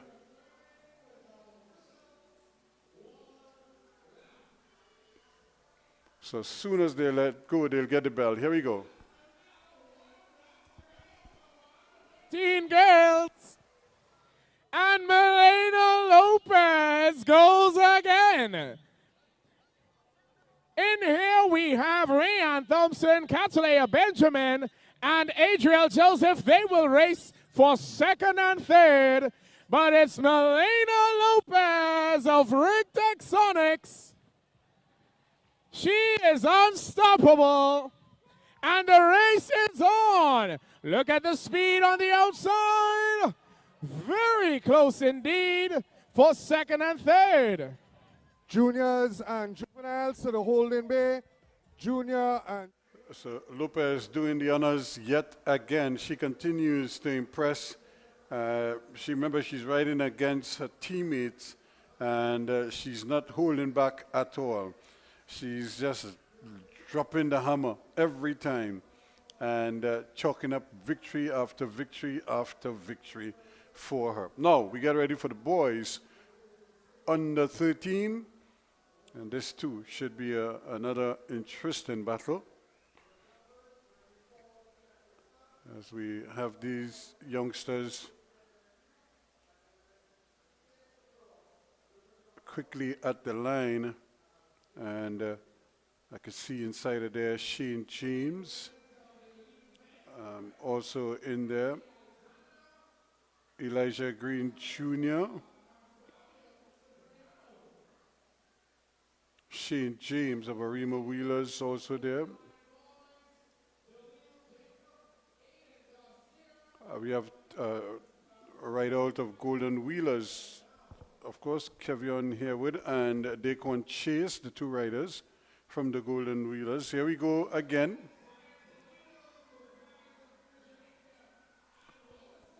Under 13 boys, Elijah Green Jr. goes to the front almost immediately, but he is being challenged by Jonathan Henry and the cyclist out of Vaporwake. Vaporwake Multisport is actually in front. This time around, Elijah Green Jr. has to come over the top, but it is... Wow! What a ride by Adiose Lewis and Elijah Green Jr. What a ride, what a ride. So again, like father, like son, Elijah Green Jr. really coming hard at them, and as if to make up for his earlier defeat. and he certainly put that right and avenged that loss earlier tonight. He just lost her by a wheel earlier this evening. He wasn't taking any chances tonight, and he certainly showed that he was ready for the challenge there. What a fantastic little ride from him. He came under some pressure, but Edward C. Lewis was trying to repeat his success over Elijah Green Jr. from earlier this evening, but it wasn't to be. Elijah Green Jr. turning the tables on him this time around. So he had 2 wins last night, and he added a 3rd one tonight with 1 second place finish as well. So I think he's kept 2 brilliant nights out here at Skinner Park in San Fernando. This, of course, is 360 TV's coverage of the Easter Grand Prix put on by the Trinidad and Tobago Cycling Federation, blazing the track. And there are a number of sponsors who have made this evening's event possible. The National Lotteries Control Board, Bike-In, Nucor New Iron Limited, Natco, Blue Waters, KFC, Subway, First Citizens, SM Jalil, Rapid Print Limited, Digicel, the Sport Company of Trinidad and Tobago, Angostura, Holiday Food Snacks, Sunshine Snacks, National Flour Mills, Bermudez, the National Gas Company of Trinidad and Tobago, NGC, WAC 90.1 FM, Culture Crazy Radio, I-95.5 FM, Cole and Associates, Pennywise Cosmetics Limited, Venture Credit Union, Rigtech Services Limited, Southwest Regional Health Authority, the San Fernando City Corporation, Chutu's Hardware, ABC Home Center, Novely Bishop, PBS Technologies, and Extra Foods Limited. All of them chipping in to make this event possible. So we have the junior men elimination, and we have some Trinidad and Tobago riders involved here as well. And we see the Karen Quincy Alexander picking up his 3rd place check there. So here we go. Elimination.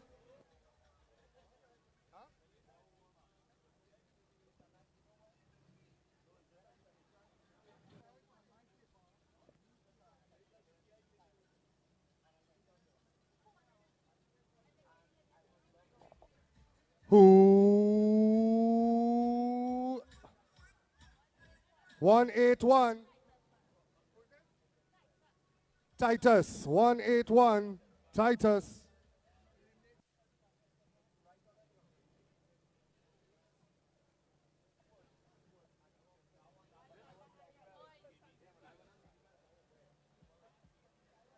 Who 186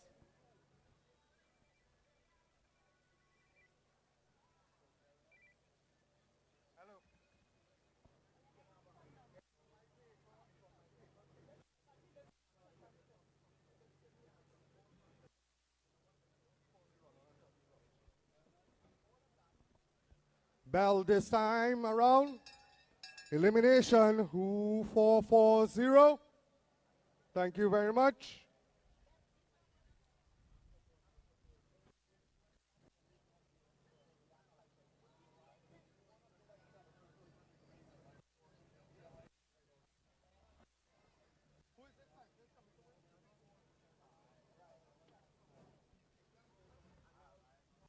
Easy victory. Cyclists, hold on to your handlebars, please. Number 442.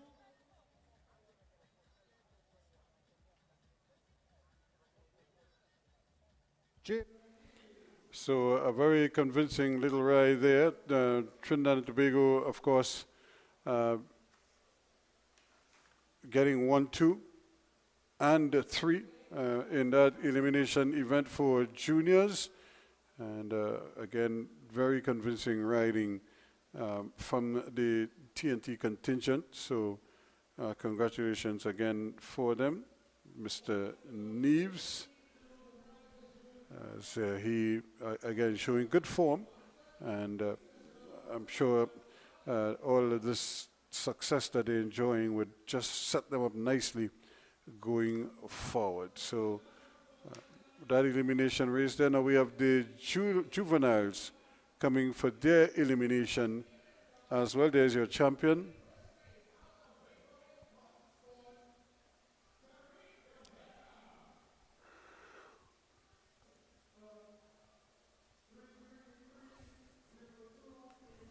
So we have more prizes to be handed out, and the youngsters are not wasting any time getting to the podium. They live for this.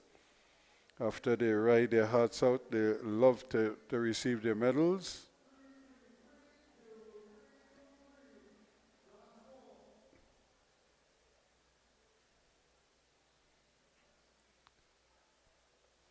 So it's always good. That's the reward for them for doing so well on the track. But the only way they can do well is if they prepare well. And we can see the difference between some riders and others.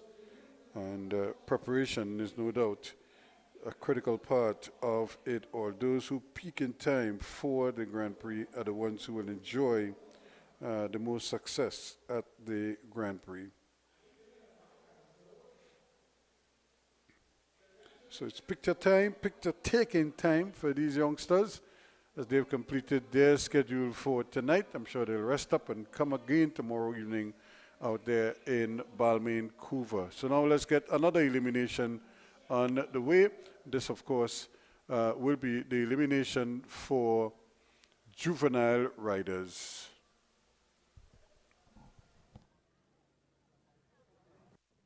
Once again, assisting us with the prize distribution, Mr. Francis of First Citizens, a proud sponsor of the Easter Grand Prix 2023.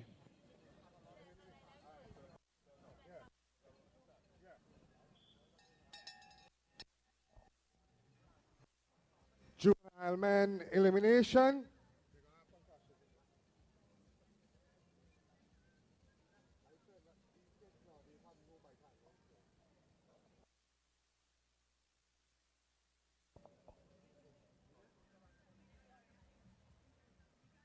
First elimination coming around. Ooh.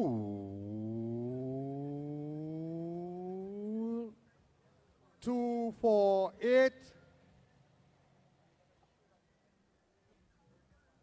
Obama Lee. You have been eliminated. Calling to the prize rush room, the winner of the Under-7 girls, Salome Bailey. Who?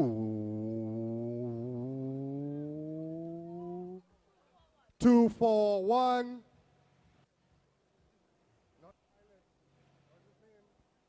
Two, four, one.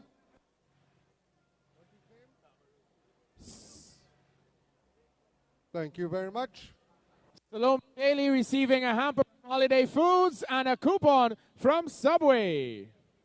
Who?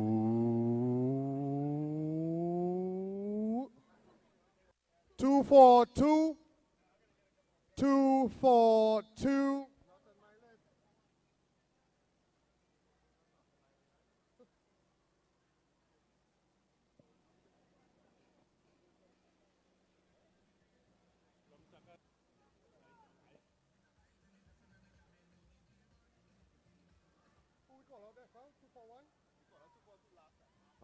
Who?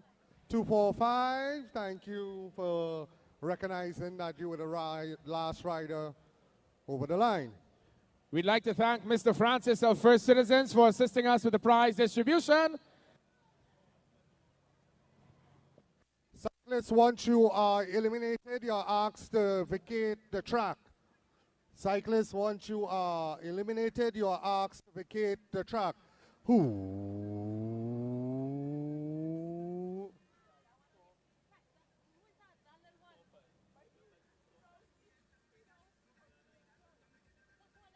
Two, four, five. No, that 245 is Zion Lucas. Jai Chan. Sorry, that's the wrong number.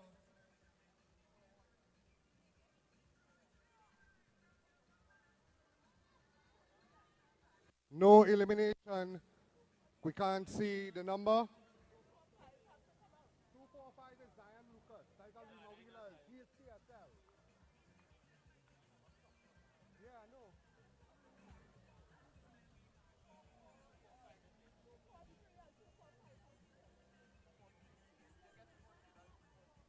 Tristan Jai Chan. Tristan 249.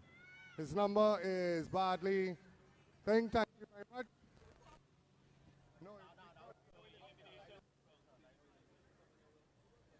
So no elimination that time around. We'll wait till they come back around. Calling to the prize rush from the winners of the under-11 girls. In third place, Annalise Watson of Madonna Wheelers. In second place, Lisa Jo Budu of Rick Texonics. And in first place, Scarlett Thorne of Arima Wheelers. Ooh.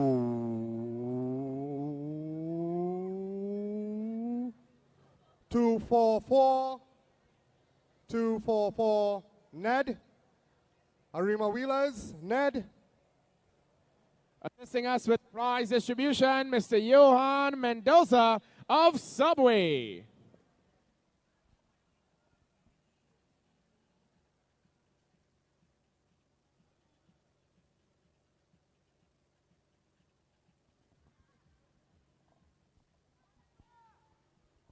Who? 243, Hummingbird International. 243, Samuel Andre Samuel. Our under-11 girls receiving Subway hampers, Subway vouchers, and hampers from Holiday Foods.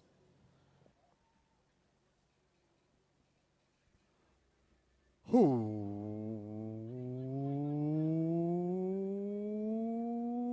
246.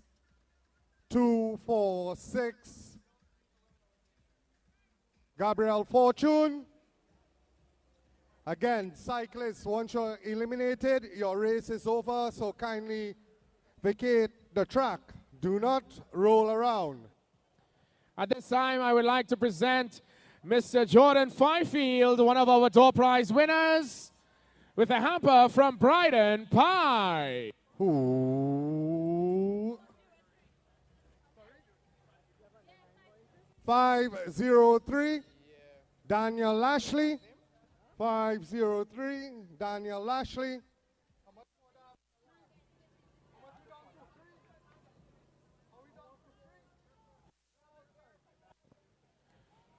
Assisting with the prize distribution for the door prize, Miss Deborah Wilson of Brighton Pie. 491 will take third place.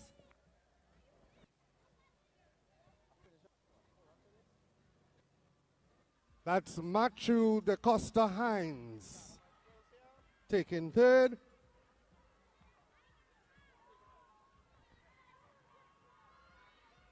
It's a massive sprint, flat out. Neck and neck, wheel and wheel. 247 will take the victory.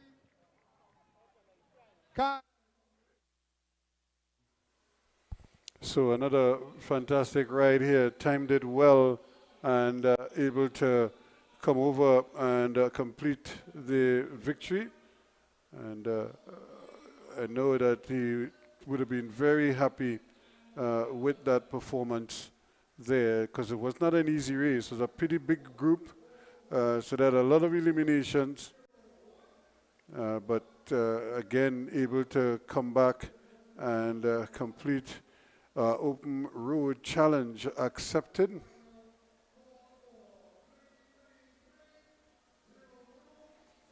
So real solid performance from him, just to make sure that he got it into position and was able to win the event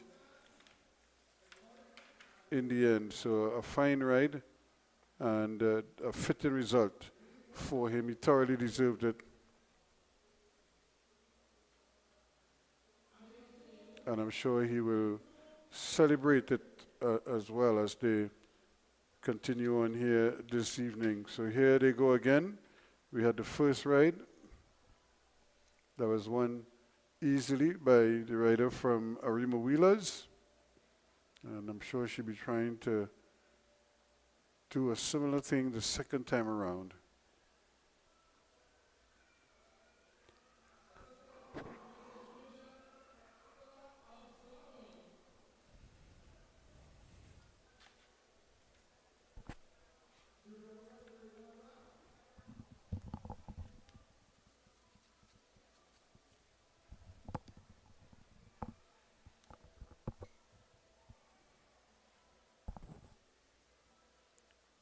So we have the felt bicycle from the rider from Arima Wheelers.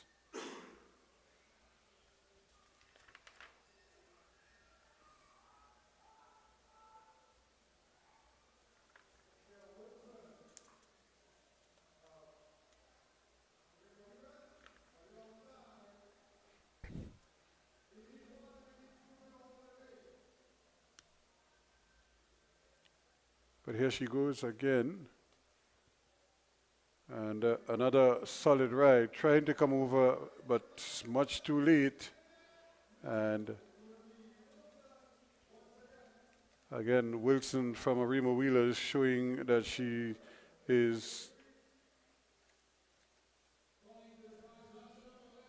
still the one to beat, so to speak, the elite woman. And she is certainly putting her hands up there to be counted when it's all said and done. And 2 rides this evening, 2 victories for her. I'm sure she'll be happy with that, with her night's work, as will these youngsters. They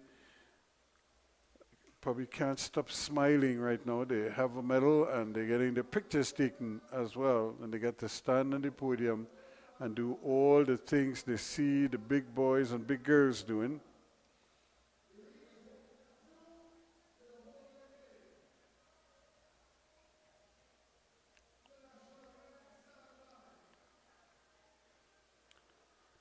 So we see the riders getting ready for some more action this evening.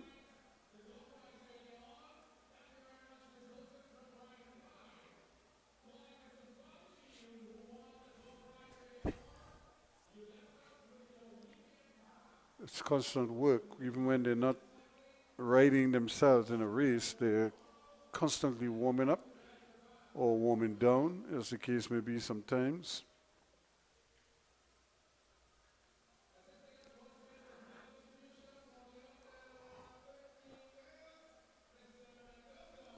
But it's certainly all about the riders putting in the hard yards, so to speak, and also getting the results for it. I think there's nothing sweeter than that.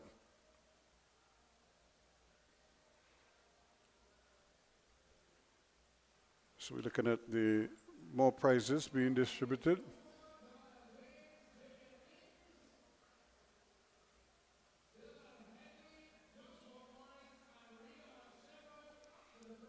Still, they get more prizes, and I'm sure this is the proudest moment for these young ladies as they get another, well, she gets another little hamper. Ritech Sonics.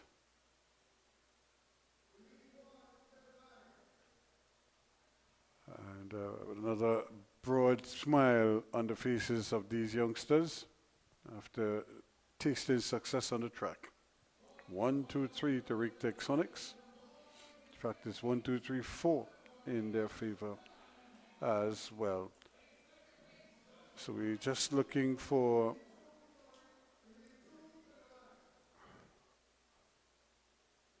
another elimination race for the junior women.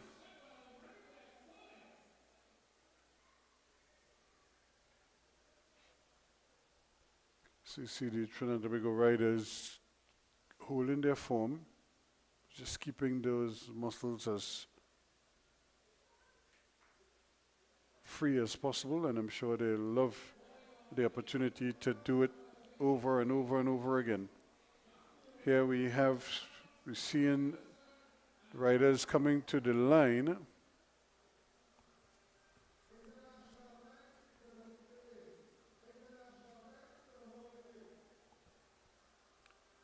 It looks like it's an 8-lap point race. For Elite 1, a pointer, 8-lap pointer for Elite 1 riders.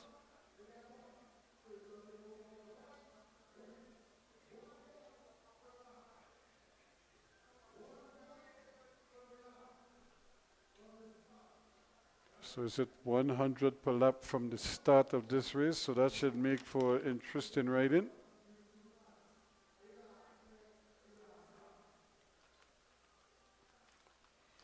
The Elite 1 riders, I'm sure, will relish that opportunity to ride for a few bucks as they get a bit of a push off the wall.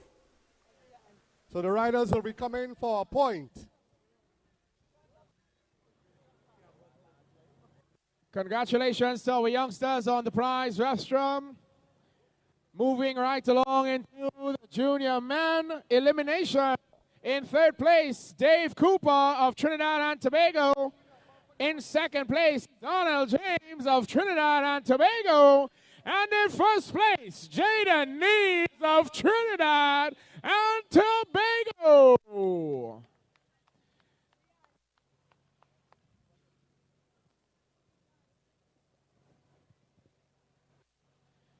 Kindly assisting us with the prize distribution, Mr. Johan Mendoza of Subway, a proud sponsor of the Easter Grand Prix 2023.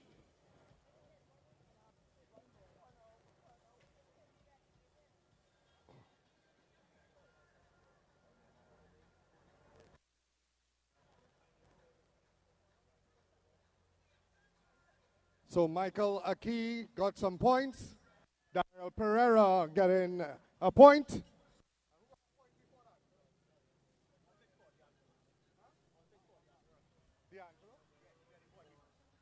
D'Angelo Harris also on 1 point. International men to the Holden Bay. Calling Jordanio James and Alexia Wilson. Jordanio James and Alexia Wilson to the prize rostrum. Justin Williams, Team DPS, getting 1 point.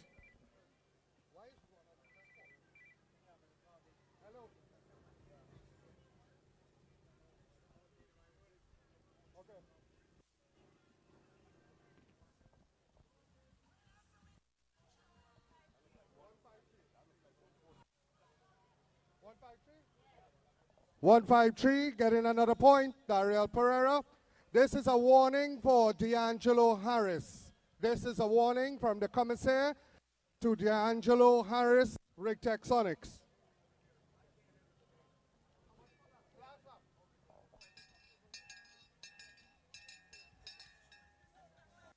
One 135.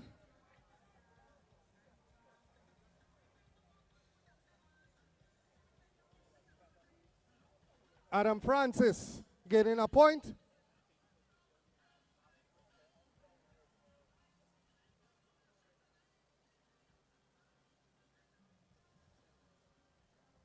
Justin Williams coming to get another point. Whoa.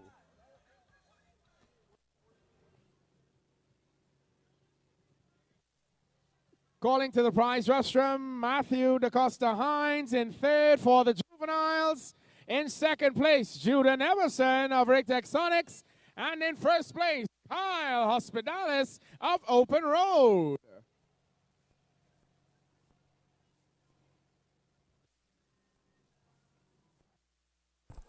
So that was a quick 8-lap pointer for the Elite 1 riders. And we do 7 laps for the Elite 2 riders. Of course, it's... Well, I don't think the rider was happy that he just seemed to be complaining that he might have been infringed as he was crossing the line or just before the line. And you could see a little bit of an exchange there, but hopefully it would amount to nothing literally, and allow the riders to continue. So what has been a pretty impressive night of racing so far. In fact, an interesting 2 days of racing.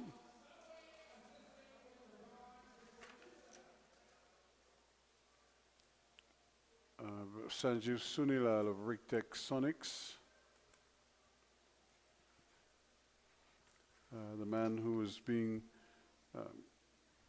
wrongly put out there, and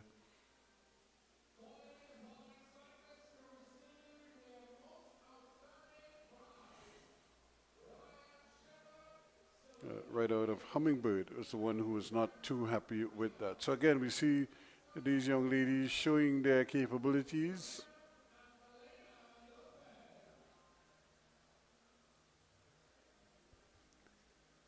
And still we have some of the spectators staying on right down to the end. Last night I saw an interesting final lap or final event, and what a brilliant ride at the end by Akeem Campbell. And here the international riders are back on the track now. The international men's elimination race, so the bigger the group, the longer the ride.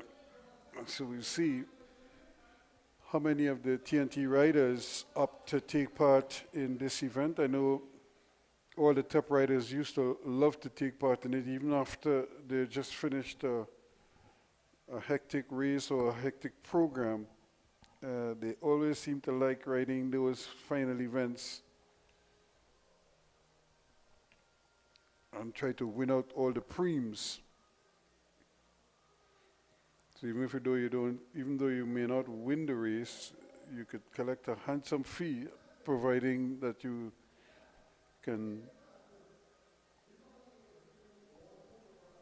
basically clean up everything.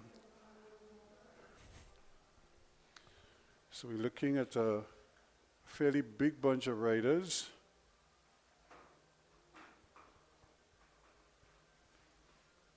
About 14 of them, so about 12 eliminations, so that should be an interesting battle. It will probably go quickly as well.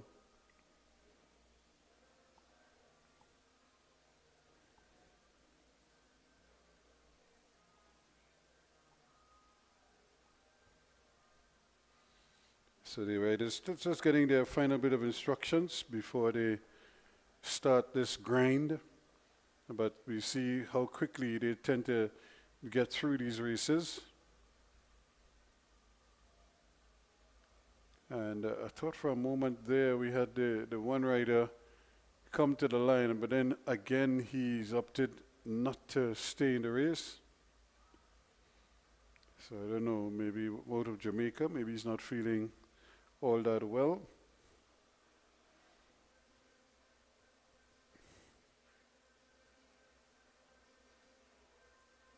And so I think the riders are getting ready now. It's an elimination event, so I think they may get a free lap, and or they might just give them the bell right away as they come back around for a quick elimination. And we see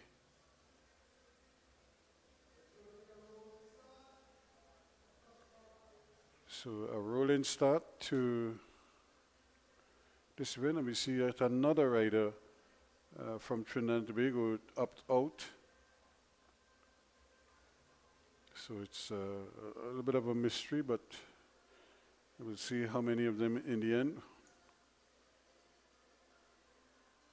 So 12 of them in the end. So we have 10 eliminations. So 2 riders dropping out.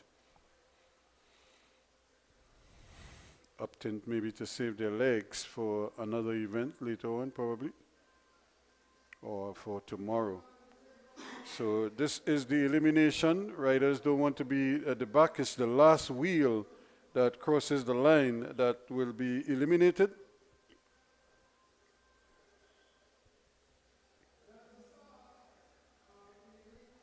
So that was the rolling start, and they certainly made a quick rush of it around.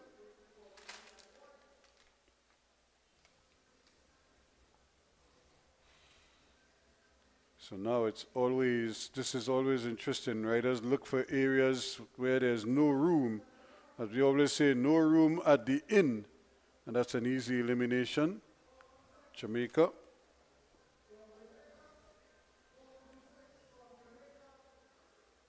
Out of the reckoning there quickly, Jerome Forrest.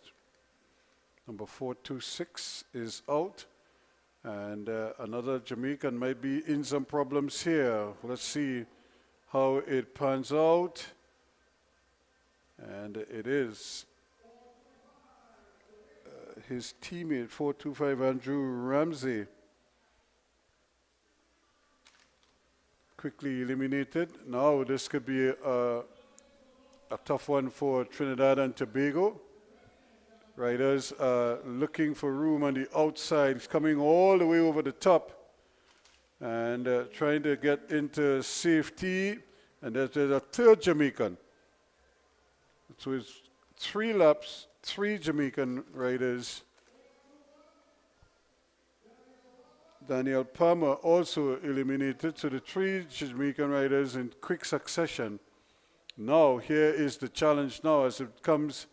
A bit of a dicey scenario here. Riders looking for room, none on the inside, and another rider from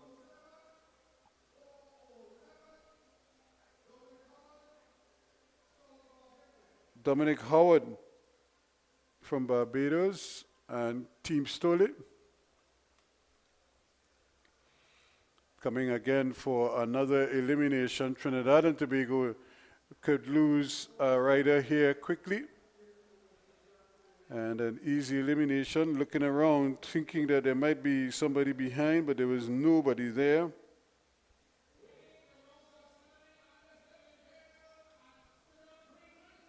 So a quick elimination, and they might have another Bajan rider dropping out of this one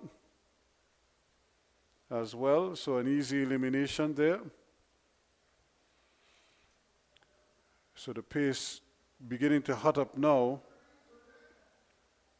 And riders again looking for room here now to maybe squeeze in. It's always easier on the outside. On the inside, there's precious little room to work with there. And who is the last wheel? Rider out of Peru, Barrera.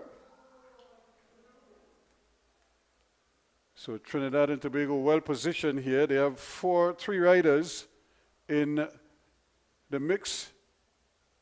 3 Trinis, 2 Bajans. Who will it be here? And it looks like another Barbados rider.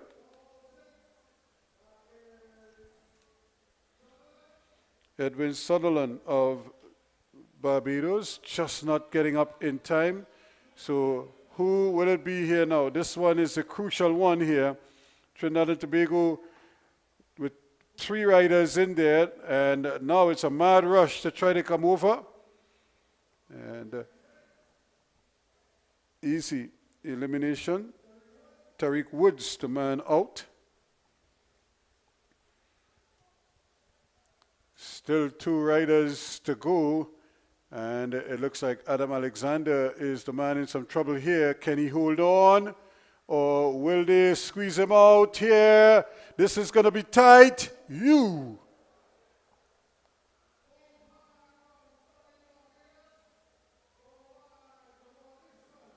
Jamal Eastman, the man out. So it's 2 Trinis left in the fray.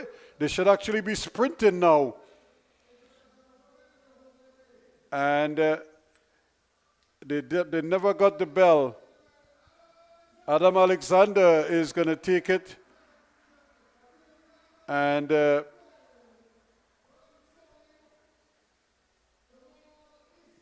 Campbell deciding that he was going to give it up, almost as if he wasn't sure if he stayed in or he was going to be out. So he just kind of held back a little bit. And in the end, it was an easy win for Adam Alexander.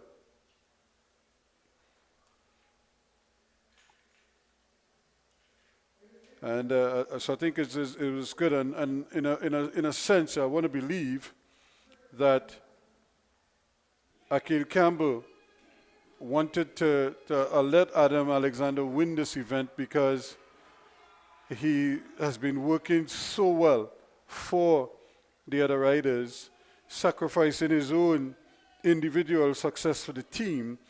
And on this occasion, I think the team honored him with that victory there. So a fine win for Trinidad and Tobago and for Adam Alexander in particular. I'm sure it's going to make him feel very special indeed that the team thinking so much about him, allowing him to win that event in the end. So a fine ride by him. So that was the international men's elimination. The women, international women, elite and international women will come for their elimination event as well.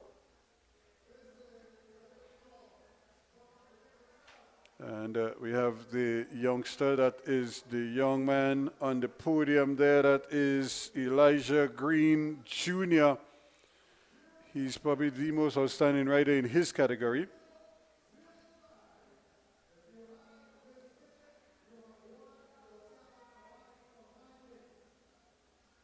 So the elite women are on the track as they get ready for their elimination.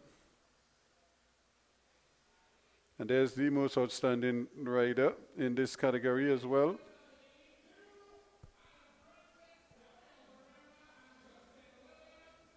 Rictech Sonics.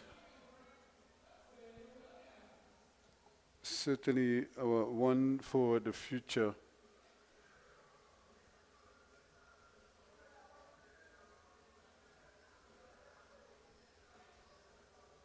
Of course, that's the world today. Everybody wants to be on camera or on a film or whatever, so they're looking for footage of themselves.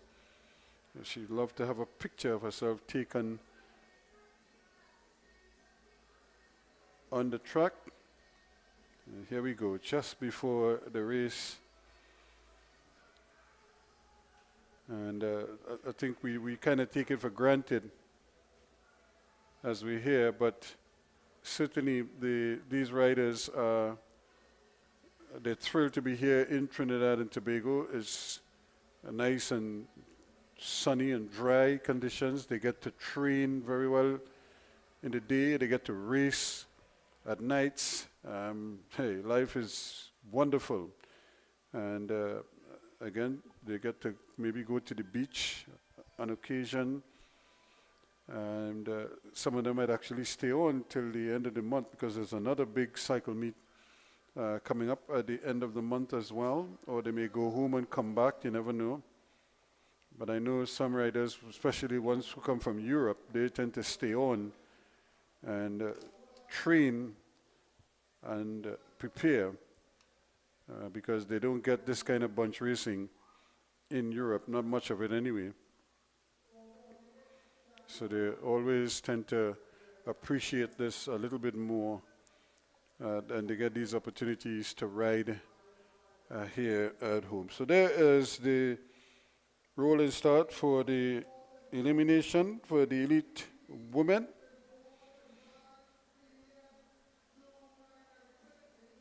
As they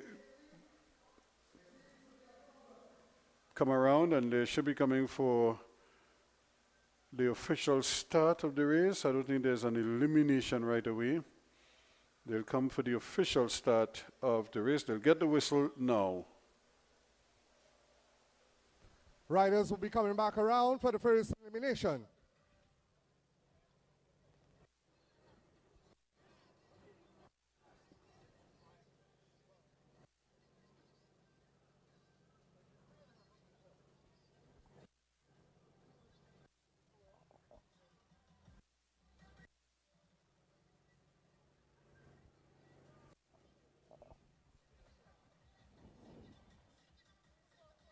449, Maria Glaxiola, Mexico. 449, 449, Maria Glaxiola of Mexico. 449, Mexico. No elimination this time around. 449, Mexico, Glaxiola. 449, eliminado. Gracias.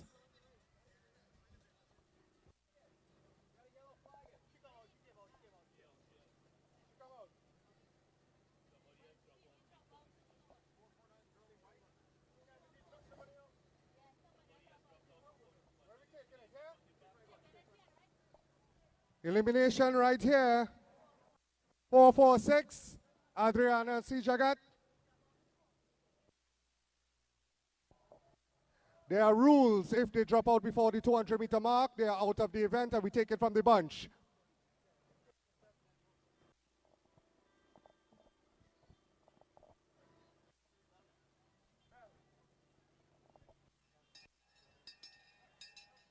Elimination this time.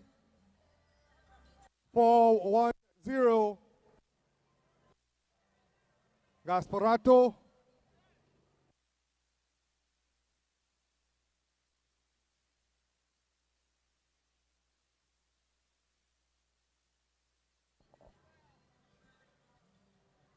The Brazilian rider coming around. 415 will take the victory.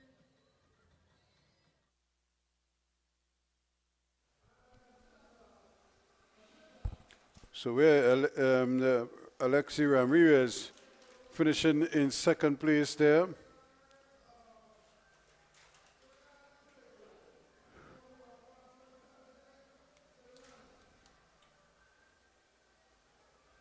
So another convincing win here, and I thought that Alexi Ramirez was caught napping there. She was looking for the rider at one side. The rider just sped past her on the other side and just bolted thereafter. And by that time, she decided that it just wasn't making sense to try to catch up with her.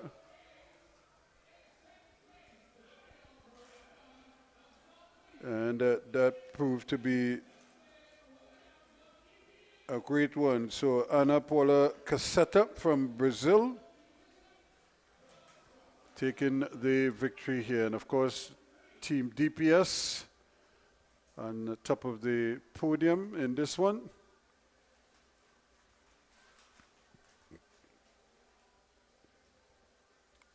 Madonna Wheeler's, of course, also in the frame.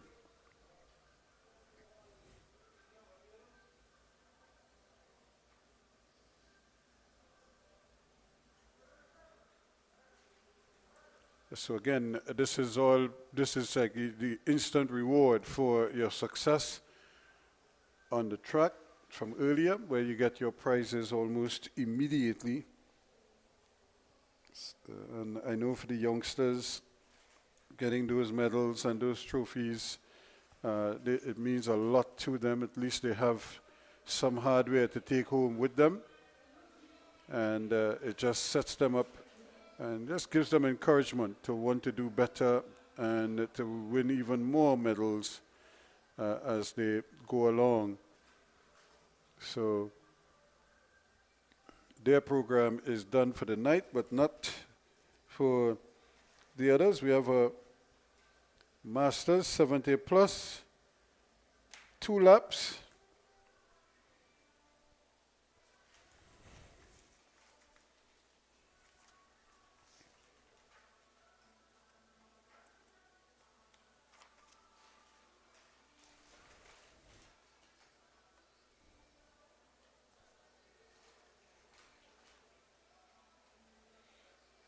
A develop fund is there.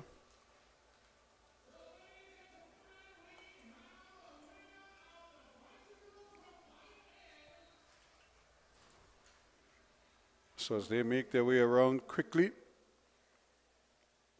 it's a 2-lap event for these 70-plus masters. They keep looking around to see what is happening behind him.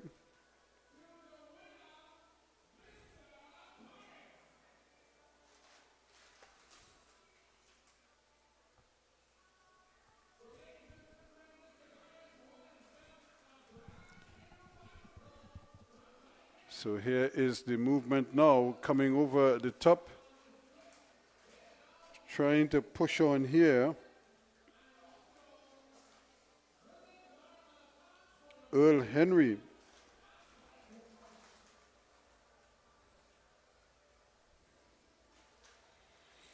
But LaFond is not giving up so easily. And LaFond is going to come power in. Can they come over the top? And again, LaFond getting the job done. Godfrey Klein again came late. And Pat Nelson right there in the mix. So there is the winner of the bicycle from the Bike In. So imagine you come to cycling, you spend what, $50 to enter, to come in, and your number gets called and you win this classic bicycle. And I think it lights up as well. You know, it really is a fancy bicycle. And I'm sure he will be the toast of the town wherever he lives when he rides through town.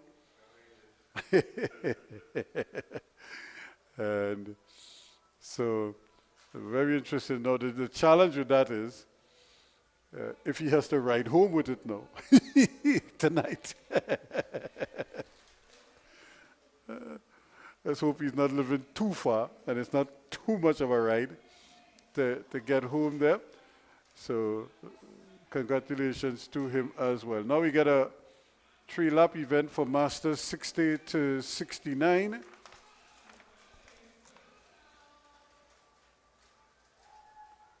And we see this is the Trinidad and Tobago 1, 2, 3. Adam Alexander is up there.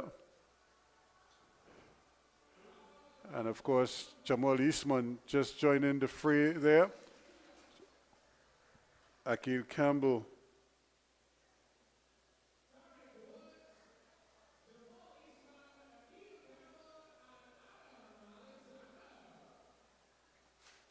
And Adam Alexander at the top of the podium there for Trinidad and Tobago.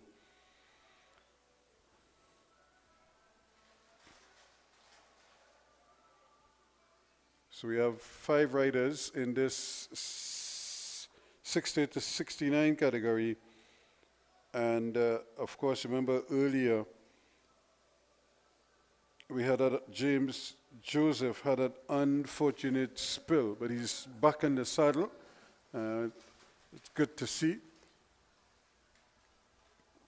It meant that despite the crash, he seems to be okay. We have 2 riders out of Hummingbird International, Martin Warwood and Wayne Samuel. Martin Warwood going to the front, Wayne Samuel just biding his time behind James Joseph because they know James Joseph is the wheel to watch in this event.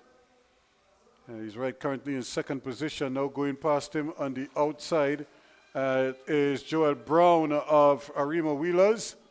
He's just trying to hot it up there now, but he might have left a little too soon. Now look at how easy James Joseph is tracking him and just keeping tabs on him.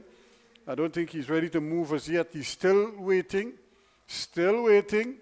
And Joel Brown trying his best here to hold him off, but here comes James now. James Joseph widens and starts to come over the top, trying to come through the middle and doing very well indeed. Comes over and wins it quite convincingly and chalks up yet another victory. Again, so unfortunate that he had that spill earlier when he seemed to have the race all won. But it was nobody's fault but his own. He kind of lost his bearings. He was looking down to see where the challenge was coming from. And by the time he picked his head up, he was halfway off the track.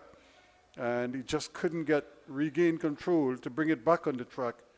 And while he ran off the track, he went down at a part of the track that is fairly deep. It's almost like a ledge there. He would have had to literally lift the bike out of the drip and back on the track. And by that time, he sort of lost his balance and fell over. But no such mishap this time around. Convincing victory for him. And he would be the standout rider in the 68 to 69 category without a doubt. Certainly looks in good form as well. And now we're looking at the 58 to 59 Masters.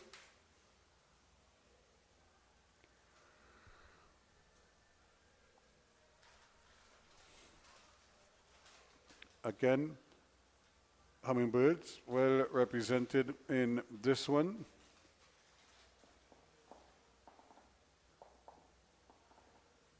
Rick Texonics also with some representation.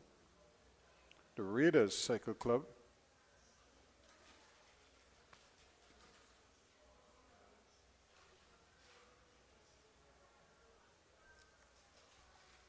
So they immediately roll off the track, and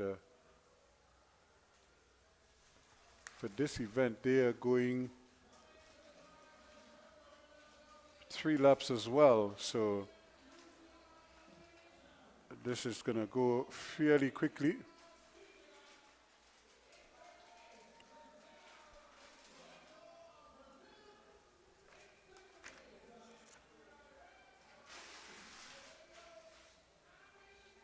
Fitzgerald Orozco of South Clean is off and running, making a fist of it as he really bolted. No one seemed able to catch up with him. Now they started their push to try to rope him in, and rope him in they will, because he just seems to be running out of gas there.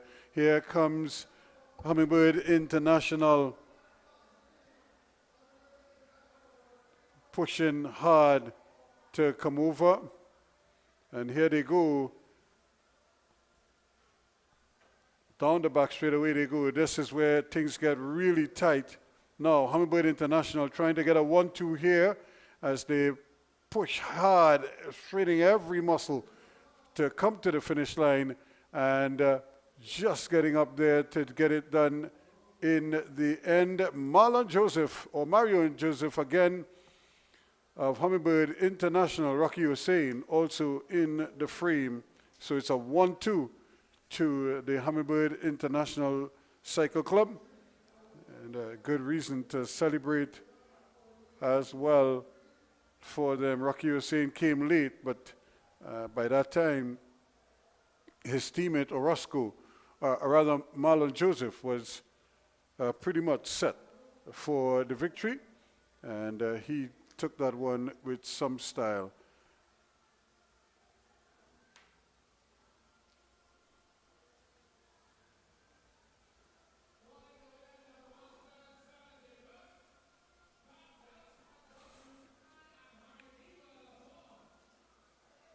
So we have just about 3 riders in this category, 40 to 49 Masters.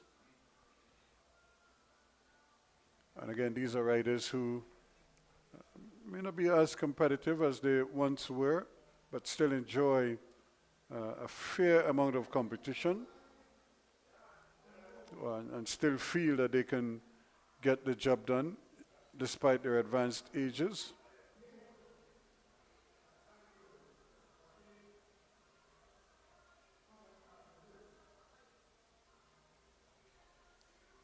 Raiders Cycle Club inside of there.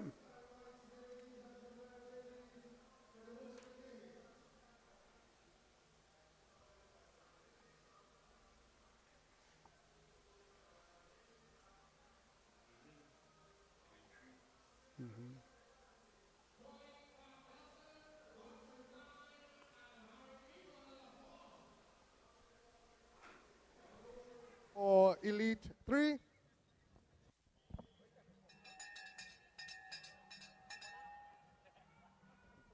1 lap to go.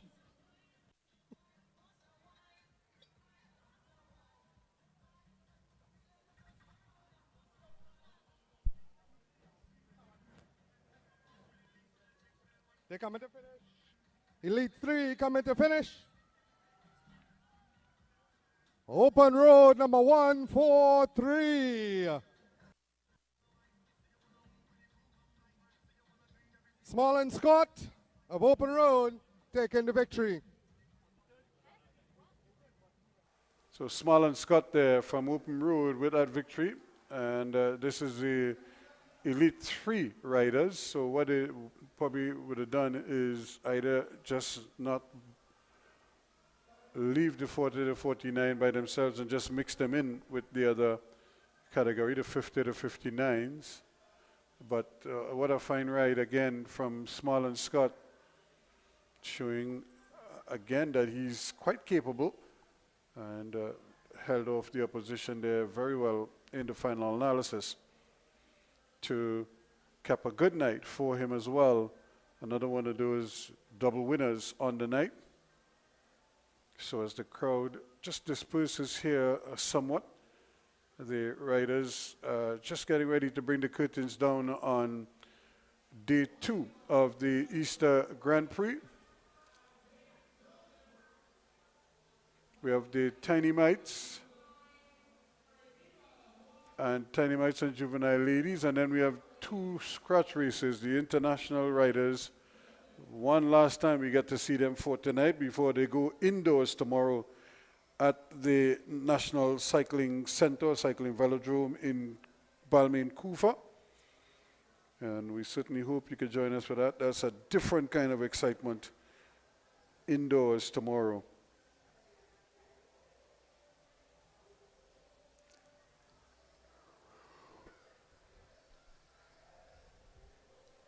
So we've seen some good riding already. Again, Tariq Woods winning that scratch race from earlier, the points race. So it really was a fantastic ride from him. We saw the Karen Delia Palmer showing that she is still the one to beat in the region.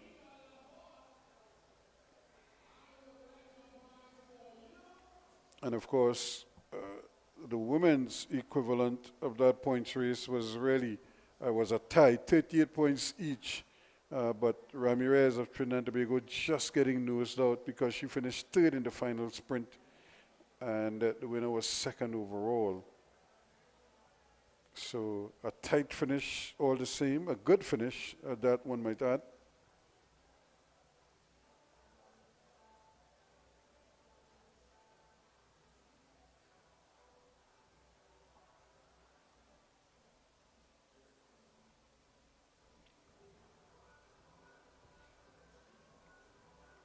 So as you could see, the curtains coming down here now on this one, but we still have some races to go, and we still have some interesting races to go, just a couple more before we could officially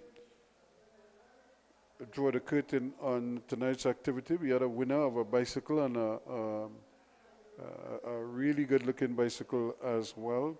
We saw some outstanding rides from the youngsters in the development category, and also in the masters category we saw some outstanding. Speaking of masters, there they are.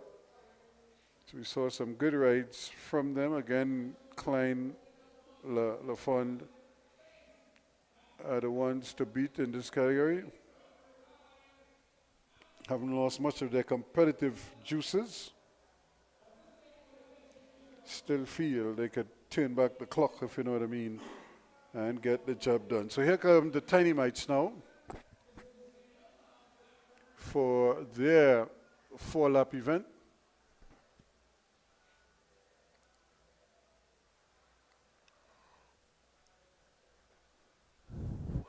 So there are 9 of them at the under railing, and they too are gonna get a bit of a rolling start.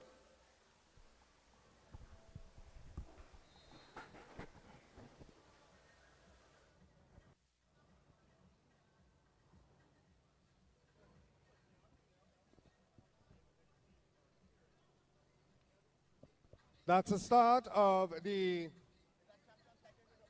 Dynamites.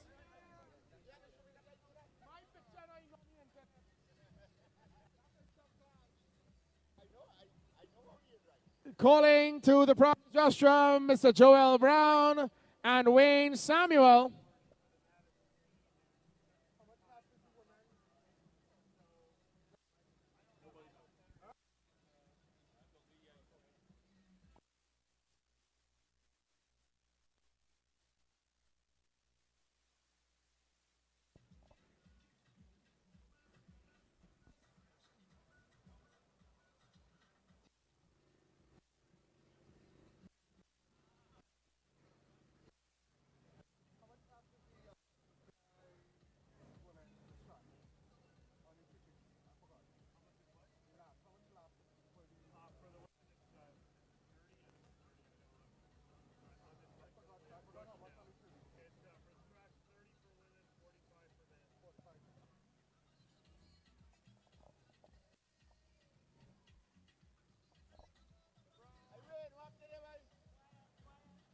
Calling on Joel Brown. Joel Brown.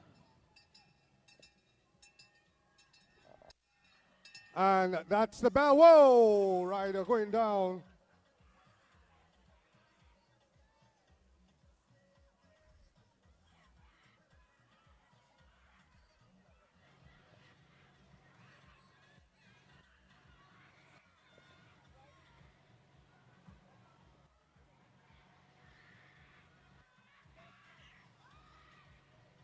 Two, 6, 5.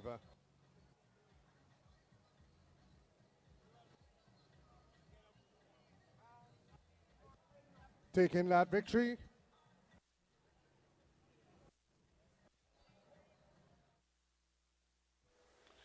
Kafele de Somo, they're getting the job done from Arima Wheelers. A fine ride indeed from the youngster. Came under some pressure, but again, once he got his nose in front, he made it very difficult for a fast finishing opponent to even catch up to him. He couldn't get alongside him, and in the end, he had to settle for second place. But Kafele doing very, very well indeed. And again continues to show great improvement.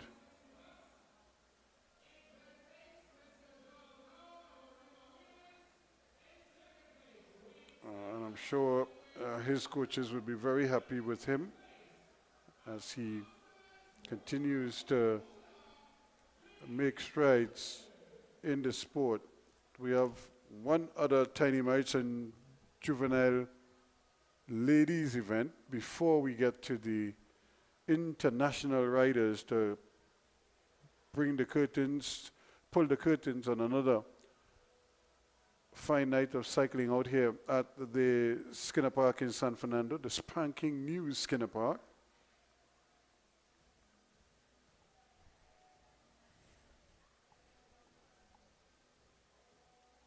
So I think the riders just getting their final bit of instructions.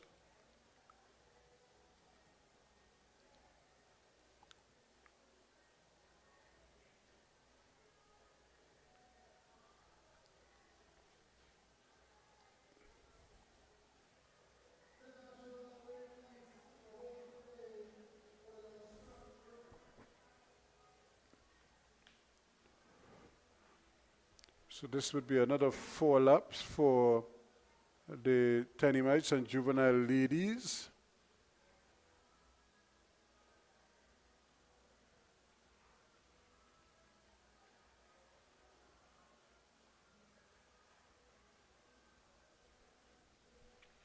So I think they're pretty much set. So here we go with the 4-lapper for Tiny Mites and Juvenile ladies. The final event before we get to the 2 international rides, the Elite and International Women's Scratch Race and the Elite Men 33 laps, so 15-kilometer scratch race.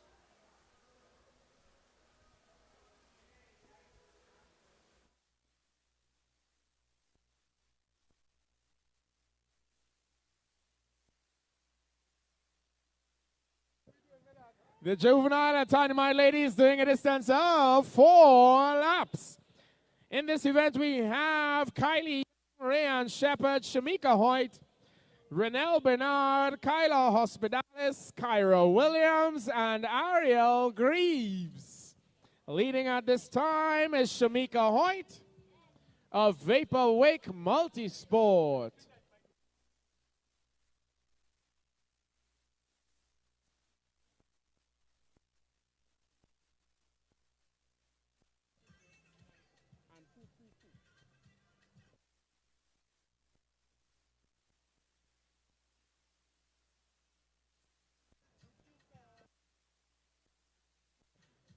Coming around to see 2 laps to go. Shamika Hoyt is still out there in front. With her is Kylie Young. A moderate pace around the Skinner Park track. Elite and International Women to the holding bay for your scratch race event.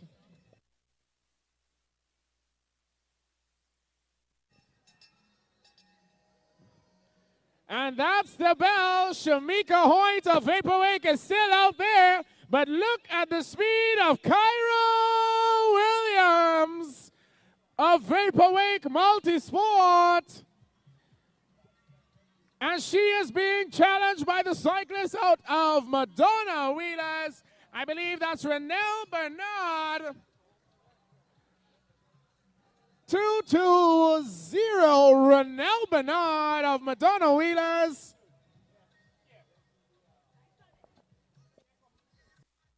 Yeah, what a fantastic ride there from Renelle Bernard of Madonna Wheelers.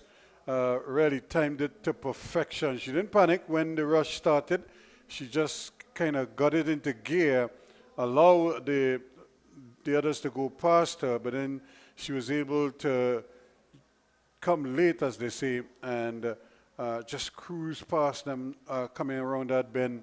Vapor Multisport, Vaporwake certainly threatened Kyra Williams, and but in the end, Shamika Hoyt and company couldn't deal with the power and the speed of Renelle Bernard, who took a victory there to cap off a fine night for her and the Club Madonna Wheelers. And now we're getting ready for the international ladies as they do battle in their UCI scratch race. Now we've seen a number of ladies come to the line earlier and then got turned away. And and it's not like they were there late. They got there, and then for some reason the race commissaire decided against it. So there is the Hummingbird International 1-2.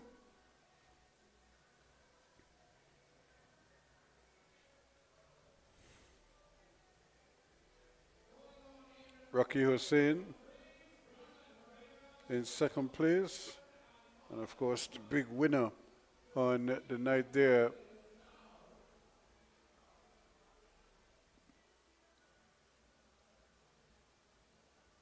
Marlon Joseph, the man getting the job done there for Hummingbird International.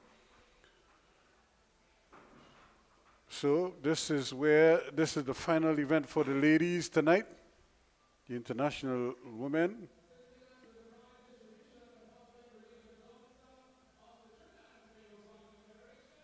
Trying to make sure that they cap off tonight with a victory maybe. And Alexi Ramirez, I'm sure, would be hoping that she could avenge that narrow defeat in the points race from earlier tonight, where she tied with her opponents, but then because she finished third, she lost out in the end. Cruel.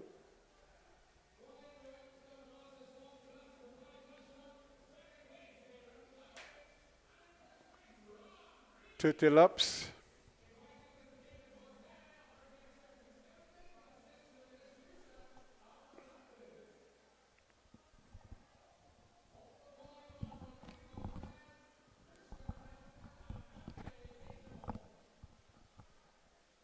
So they now will try their best here to close off tonight's proceedings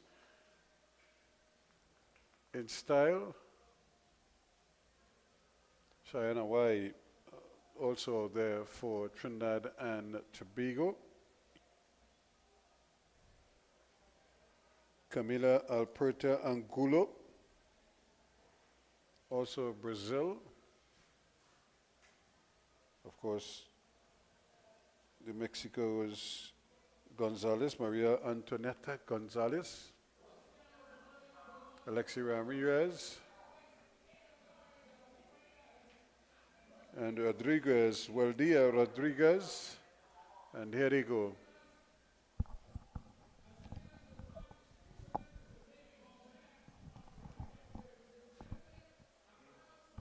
So they're just rolling off the track, just rolling around, and they're getting ready to the official start when they come back around.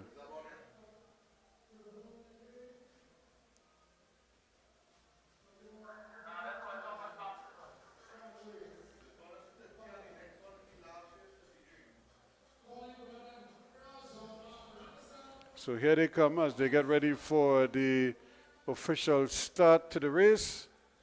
30 laps they're going for in this scratch race.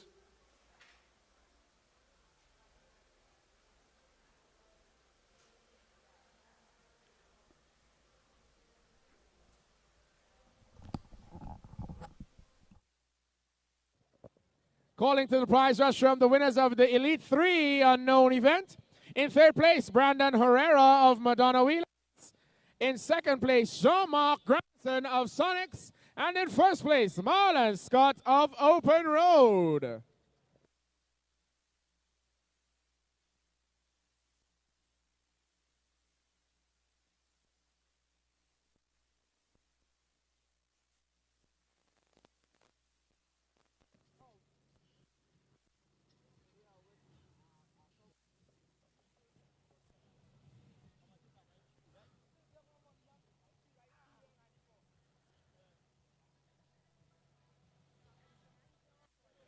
Thank you very much. Calling to the prize rush from the winners of the Tiny Mite Male 4-lap event. In third place, Maurice Lopez of Rictex Sonics. In second place, Christian Nelson of Vaporwave. And in first place, Cafile Desamore of Arima Wheelers.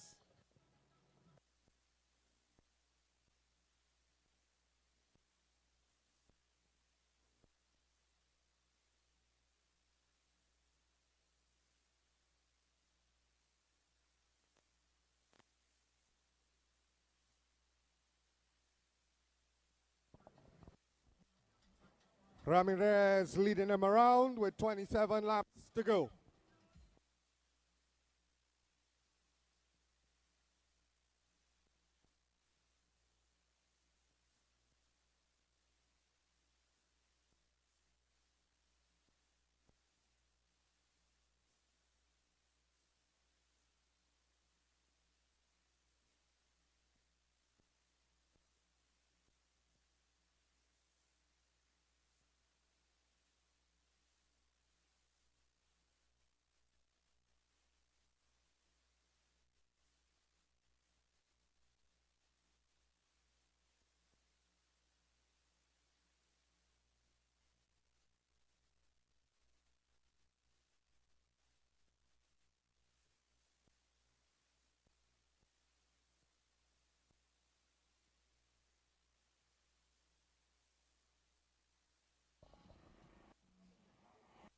Riders tightly grouped together, taking their time. 25 laps to go. Glaxiola leading them around.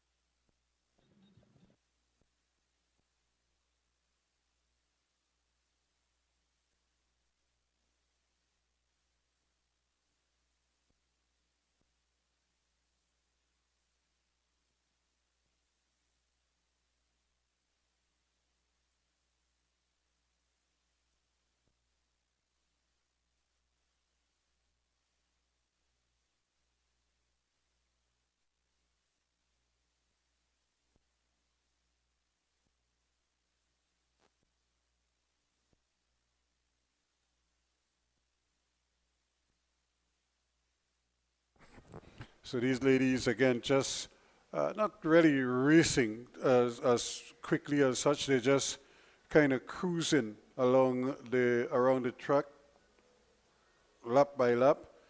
Ramirez sharing the work. She goes to the front now. All 6 of them are still in contention. Cheyenne Y of Trinidad and Tobago, who rode a good race earlier to get up for 3rd place in the Karen event. So here we are again that was in the 7 to 12 category. Alexi Ramirez also did well in the 1 to 6 Karen. So they're all just sort of taking turns of sharing the workload as they make their way around. There's no real aggression. Nobody's trying to do too much at this stage of the game. It's the final event of the night. I think a lot of them are just happy to just try to cut down the laps as much as possible before even attempting anything dramatic.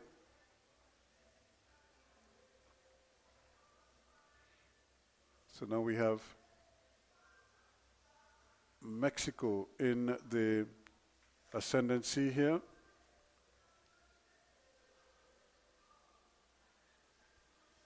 Gonzalez.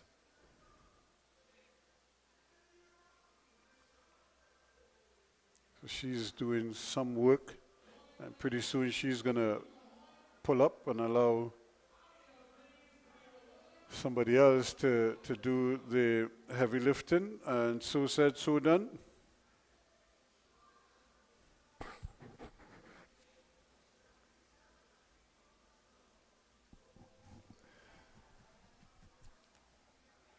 So it's almost like a strategy that they've worked out among themselves.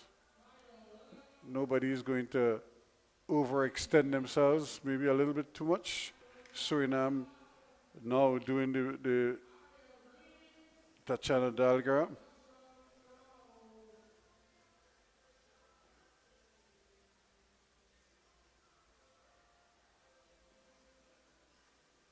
Actually, that's another Brazilian there. Waldaia Rodriguez was the one doing it. Here comes Cheyenne Y now for Trinidad and Tobago. Cheyenne Y just holding her own. She too is doing her bit. See her at a little bruise on that knee. She probably had a little spill earlier. But she's gutsing it out for Trinidad and Tobago.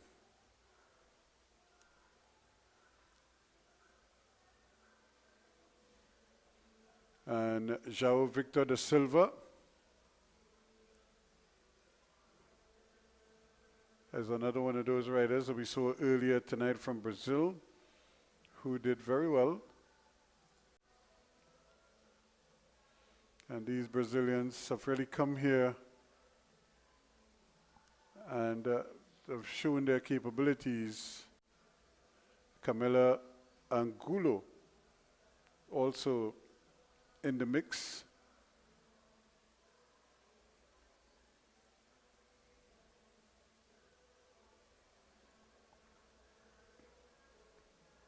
And Trinidad and Tobago now, Alexi Ramirez, she's doing her bit as well. So they're really just taking turns. Everybody's doing a little bit, sharing the workload. And the thing about it is that they're getting cooperation from each other. There are some races where you get nothing from the opponents and one rider is doing all the bulwark because everybody else is just drafting behind. And you soaking up all that wind and burning all that energy, and they just cruising behind you. And the tempo just picking up the cadence a little bit stronger now, a little bit faster. The race is already starting to hot up now. But the pattern is the same. One rider does a bit, then pulls up. And the person behind her comes to the fore, does a little bit, and she will pull up, and allow the next rider to do likewise. So it's just a routine that they have, and they're sticking to it. So up she goes, and let somebody else do some of that heavy lifting as they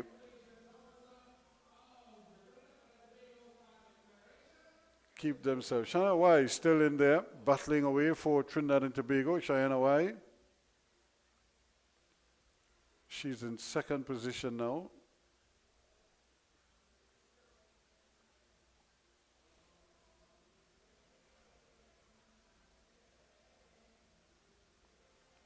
Walida Rodriguez is right there, leading the pack.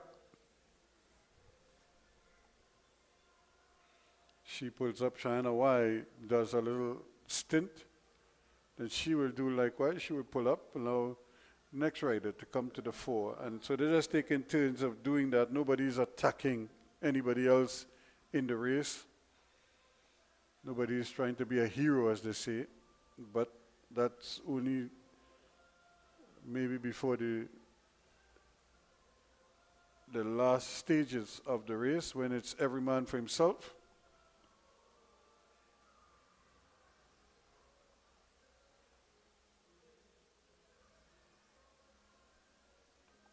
Now here they go. All of a sudden they get some energy, and just trying to hot it up now, break the monotony.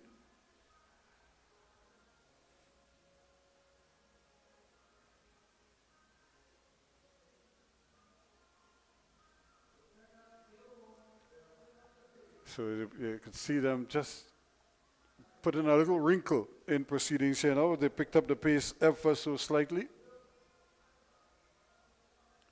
But nobody could shake the pack. Everybody's still thereabouts. Here we have a little burst, and Cheyenne Y look like she has that covered.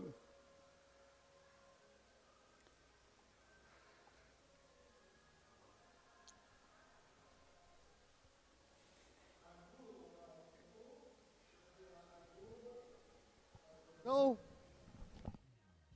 Trying to go off of the front of the peloton.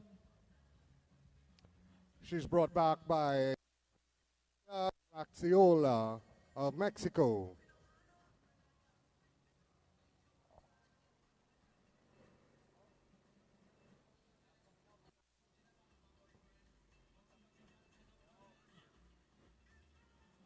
Angulo still leading the round.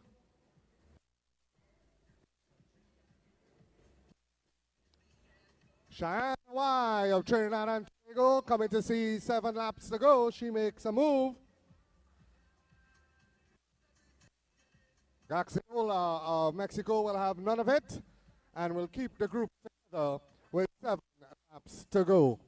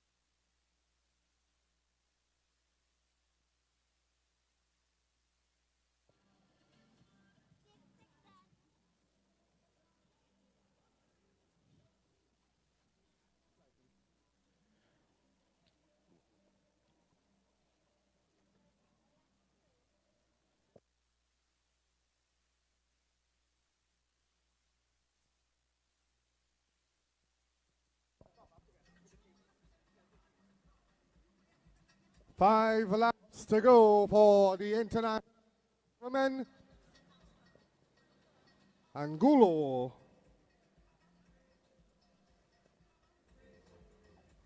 now swings up the track.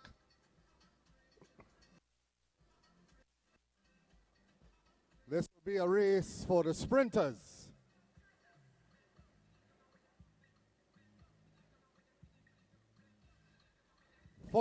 laps to go.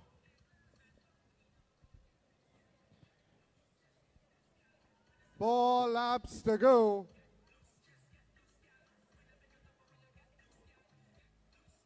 Alexi Ramirez and Cheyenne Hawaii still in there for Trinidad and Tobago. A very moderate pace being taken by our international ladies. Coming around to see 3 laps to go. By no means an easy event.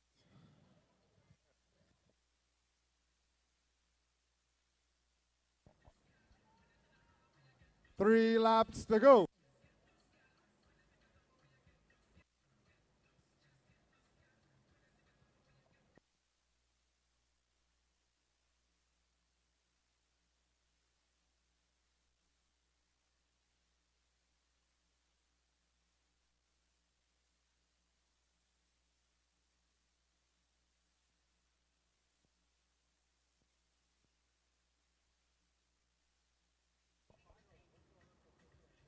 Two laps to go. Ramirez comes to the inside. So again, this is where the race is probably going to take shape. Again, maybe something different. Who is going to take the first risk of this one? Here they go, starting to push it now. They have decided to race.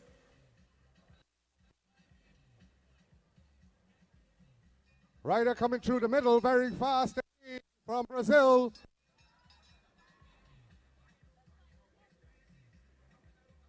Look at the speed of that rider. Might be the Santos. The Brazilian rider pulling away. Watch the speed of the Brazilian rider. She comes home. 4-1-2. Welida Rodriguez of Brazil. A fine ride. The Brazilians, I said earlier, they're really in impressive form, and they just finding ways to eke out victories here. And this one was very well timed indeed.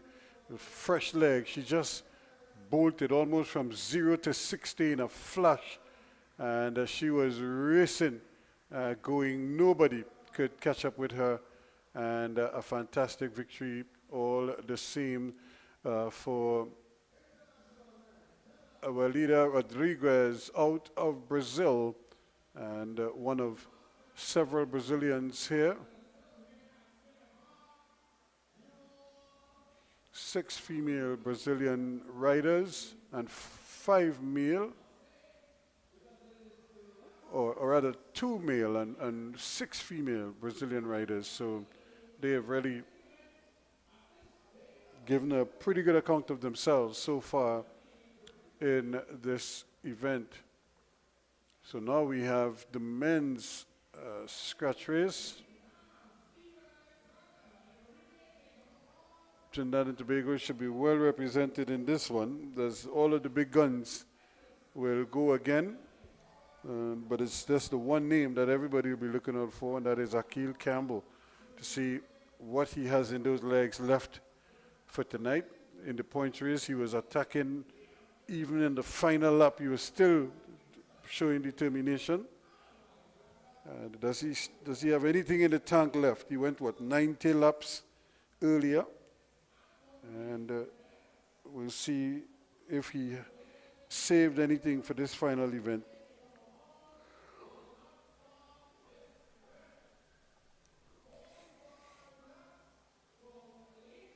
Team Stolly.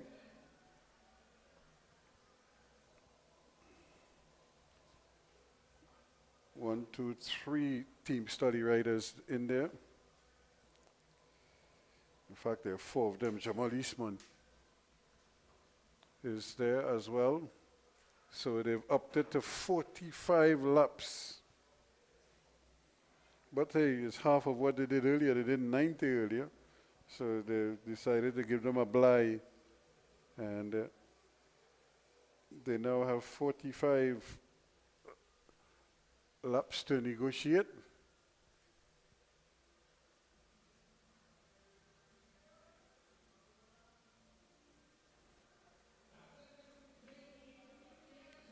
So I think they're just trying to make sure that everybody who is eligible to ride for UCI points is in fact in the race, and no one who is outside of that gets an opportunity here. So here we go.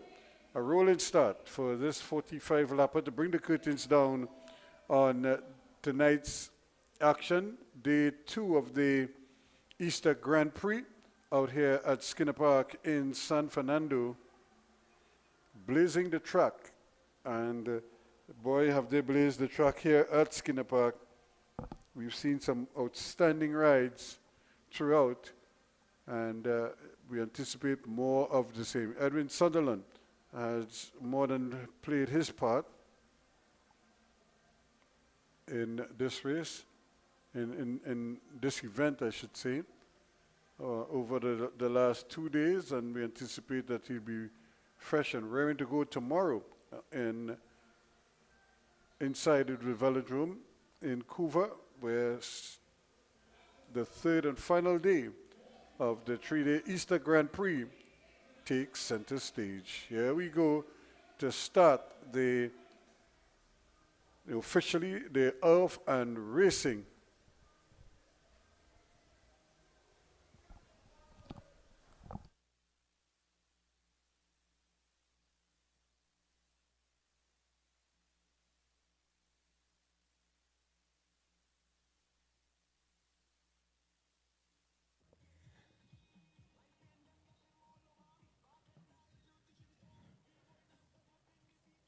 A very cool pace.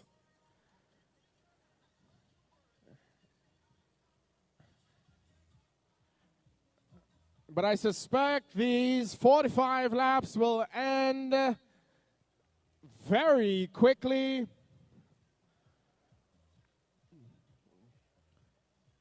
Tarek Woods of Trinidad and Tobago moves to the front. Jamal Eastman on his wheel. Liam Trepte coming through on the inside for Trinidad and Tobago.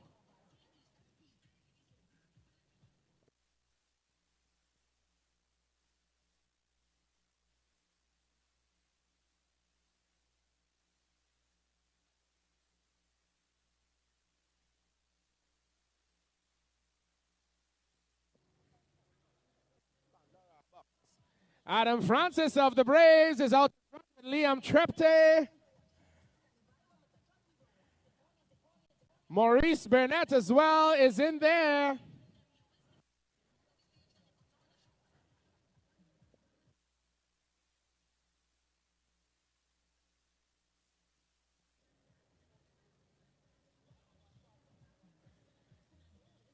Pacing at the front, it's Gonzalo, number 409. He opens up, making room for, that looks like Andrew Ramsey of Jamaica. No one wanting to do the work, but there is valuable UCI points up for grabs. Adam Alexander leads from Edwin Sutherland, Liam Trepte, Adam Francis, and Jerome Forrest. That is your top 5. And the lead changes frequently in this event.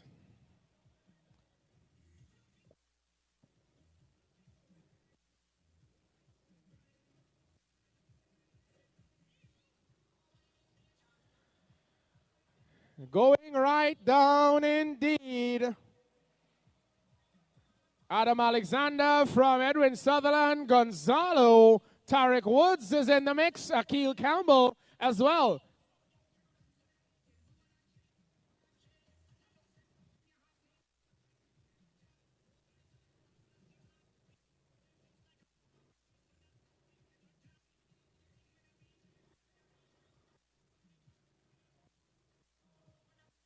Coming to see 38 laps to go. Edwin Sutherland looks over at Tarek Woods. Gonzalo is there as well. Jerome Forrest of Jamaica is there as well. Akil Campbell followed by Stephen Alexander.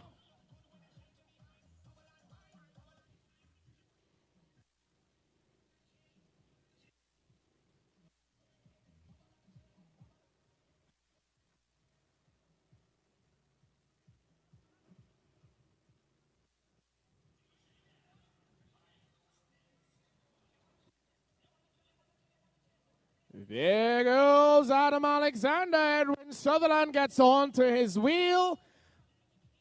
I believe that is Jerome Forrest looking to get up there as well. Gonzalo launches from the peloton.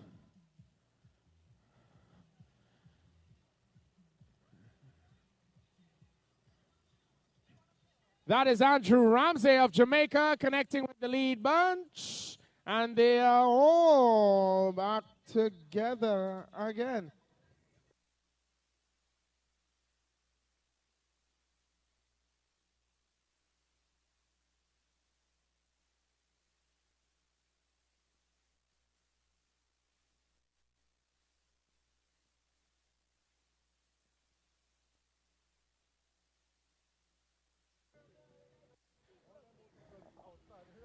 Calling Kyril Williams, Kyle Hospitalis.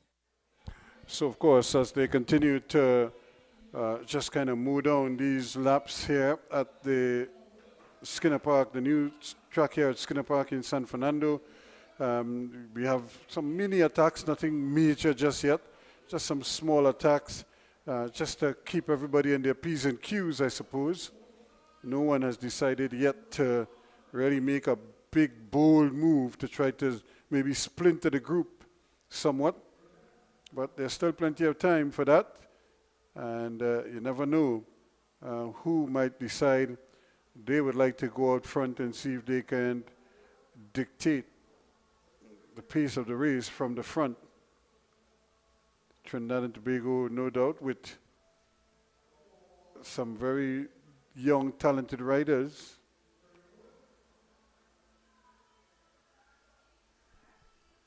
Who knows whether they'll be able to stick it out in the front.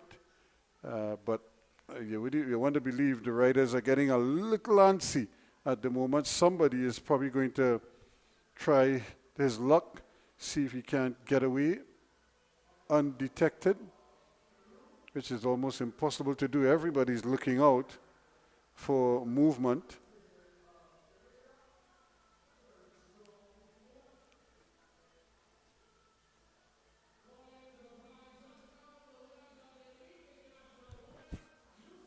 Again, Trinidad and Tobago, the strategy, they're trying to cover all the attacks.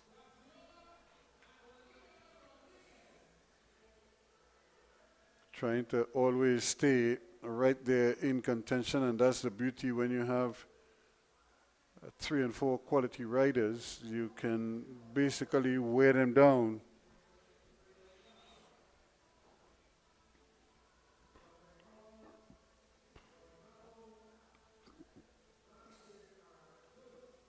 So they continue to slug it out here on the track, lap by lap by lap. They keep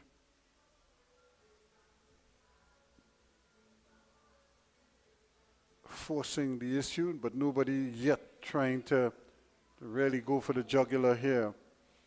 They're just kind of whispering what their intentions are.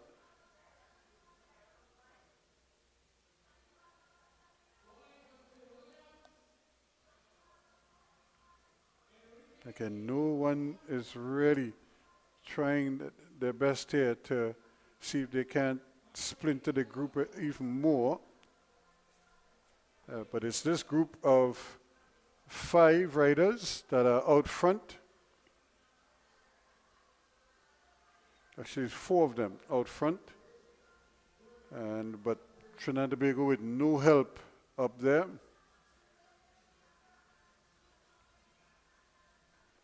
So I would imagine at some point in time, some of the riders are going to have to bite the bullet and try to bring the group back.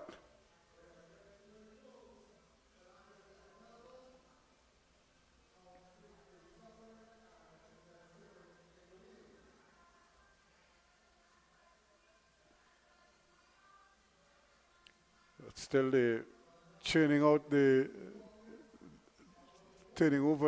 miles, the laps along the track.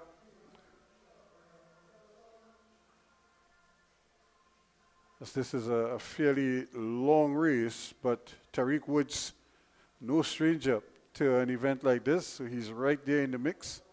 I'm sure he'd love to slow it down to allow his teammates to catch, but I just get the impression they might let them catch and then everybody will try to sprint together.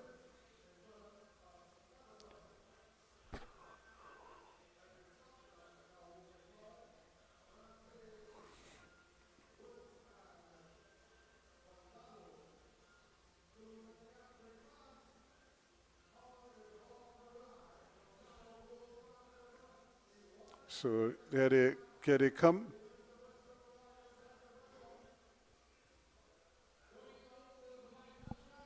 For the most outstanding juvenile female, Kyra Williams. Assisting with the prize distribution, Mr. Francis of First Citizens.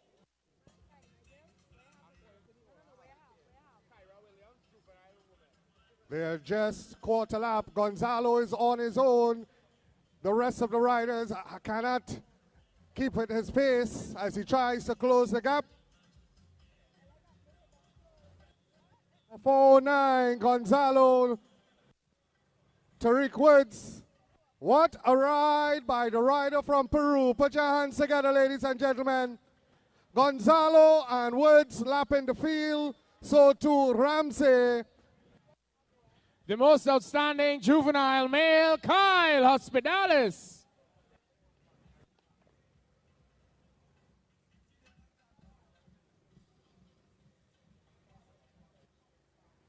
Gonzalo looked at to be strongest out of all 4 riders that have lapped the field.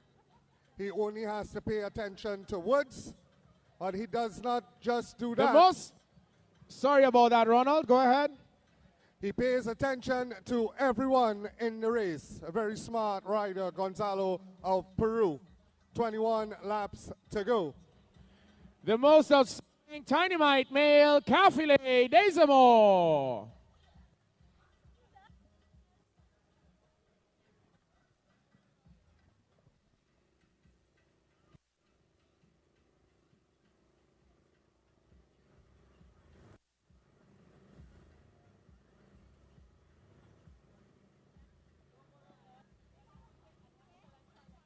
Smart riding by the rider from Peru, moving to the front, riding high, and just following all the moves.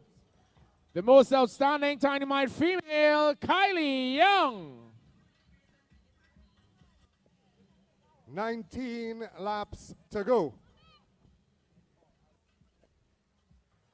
Ramsey moving to the front.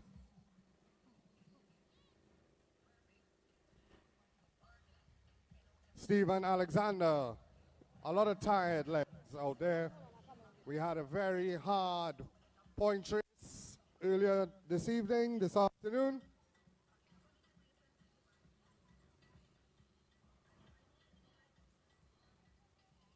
Gonzalo, who finished 4th in the points race earlier today. We'll see him in action tomorrow in the Omnium events. 18 laps to go when they come around.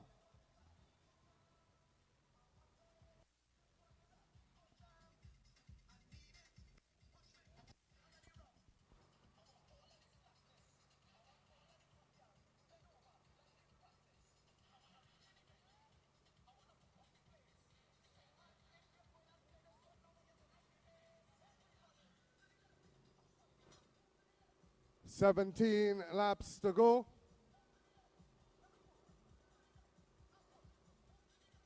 Adam Alexander coming to the front.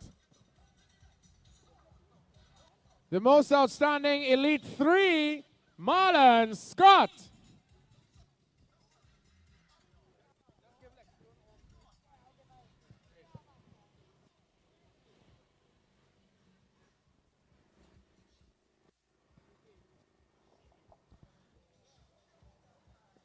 The most outstanding Elite 1, Enrique de Comamond. Adam Alexander, Francis. So again, we're looking at the riders here, just trying to now you're seeing some action heating up. but not allowing them to get away too far or leave us. Barrera out of Peru. He's just trying to cover them with 15 laps to go. And just trying to cover any attack right now. He's in the lead. He, together with Tariq Woods and a couple others, lap the field.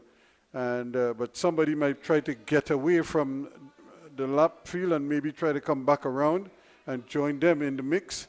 But if they have to do that, they have to do it early.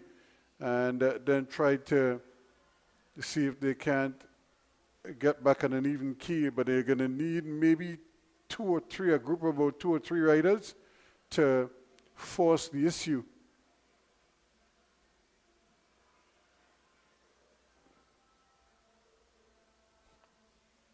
It's not going to be easy, but where there's a will, there's a way. And but this man is keeping tabs on everybody, and so strong and so determined. Tariq Woods right there on his wheel, though. Adam Alexander, the elder statesman in the Trinidad and Tobago contingent, really has put in some amazing performances in the saddle for TNT at this meet already. We still have a day to go.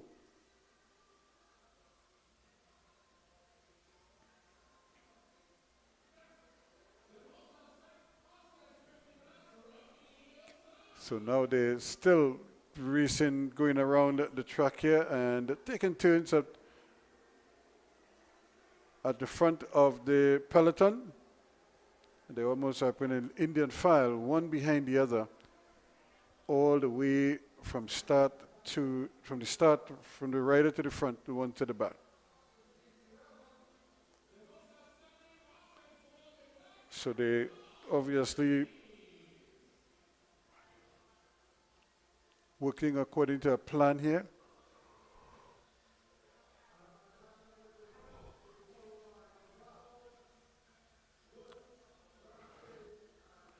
So again, the riders just doing a little bit of work, and then there's pulling up on the bank to allow somebody else to share the workload. Adam Alexander, though, going for a fairly long stretch here. He's slowing down the race to a large extent.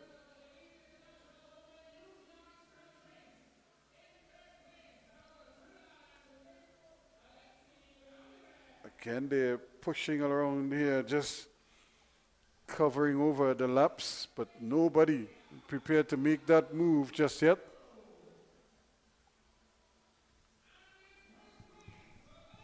Team Scully now, Team Scully right out in front. They have 2 riders leading the race at the moment.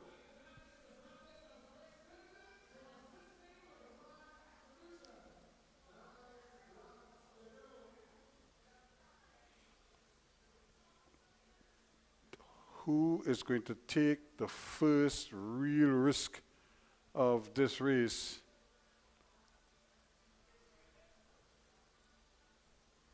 It's only time will tell as they come around again to complete another lap.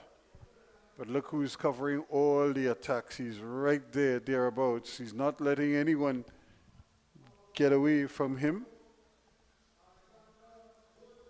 because he knows what a Herculean effort it will be for him to go and come back. 7 more laps to go, so already they're within striking distance. So I think this might very well be a sprint for everybody's going to sprint in this particular race here now. That is no more a thing. Most of these riders in here can't qualify for UCI points, so they have to run everybody to the line. We have photo finish, but really and truly we are only looking at the top 4 riders. Gonzalo,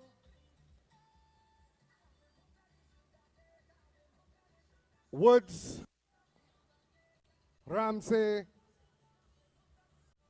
and Howard. Woods and Ramsey getting into a little bouncing match.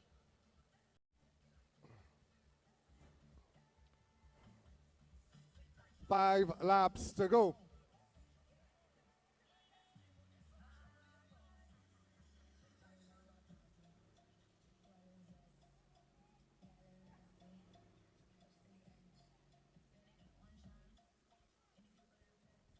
supposed to. Not supposed to.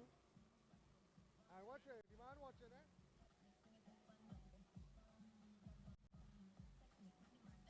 Four laps to go.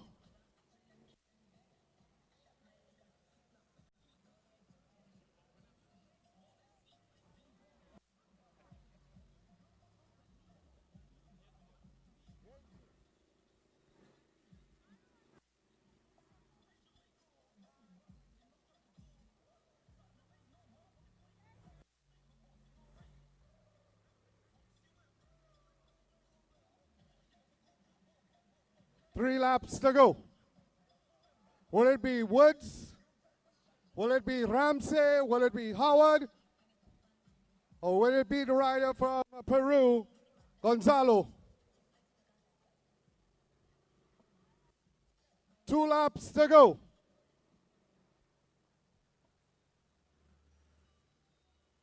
Two laps to go.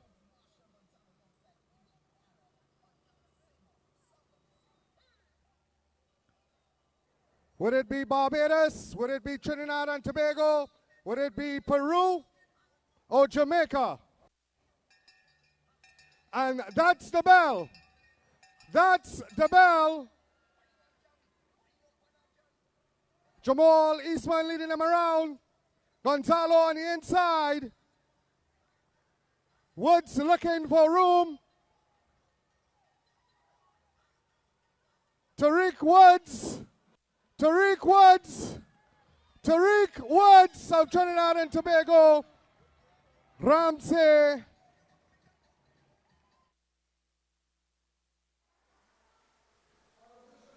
So again, another fine rider, young Tariq Woods doing his bit. And to get involved, Jamal Eastman also in the frame. Others really doing their part there.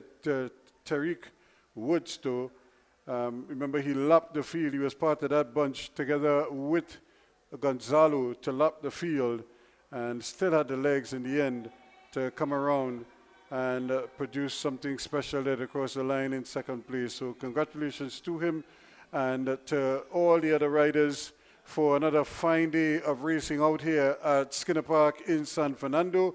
Of course, this is the end of the action at Skinner Park for this year's Easter Grand Prix.